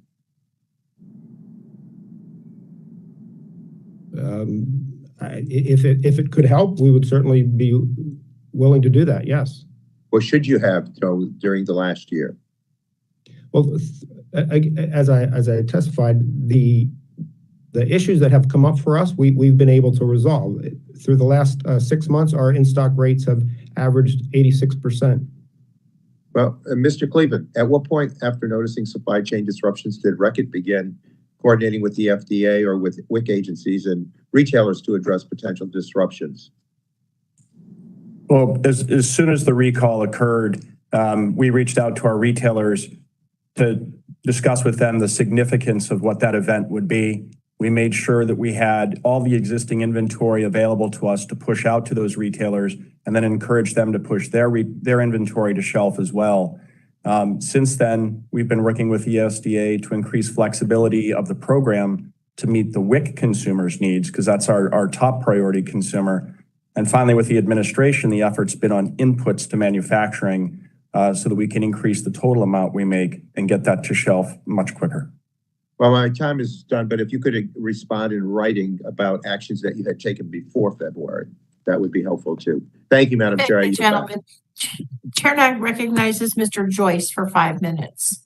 Thank you, Madam Chair and Ranking Member Griffith for holding this. And thank you to the second panel of witnesses for appearing today, because we all recognize it is very important that we hear from industry and manufacturers as well as government regulators in this whole process. And to that end, I would ask that all three of you, Mr. Calamari, Mr. Fitz, and Mr. Cleveland, that you weigh in on the following question. We've heard at length in this hearing, which is now in its 4th hour, about regulations, about supply chain, but my question is going to take a different approach to this. And I need to know what effectively government can do right now to ease supply constraints.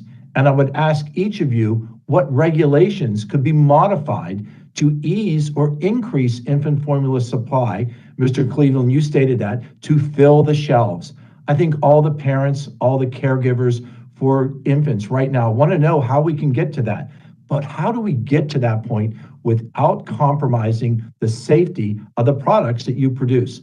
So, Mr. Fitz, I'm going to start with you. What, if you could change, if you could make recommendations to this oversight committee to increase infant formula supply, but not compromise the safety of the products for the families, the children who rely on them? Thank you for the question, Congressman. I think it's a very good one in the current situation.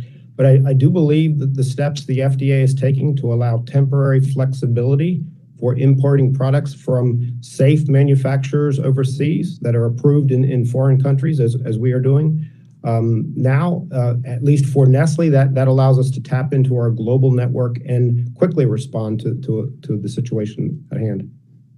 And we talked earlier in the hearing today, I agree that that is certainly a viable solution. I represent a rural area in Pennsylvania, and I look to see how the rural areas can be supplied with that as well. Mr. Calamari, as a representative here for Abbott, and I definitely respect you being here and taking these difficult questions. I respect you as a leader answering that. But if you could address what regulations you felt could be changed to increase, without compromising safety, increasing, as Mr. Cleveland said earlier, to fill the shelves. Representative, thank you for the comments and for the question. I think I would characterize two key areas where we could continue to improve. One is on securing ingredients. The road ahead, as we think about continuity of supply, is something we have to make sure we're very much prepared for. So continuing to work on secure supply of ingredients. And distribution. Distribution is a speed to market, never cutting the quality steps, never cutting the testing steps, but making sure we have accelerated distribution and ability to get it to the customers and the consumers would be the areas I would say we need now and we're going to continue to need in the weeks and months ahead. Mr. Calamari, address that just a little bit further for me, if you would, please. Specifically, in the supply chain, are there specific ingredients that you look right now are challenged? On the horizon, we see in the manufacture of infant formula, agricultural oils are absolutely essential. Paper is absolutely essential. The cost of fuel to supply and distribute the product is essential. So I would call out those key elements ranging from agricultural oils to the cost to deliver the product would be the biggest areas of focus. Thank you, I appreciate it. And now our final panelist, you're going to be the cleanup batter. What, as far as government regulation, Mr. Cleveland, because I used your quote about filling the shelves, and I stopped this morning at a local supermarket, and you're right, those shelves are not filled, and parents and caregivers are quite concerned about that. So how, and from a government point of view, can we, without compromising safety of your product, how can we work, what regulations could be modified to ease what you're facing right now? Well, thank you for the question, sir. And as cleanup batter, I can add incrementally to what's gone before me, because many of the suggestions that ourselves and I'm sure the other manufacturers have made to the administration and other parts of the government have been implemented. So focusing on those most at medical need through the import exceptions, I think is an excellent idea. And then making sure that we increase the flexibility of the WIC program to make sure that the vulnerable women and infants in that program are taken care of and they have safe access to product, I think was essential. And I think the USDA has implemented, at this point, all of our suggestions to do that, which is being very helpful. But the one final thing I'll end on the inputs is really the logistics, because the agricultural oils is a very good point. That's an essential input to our process as well. But one of the things we find is the logistics of getting those from our supplier to our plants with sufficient trucks to do so has also been challenging. So it's not only just the inputs, but as we've heard before, it's also getting the trucks and the logistics in place as well. Thank you for the comments. Madam Chair, I see my time has expired, but again, I thank you for this important hearing today. Thank you. Thank you so much. Mr. Ruiz, you're now recognized for 5 minutes. Thank you. Every aspect of the current infant formula shortage is alarming, and I'm most disturbed that the parents, caregivers, babies, and children most impacted by the supply strains are those who are already living meal to meal with food insecurity. That is particularly true for families that rely on the Special Supplemental Nutrition Program for Women, Infants, and Children, the WIC program. And this committee does not have jurisdiction of WIC, but the manufacturer's relationships with the program is central to the disproportionate impact of the shortage on low-income families. As I understand it, Abbott contracts with approximately 34 state WIC agencies and serves more than 47% of the 1.2 million children receiving WIC formula benefits. This means that when Abbott's products were recalled, caregivers who are already in vulnerable and precarious financial positions felt the product's absence from the shelves the most. So, Mr. Calamari, as the primary supplier of infant formula for WIC beneficiaries, does your company have obligations to these families? And if so, what specific actions has Abbott taken to ensure that its non-recalled products or even competitor options are available to these vulnerable families? Representative, we take our WIC commitment and our WIC obligations very seriously. One of the key actions I identified in my opening comments was when we airlift product, we're airlifting Similac from Ireland. That product we're shipping over is the #1 product we provide on the WIC program. We prioritize that early in our action plan and are going to continue to sustain that in our action plan going forward. In addition, what we've also done is we've paid competitive rebates. In other words, when our product is not available, we'll pay the rebate on other manufacturers' products so families can continue to get access to the nutrition they need. Going forward, we're going to pay those rebates through August, and it's an area that we will continue to look at as we think about the improvement going forward. How do you do the outreach, the education to the families that you would pay the rebate, and are you doing them in Spanish as well as in English? So we work very closely with two key stakeholders, USDA, but also the state WIC agencies, where we provide materials bilingual, and we work with the agencies to make sure we're providing the necessary information customized by state to make sure we're communicating the current status to their constituents. Mr. Cleveland, your company, Rickett, supplies WIC beneficiaries with infant formula in the United States. According to company statements, as of 2020, Rickett held the WIC contract in 15 states and was providing formula for approximately 44% of all WIC-eligible infants in this country. How has Rickett been coordinating with states and WIC beneficiaries to expand its product availability to low-income Americans in this current crisis? And what additional steps must we take to avoid similar disruption in the lives of these marginalized families in the future? Well, thank you for that question. And since the recall began, we're the next largest manufacturer of scale to meet the needs of those WIC consumers now in all states, not just ours, but the others as well. And that's a tremendous responsibility. To be able to do that effectively, we reached out and spoke to the USDA almost immediately, seeking flexibility, for example, in the size format.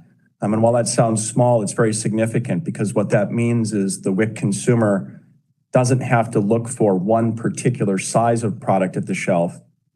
They can find any size at the shelf to fulfill their benefits with. And that's allowed us to continue production and step up to meet the requirements of those consumers. We've since worked with the USDA to find a number of other ways to flexibly administer the program, because really the focus for the WIC consumer is the same as the others, making sure she has safe access to formula and doesn't have to compete with non-WIC consumers to get it. So the more sizes, the more formats, the more manufacturers that the program can support, the more likely she is to have her needs met. And that's really where we've been focused, is make as much as we can and then make sure that the WIC consumer can access that through her benefits. And again, the USDA has implemented just about every suggestion we've asked them for over the last few weeks. And we think we're doing as good of a job as we can. Well, I commend the administration for being responsive and the action and the swift action to meet the needs of these families, and hope that the manufacturers continue to do the same in the years to come, because I am deeply concerned that low-income families are bearing the brunt of this crisis of supply. And I yield back. Thank the gentleman. Mr. Peters, you're now recognized for 5 minutes. Thank you, Madam Chair. I would have some questions for Mr. Calamari. In your testimony, you indicated that Abbott has invested, quote, billions of dollars in things like growing production capacity, creating new specialized formulas, enhancing safety and quality. I'm particularly interested in that latter point. So how much of your resources, either as a percentage or of annual expenditures or a ballpark figure, does Abbott devote to ensuring the safety of the infant formula products it produces?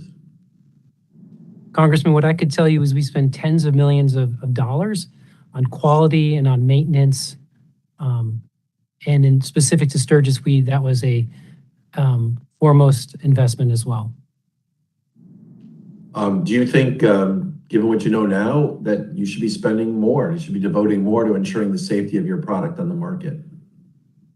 Representative, I think we are absolutely committed to investing and doing what it's going to take to make sure we consistently make product to the standards we all want, and that this never happens again. So we are going to invest and make sure those resources are available. Since 2009, the FDA has conducted approximately 20 inspections of Abbott's Sturgis facility. As I understand, this has been discussed a little bit before, even prior to FDA's recent investigation in January, the 2 inspections before that also found objectionable conditions or practices. The 2021 inspection in September found that Abbott did not maintain its building in a clean and sanitary condition. FDA inspectors observed standing water near dryers used in the production of infant formula, saw personnel working directly with infant formula, not washing their hands.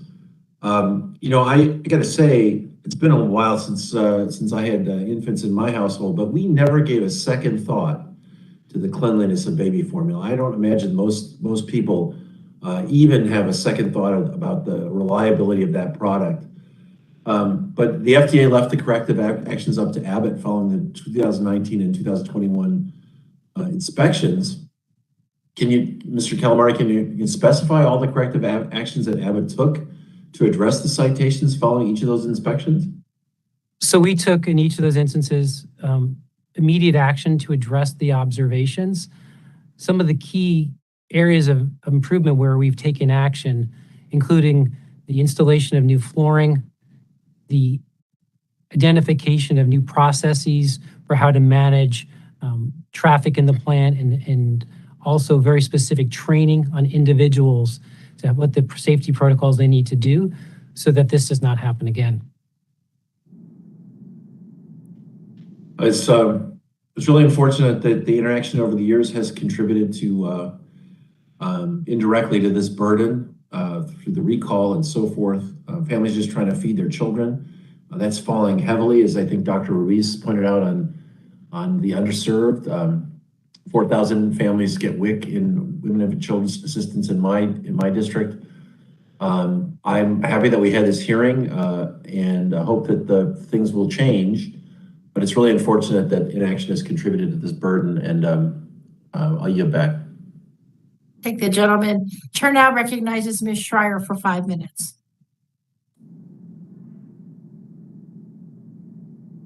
Thank you, Madam Chair. And I'm going to tee off a little bit what my colleague, Mr. Peters, was just talking about. I just first want to thank our panel of witnesses for being with us today, for feeding America's infants. I want to make sure we get some questions answered and hopefully reassure parents who have rightfully been very concerned by the shortage and by the safety issues. As some of my colleagues have already mentioned, the baby formula industry in our country is really unique in that about 90% of the product is made right here in the United States, and the vast majority is made by your 3 companies. And so it should be no surprise that when something goes wrong, like what happened in Sturgis, it really rocks the whole industry. And the facility in Sturgis is responsible for 40% of Abbott's formula on the market and makes up about 20% of the total formula on the market in the US. And that is really significant, especially when this year Similac has the contract with WIC. So I think there's these 2 main questions on parents' minds right now. And the first is, knowing those statistics, how could you not have anticipated that shutting down Sturgis facility would affect the market and the ability to find formula, especially while people were stocking up because of the pandemic? And why didn't you do anything at that point to mitigate the shortages?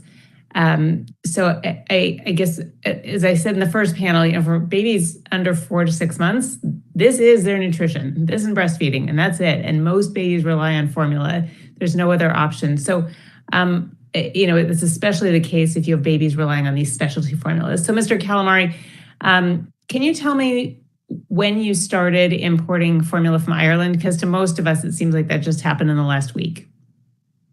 Representative, thank you for the questions. So we started increasing our imports from Ireland. We did it in January, we did in February, and we really started increasing it in the months to follow. But that was one of a series of actions we took. We also took immediate action after the recall to convert our adult liquid manufacturing lines to make Similac. We also started taking action on addressing in the 483 observations what needed to be done at Sturgis. And we also increased production at our Ohio, Virginia, and Arizona plants. So while we were working on Sturgis, we took a series of actions to make sure we were getting more product into the marketplace. Thank you. And while you're mentioning Sturgis and getting that up and running, that's the second question on parents' minds and pediatricians. And it's about trust and why should we trust that once the factories reopened, that those contamination problems will have been corrected? Because there was a problem in 2019 that evidently didn't get fixed. There was no inspection in 2020. In 2021, that inspection kind of coincidentally happened when one baby got sick. And we just heard from the FDA commissioner some pretty damning reports. And we read the whistleblower reports about, the roof and the floor for sure. And I understand you've replaced those, but also the lack of hand washing, unsanitary conditions, the shoes, the falsifying records, the testing empty cans instead of full cans so that you could be assured that it would have a negative or a normal test result. It seems like there is this cultural problem at the Sturgis facility. I hope it's not at other ones. That really raises questions in my mind about, you can put all these requirements on, but if we have a culture and management at that facility that is falsifying results, why should we trust that? So I want to know what's happening there. Is management being fired? And what kind of oversight are you going to have? Representative, I think there's two key elements to what you're referring to. One is specific to we trust in getting Sturgis back to producing at the level we all want. And we are very much aligned with FDA on the standards and the process steps and what needs to be done in the facility. And we're taking action on that right now. So you are. What I want to know is the people who for the past several years have been covering up, skirting around the rules, misreporting how much formula is in cans because there were inconsistencies with weights, like this lackadaisical disregard for standards. I understand that you get it, and I understand your standards. What about them? Representative, respectfully, the whistleblower allegations, we don't know them to be true. That's an open investigation, and it's ongoing. What I can tell you is I was at Sturgis last week. The employees I saw are committed to the highest quality. They're committed to learn going forward to get even better. So I would really just want to reemphasize that because that's so critical. And the whistleblower allegations, again, have not been proven to be true. And that's an ongoing investigation that's very much being done independently. Fair point. Thank you. I yield back. Thank you. Mr. Han, you're now recognized for 5 minutes. Thank you, Madam Chair. Mr. Calamari, I represent a diverse district, which is home to one of the most underserved cities across the entire state of Massachusetts. The city of Lawrence is a minority-majority city with a poverty rate of 21%. On a per capita basis, the city suffered greater numbers of COVID-19 infections than any other city or town in Massachusetts. Now, this has already stretched the city's limited resources and adversely impacted the hardworking families there. So it's almost unthinkable that now the very same families who suffered the most throughout the pandemic are those who are once again disproportionately impacted, this time by the baby formula shortage. You know, for Bay Staters, Abbott's Similac baby formula is the exclusive brand for WIC. Although Abbott's recall has impacted states across the country, it has fallen hardest on states like Massachusetts that have contracted with Abbott. So on May 17th, I, along with my colleagues from the Massachusetts delegation, we sent you a letter. We haven't received the response yet, so I'd like to follow up on some of the questions now. I was pleased to hear, obviously, that Abbott entered into a consent decree agreement with the FDA, committing to fully correct all 5 of the deficient observations from the January through March 2022 FDA inspection, and to develop plans to reduce and control the risk of bacterial contamination in its products. But it also never should have got to this point if you, in fact, had proper safety protocols in place that were reinforced with a culture of surfacing problems, as my colleagues, Congresswoman Rice and Schreier, have pointed out. Mr. Calamari, Abbott has publicly stated that the company could restart the Sturgis plant within the 2 weeks of FDA approval. Your testimony walks through several specific improvements and states that Abbott is, quote, installing non-porous, easily cleanable sanitary floors, and, quote, confirming process consistency by validating the dry out test method and verifying the dry out procedures. It seems like these are things that should have already been in place well before the recall was necessary.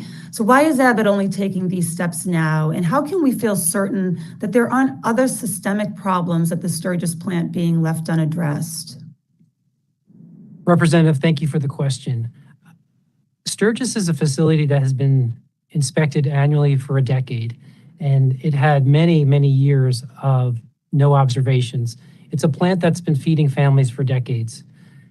In 2019 and 2021, we did find and identify areas where we needed to improve. Those observations were identified and we took immediate action. Specific to 2022, we are prepared and we are working around the clock, all hands on deck to address the issues raised so we can get the facility up the first week of June is our goal, and that's what everyone's working towards. So some prior observations from FDA at your Sturgis facility reflect a potentially lax culture when it comes to maintaining a sanitary product environment. You mentioned protocols where employees are encouraged to flag safety lapses. Prior to the whistleblower, how many times have employees registered complaints with safety internally to managers in the company? Representative, I appreciate the question. I'm going to have to get back to you with the specific numbers. How about additional training or controls? What are you putting in place to ensure that this is not an issue when you reopen the Sturgis plant and, according to your testimony, quote, more than double your production? So we will continue to investigate all reports and make sure we have a zero tolerance policy for retaliation or misconduct. We have our ethics and compliance office and our hotlines there as additional resources to make sure employees are heard and that there's an avenue to speak up and hear your voice and have your voice raised if you see something. Well, hopefully those employees that speak up will be rewarded. The fastest way for you to turn around your culture, I think, is to show folks that you are so committed to servicing problems that you will reward employees who actually bring those problems to your attention so that you can get working on fixing them. Finally, Mr. Calamari, what is Abbott planning to do with the infant formula held but not recalled at the Sturgis plant since February 17th? Are you planning to release any of these products? And if so, how is the company ensuring the safety and quality of these products? So, Representative, I think you're referring to the product that's on hold. That product will remain on hold, consistent with the consent decree. We have made an amendment to the consent decree to release EleCare product in alignment with FDA. Okay, thank you. Madam Chair, I yield back. Thank you. Chair will now go to members who are not members of the subcommittee. And with that, I will first recognize Ms. Dingle for 5 minutes. Thank you, Madam Chair and Ranking Member Griffin, for convening this second panel as well. You know, I have to be really clear about why we're here today, because Abbott Nutrition has consistently failed for years to implement basic safety procedures at Sturgis, Michigan. And it hurts me to say that because I'm a Michigan girl. But we know that back in 2010, Abbott was forced to recall baby formula produced at the facility due to contamination with beetles and larvae. And the FDA inspection reports in 219, 221, and 222 show Abbott failed to implement safeguards to keep its infant formula free from contamination at the facility. And indeed, the FDA did recover Chronobacter bacteria from at least one swab of what appears to be a contact surface earlier this year at the Sturgis facility. And this is all in addition to the whistleblower complaint, which alleges a culture of putting, and I don't like saying this, but I'm worried about all these babies and families across the country putting profits ahead of safety. And the Inspector General report says, quote, Abbott has failed to implement and actively enforce adequate internal controls with respect to the Sturgis site. So, Mr. Calamari, has there been any accountability at Abbott for these egregious safety failures? Why has the company continuously neglected basic safety procedures at this facility as documented by FDA and the Abbott whistleblower? Representative, thank you for the questions. And first, I want to reiterate our commitment to families and commitment. We take our responsibility very seriously. Specific to the Sturgis plant, it has a regular inspection calendar. Over the last 10 years, we were inspected and we had no observations, but for the 2019 and the 2021 observations. And we quickly addressed those issues. And we are committed to addressing all the elements as outlined in the consent decree, where we're aligned on the step forward. Specific to the whistleblower, though we do not know those allegations to be true, we take it very seriously. It's an open investigation, and given its independence, I wouldn't want to comment. But I would tell you, I've been at Abbott 17 years. The Abbott I know encourages compliance and encourages employees to speak up. Well, it's going to take more than words, and I want to believe you. And this isn't something that, can be spun. So I know that you have to, as a company, rebuild people's trust in Abbott's products and the safety failures that have occurred. And because of what's happened at the Sturgis plant, American families and Americans across the country are continuing to search for infant formula in stores and online where scammers and scalpers have been taking advantage of the shortage. Mr. Calamari, is Abbott engaging with state or federal agencies to identify or report online scams involving its infant formula brands? Representative, to your comments, first, we're not just going to offer words. We're going to offer concrete actions, and we're committed to working around the clock to making sure we address the issues that have been raised in the hearing. Specific to pricing, we have no tolerance for price gouging, and we are working closely to make sure our products get to consumers affordably and safely. So are you working to help report scams? Is anybody working to identify people trying to scam people online with fake product? So we work with our retail partners in coordination to make sure that we are getting our products listed the appropriate pricing and the appropriate product is listed.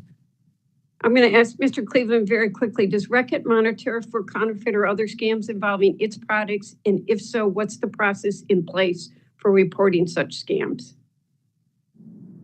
Thank you, Representative. This was these behaviors of price gouging online were one of the things I mentioned with President Biden, and he was taking it very, very seriously. And for our own purposes, if we're aware of a stolen product or we become aware of it, we have corporate security, and if necessary, they can work with the appropriate law enforcement authorities or with the retailer where that might be occurring to try to put a stop to it. So we do have processes for that, yes. And we take it very seriously. Mr. Fitz, I have 10 seconds. So I want to commend you for Gerber's partnership with the Biden administration to bring your products produced in Europe here, and ask you to, are you working with the FDA to ensure foreign produced formulas don't give scammers an opportunity to confuse families looking for alternatives? Thank you for the question, Congresswoman. Yes, we certainly monitor that. Similar to the previous answers, we have our call centers that look into that, and when we identify fake product, take action. Thank you, Madam Chair. I yield back. Thank you. Chair now recognizes Mr. Bouchon for 5 minutes. Thank you, Madam Chairwoman. Mead Johnson Nutritional, with a major liquid formula manufacturing facility in Evansville, Indiana, in my district, was acquired by Reckitt in 2017, and I want to take this opportunity to thank the employees at this facility for their hard work during this crisis to help get formula back on the shelves.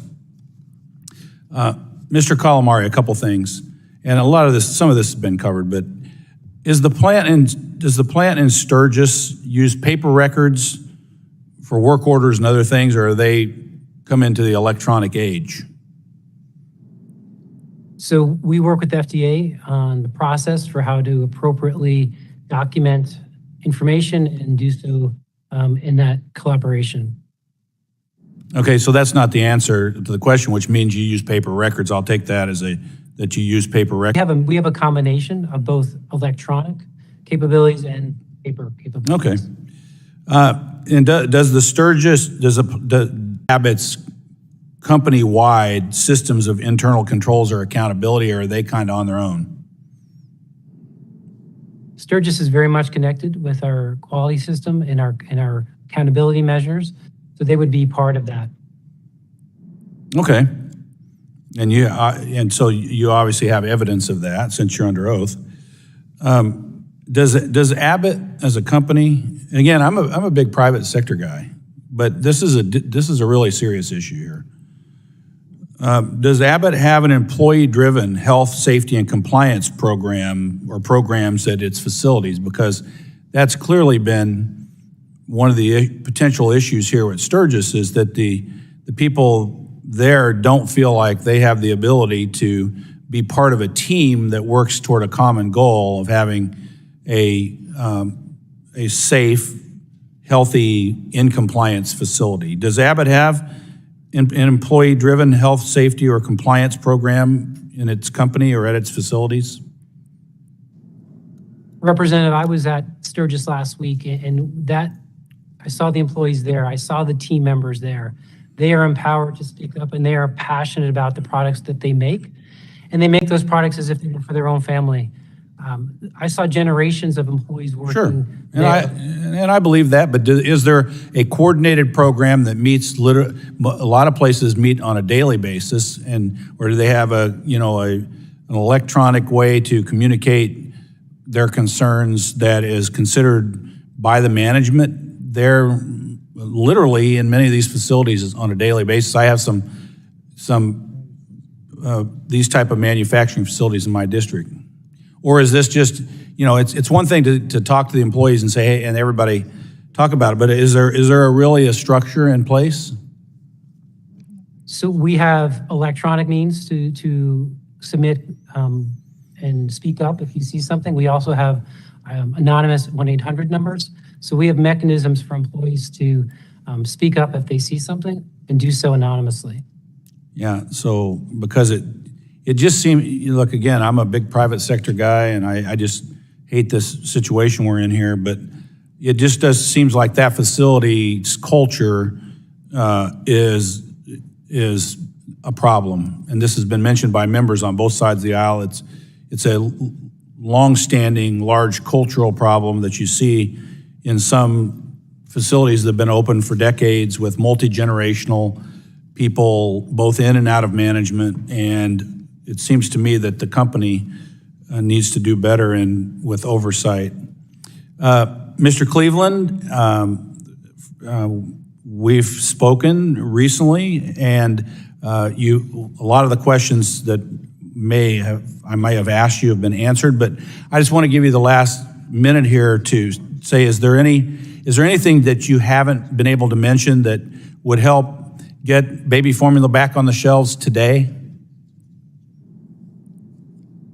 Sir, the number one thing we need, and thank you for the opportunity to reinforce it, is consistent access to sufficient input materials to our manufacturing facilities so that we can make as much as possible, fill the shelves as quickly as possible, and help put this behind us.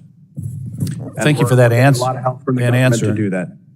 Yeah, and I know you're doing a lot of other things, including working on getting formula from some of your overseas manufacturing facilities, and I appreciate that. So I appreciate all the witnesses, and I yield back.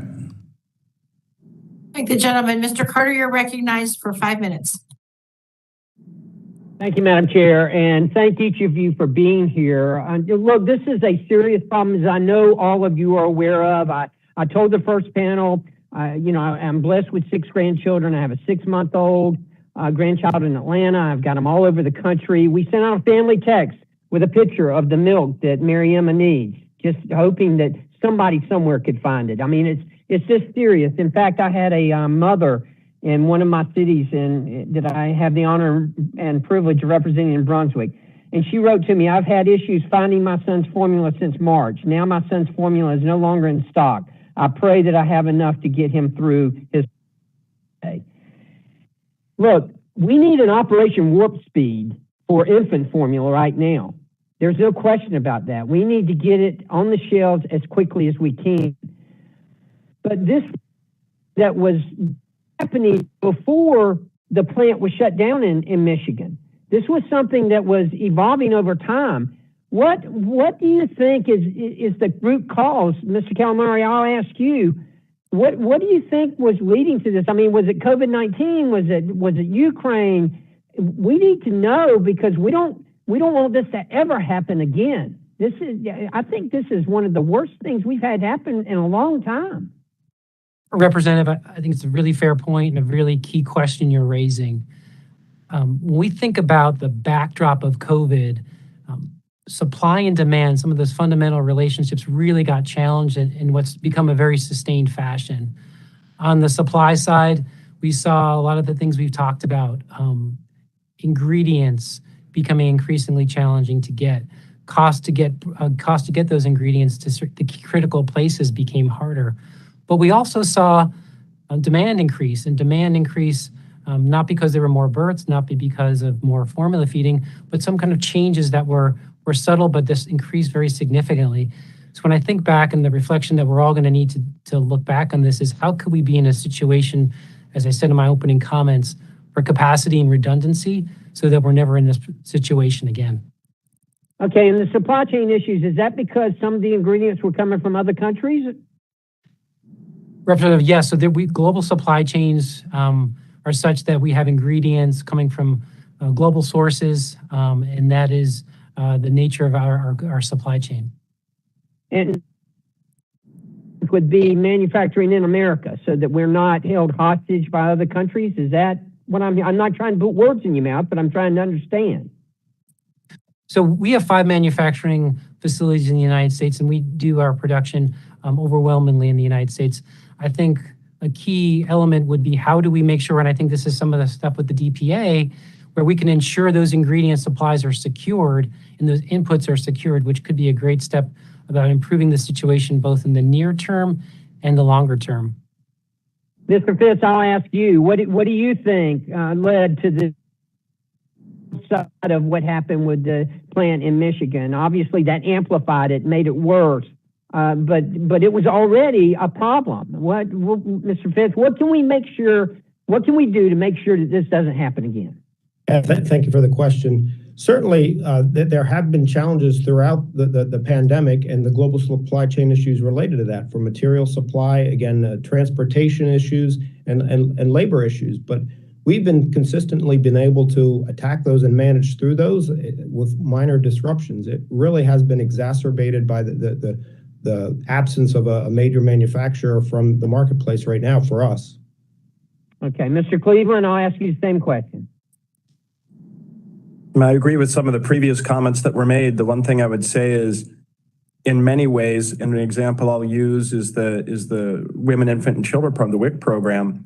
When something like this happens, because I don't think we can ever be 100% guaranteed, the key is to be flexible in how we respond to it, either through administration or things like the WIC program, the way that we can bring imports into the country from other facilities. I think that's the major lesson to learn from this in the future, is how to be more flexible in response to something like this. Good. Well, thank you all for your responses. It is important we never let this happen again. It's important, as I said earlier, we need an Operation Warp Speed for infant formula right now. I mean, we need to get it on the shelves as soon as possible, or get it from overseas if it's acceptable and meets all of our quality standards, but we need it now. People in the districts, in my district, they need it. So thank you, Madam Chair, for allowing me to wave on, and I yield back. Thank you, Mr. Carter. Well, we've come towards the end of our hearing now. I'd like to recognize the ranking member, Mr. Griffith, for any final comments or questions he might have. Yeah, I'm going to make some comments. Thank you, Madam Chair. I appreciate that. It's been a good hearing, and I want to thank you, Madam Chair, for having this hearing, and I want to thank the witnesses for participating. It's not been an easy hearing for a lot of the witnesses, nor should it have been. We've learned some things. One, notwithstanding comments to the contrary, I am convinced that Abbott needs a change of culture at the Sturgis plant. Something is not right there, and there's been problems there for a number of years. That's something they'll have to decide, but something that we need to keep an eye on to make sure they don't continue to have recurring problems. The FDA needs to help us help them, and it's not all about money. It's about using the authority that for food inspection that they already have, and to use the processes that they already have, and to try to figure out how to be a little more nimble, and figure out how they can acquire information on supply chains without necessarily having to use subpoenas or have some new division of their agency created. And for us, whether it's inspections of food products or medicines, as the appropriate committee, we need to examine how we can improve the inspection process that the FDA does. For example, surprise inspections are a good thing. This is not the first hearing that I've been involved in where folks were more concerned about getting subpoenas or making sure that they notified the plant they were coming in. And I know it's more polite to notify than to just show up and say, hey, we're from the FDA, we're here to look around. But this is not about being polite. This is about making sure that what we're inspecting is actually being inspected and not dressed up for a special holiday or a special inspection. It's about making sure that things are safe and things are being done right. And then we have to make sure that they understand that you don't always have to send in a big squad to do a surprise inspection. You know, a single employee with a cell phone and a camera would have picked up at the Sturgis plant a recurring problem with standing water in the facility. Might not have caught muddy boots going through the food preparation area or the infant formula preparation area, but you would have caught standing water on a more regular basis, and you would have said, whoa, whoa, whoa, this is a serious problem. It breeds the likelihood of bacteria growing. Now, that's just one, but of the areas that we can look at, there's dozens. And I hope as we move forward over the next few years, Madam Chair, that you and I working together can figure out what other hearings we need to have to make sure these things happen, and that the rest of the committee will work to make sure that we can make the FDA a more responsive agency when it comes to making sure that our food supply is safe. And with that, I yield back.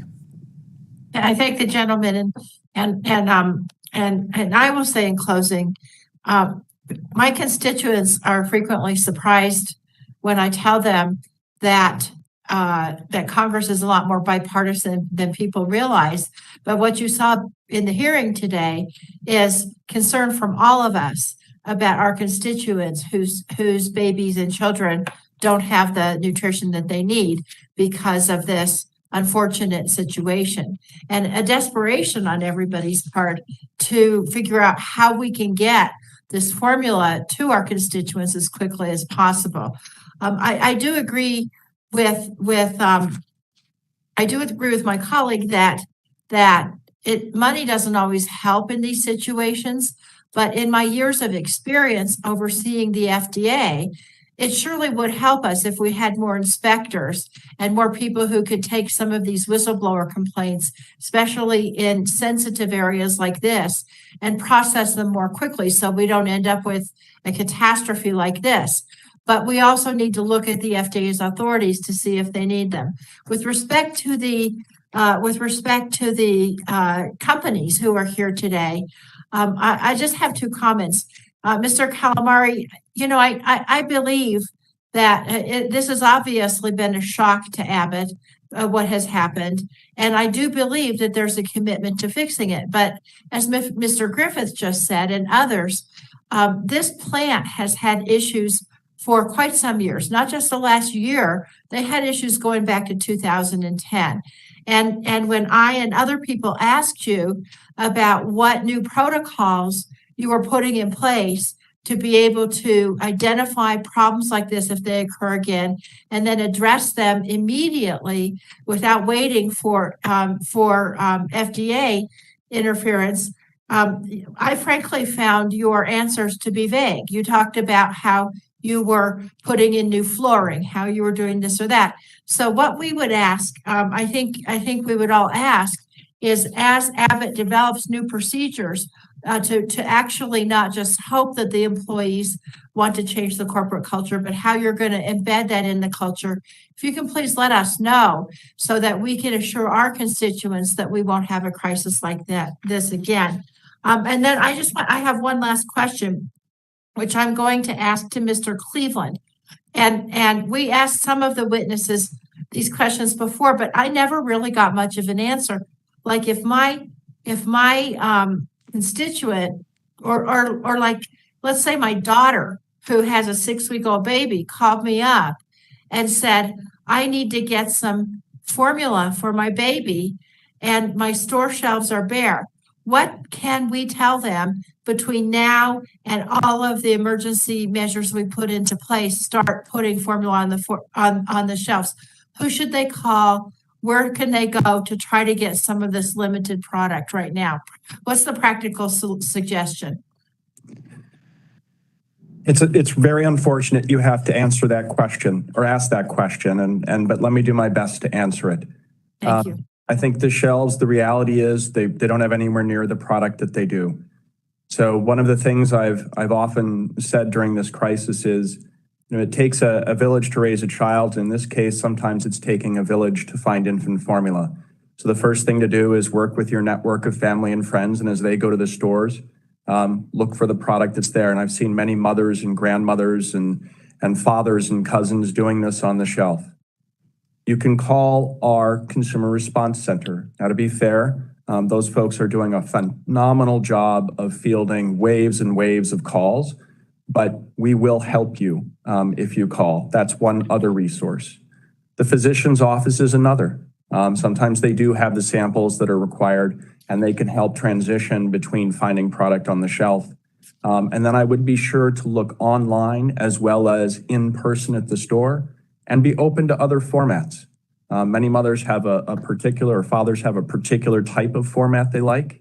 You may need to be more flexible in the format that you use, but all infant formula regulated by the FDA is safe for your infant, whether it's a liquid or a powder or what size it's in. And so I would say shop widely, see your doctor, or enroll your family friends, give us a call if you need to, and be flexible.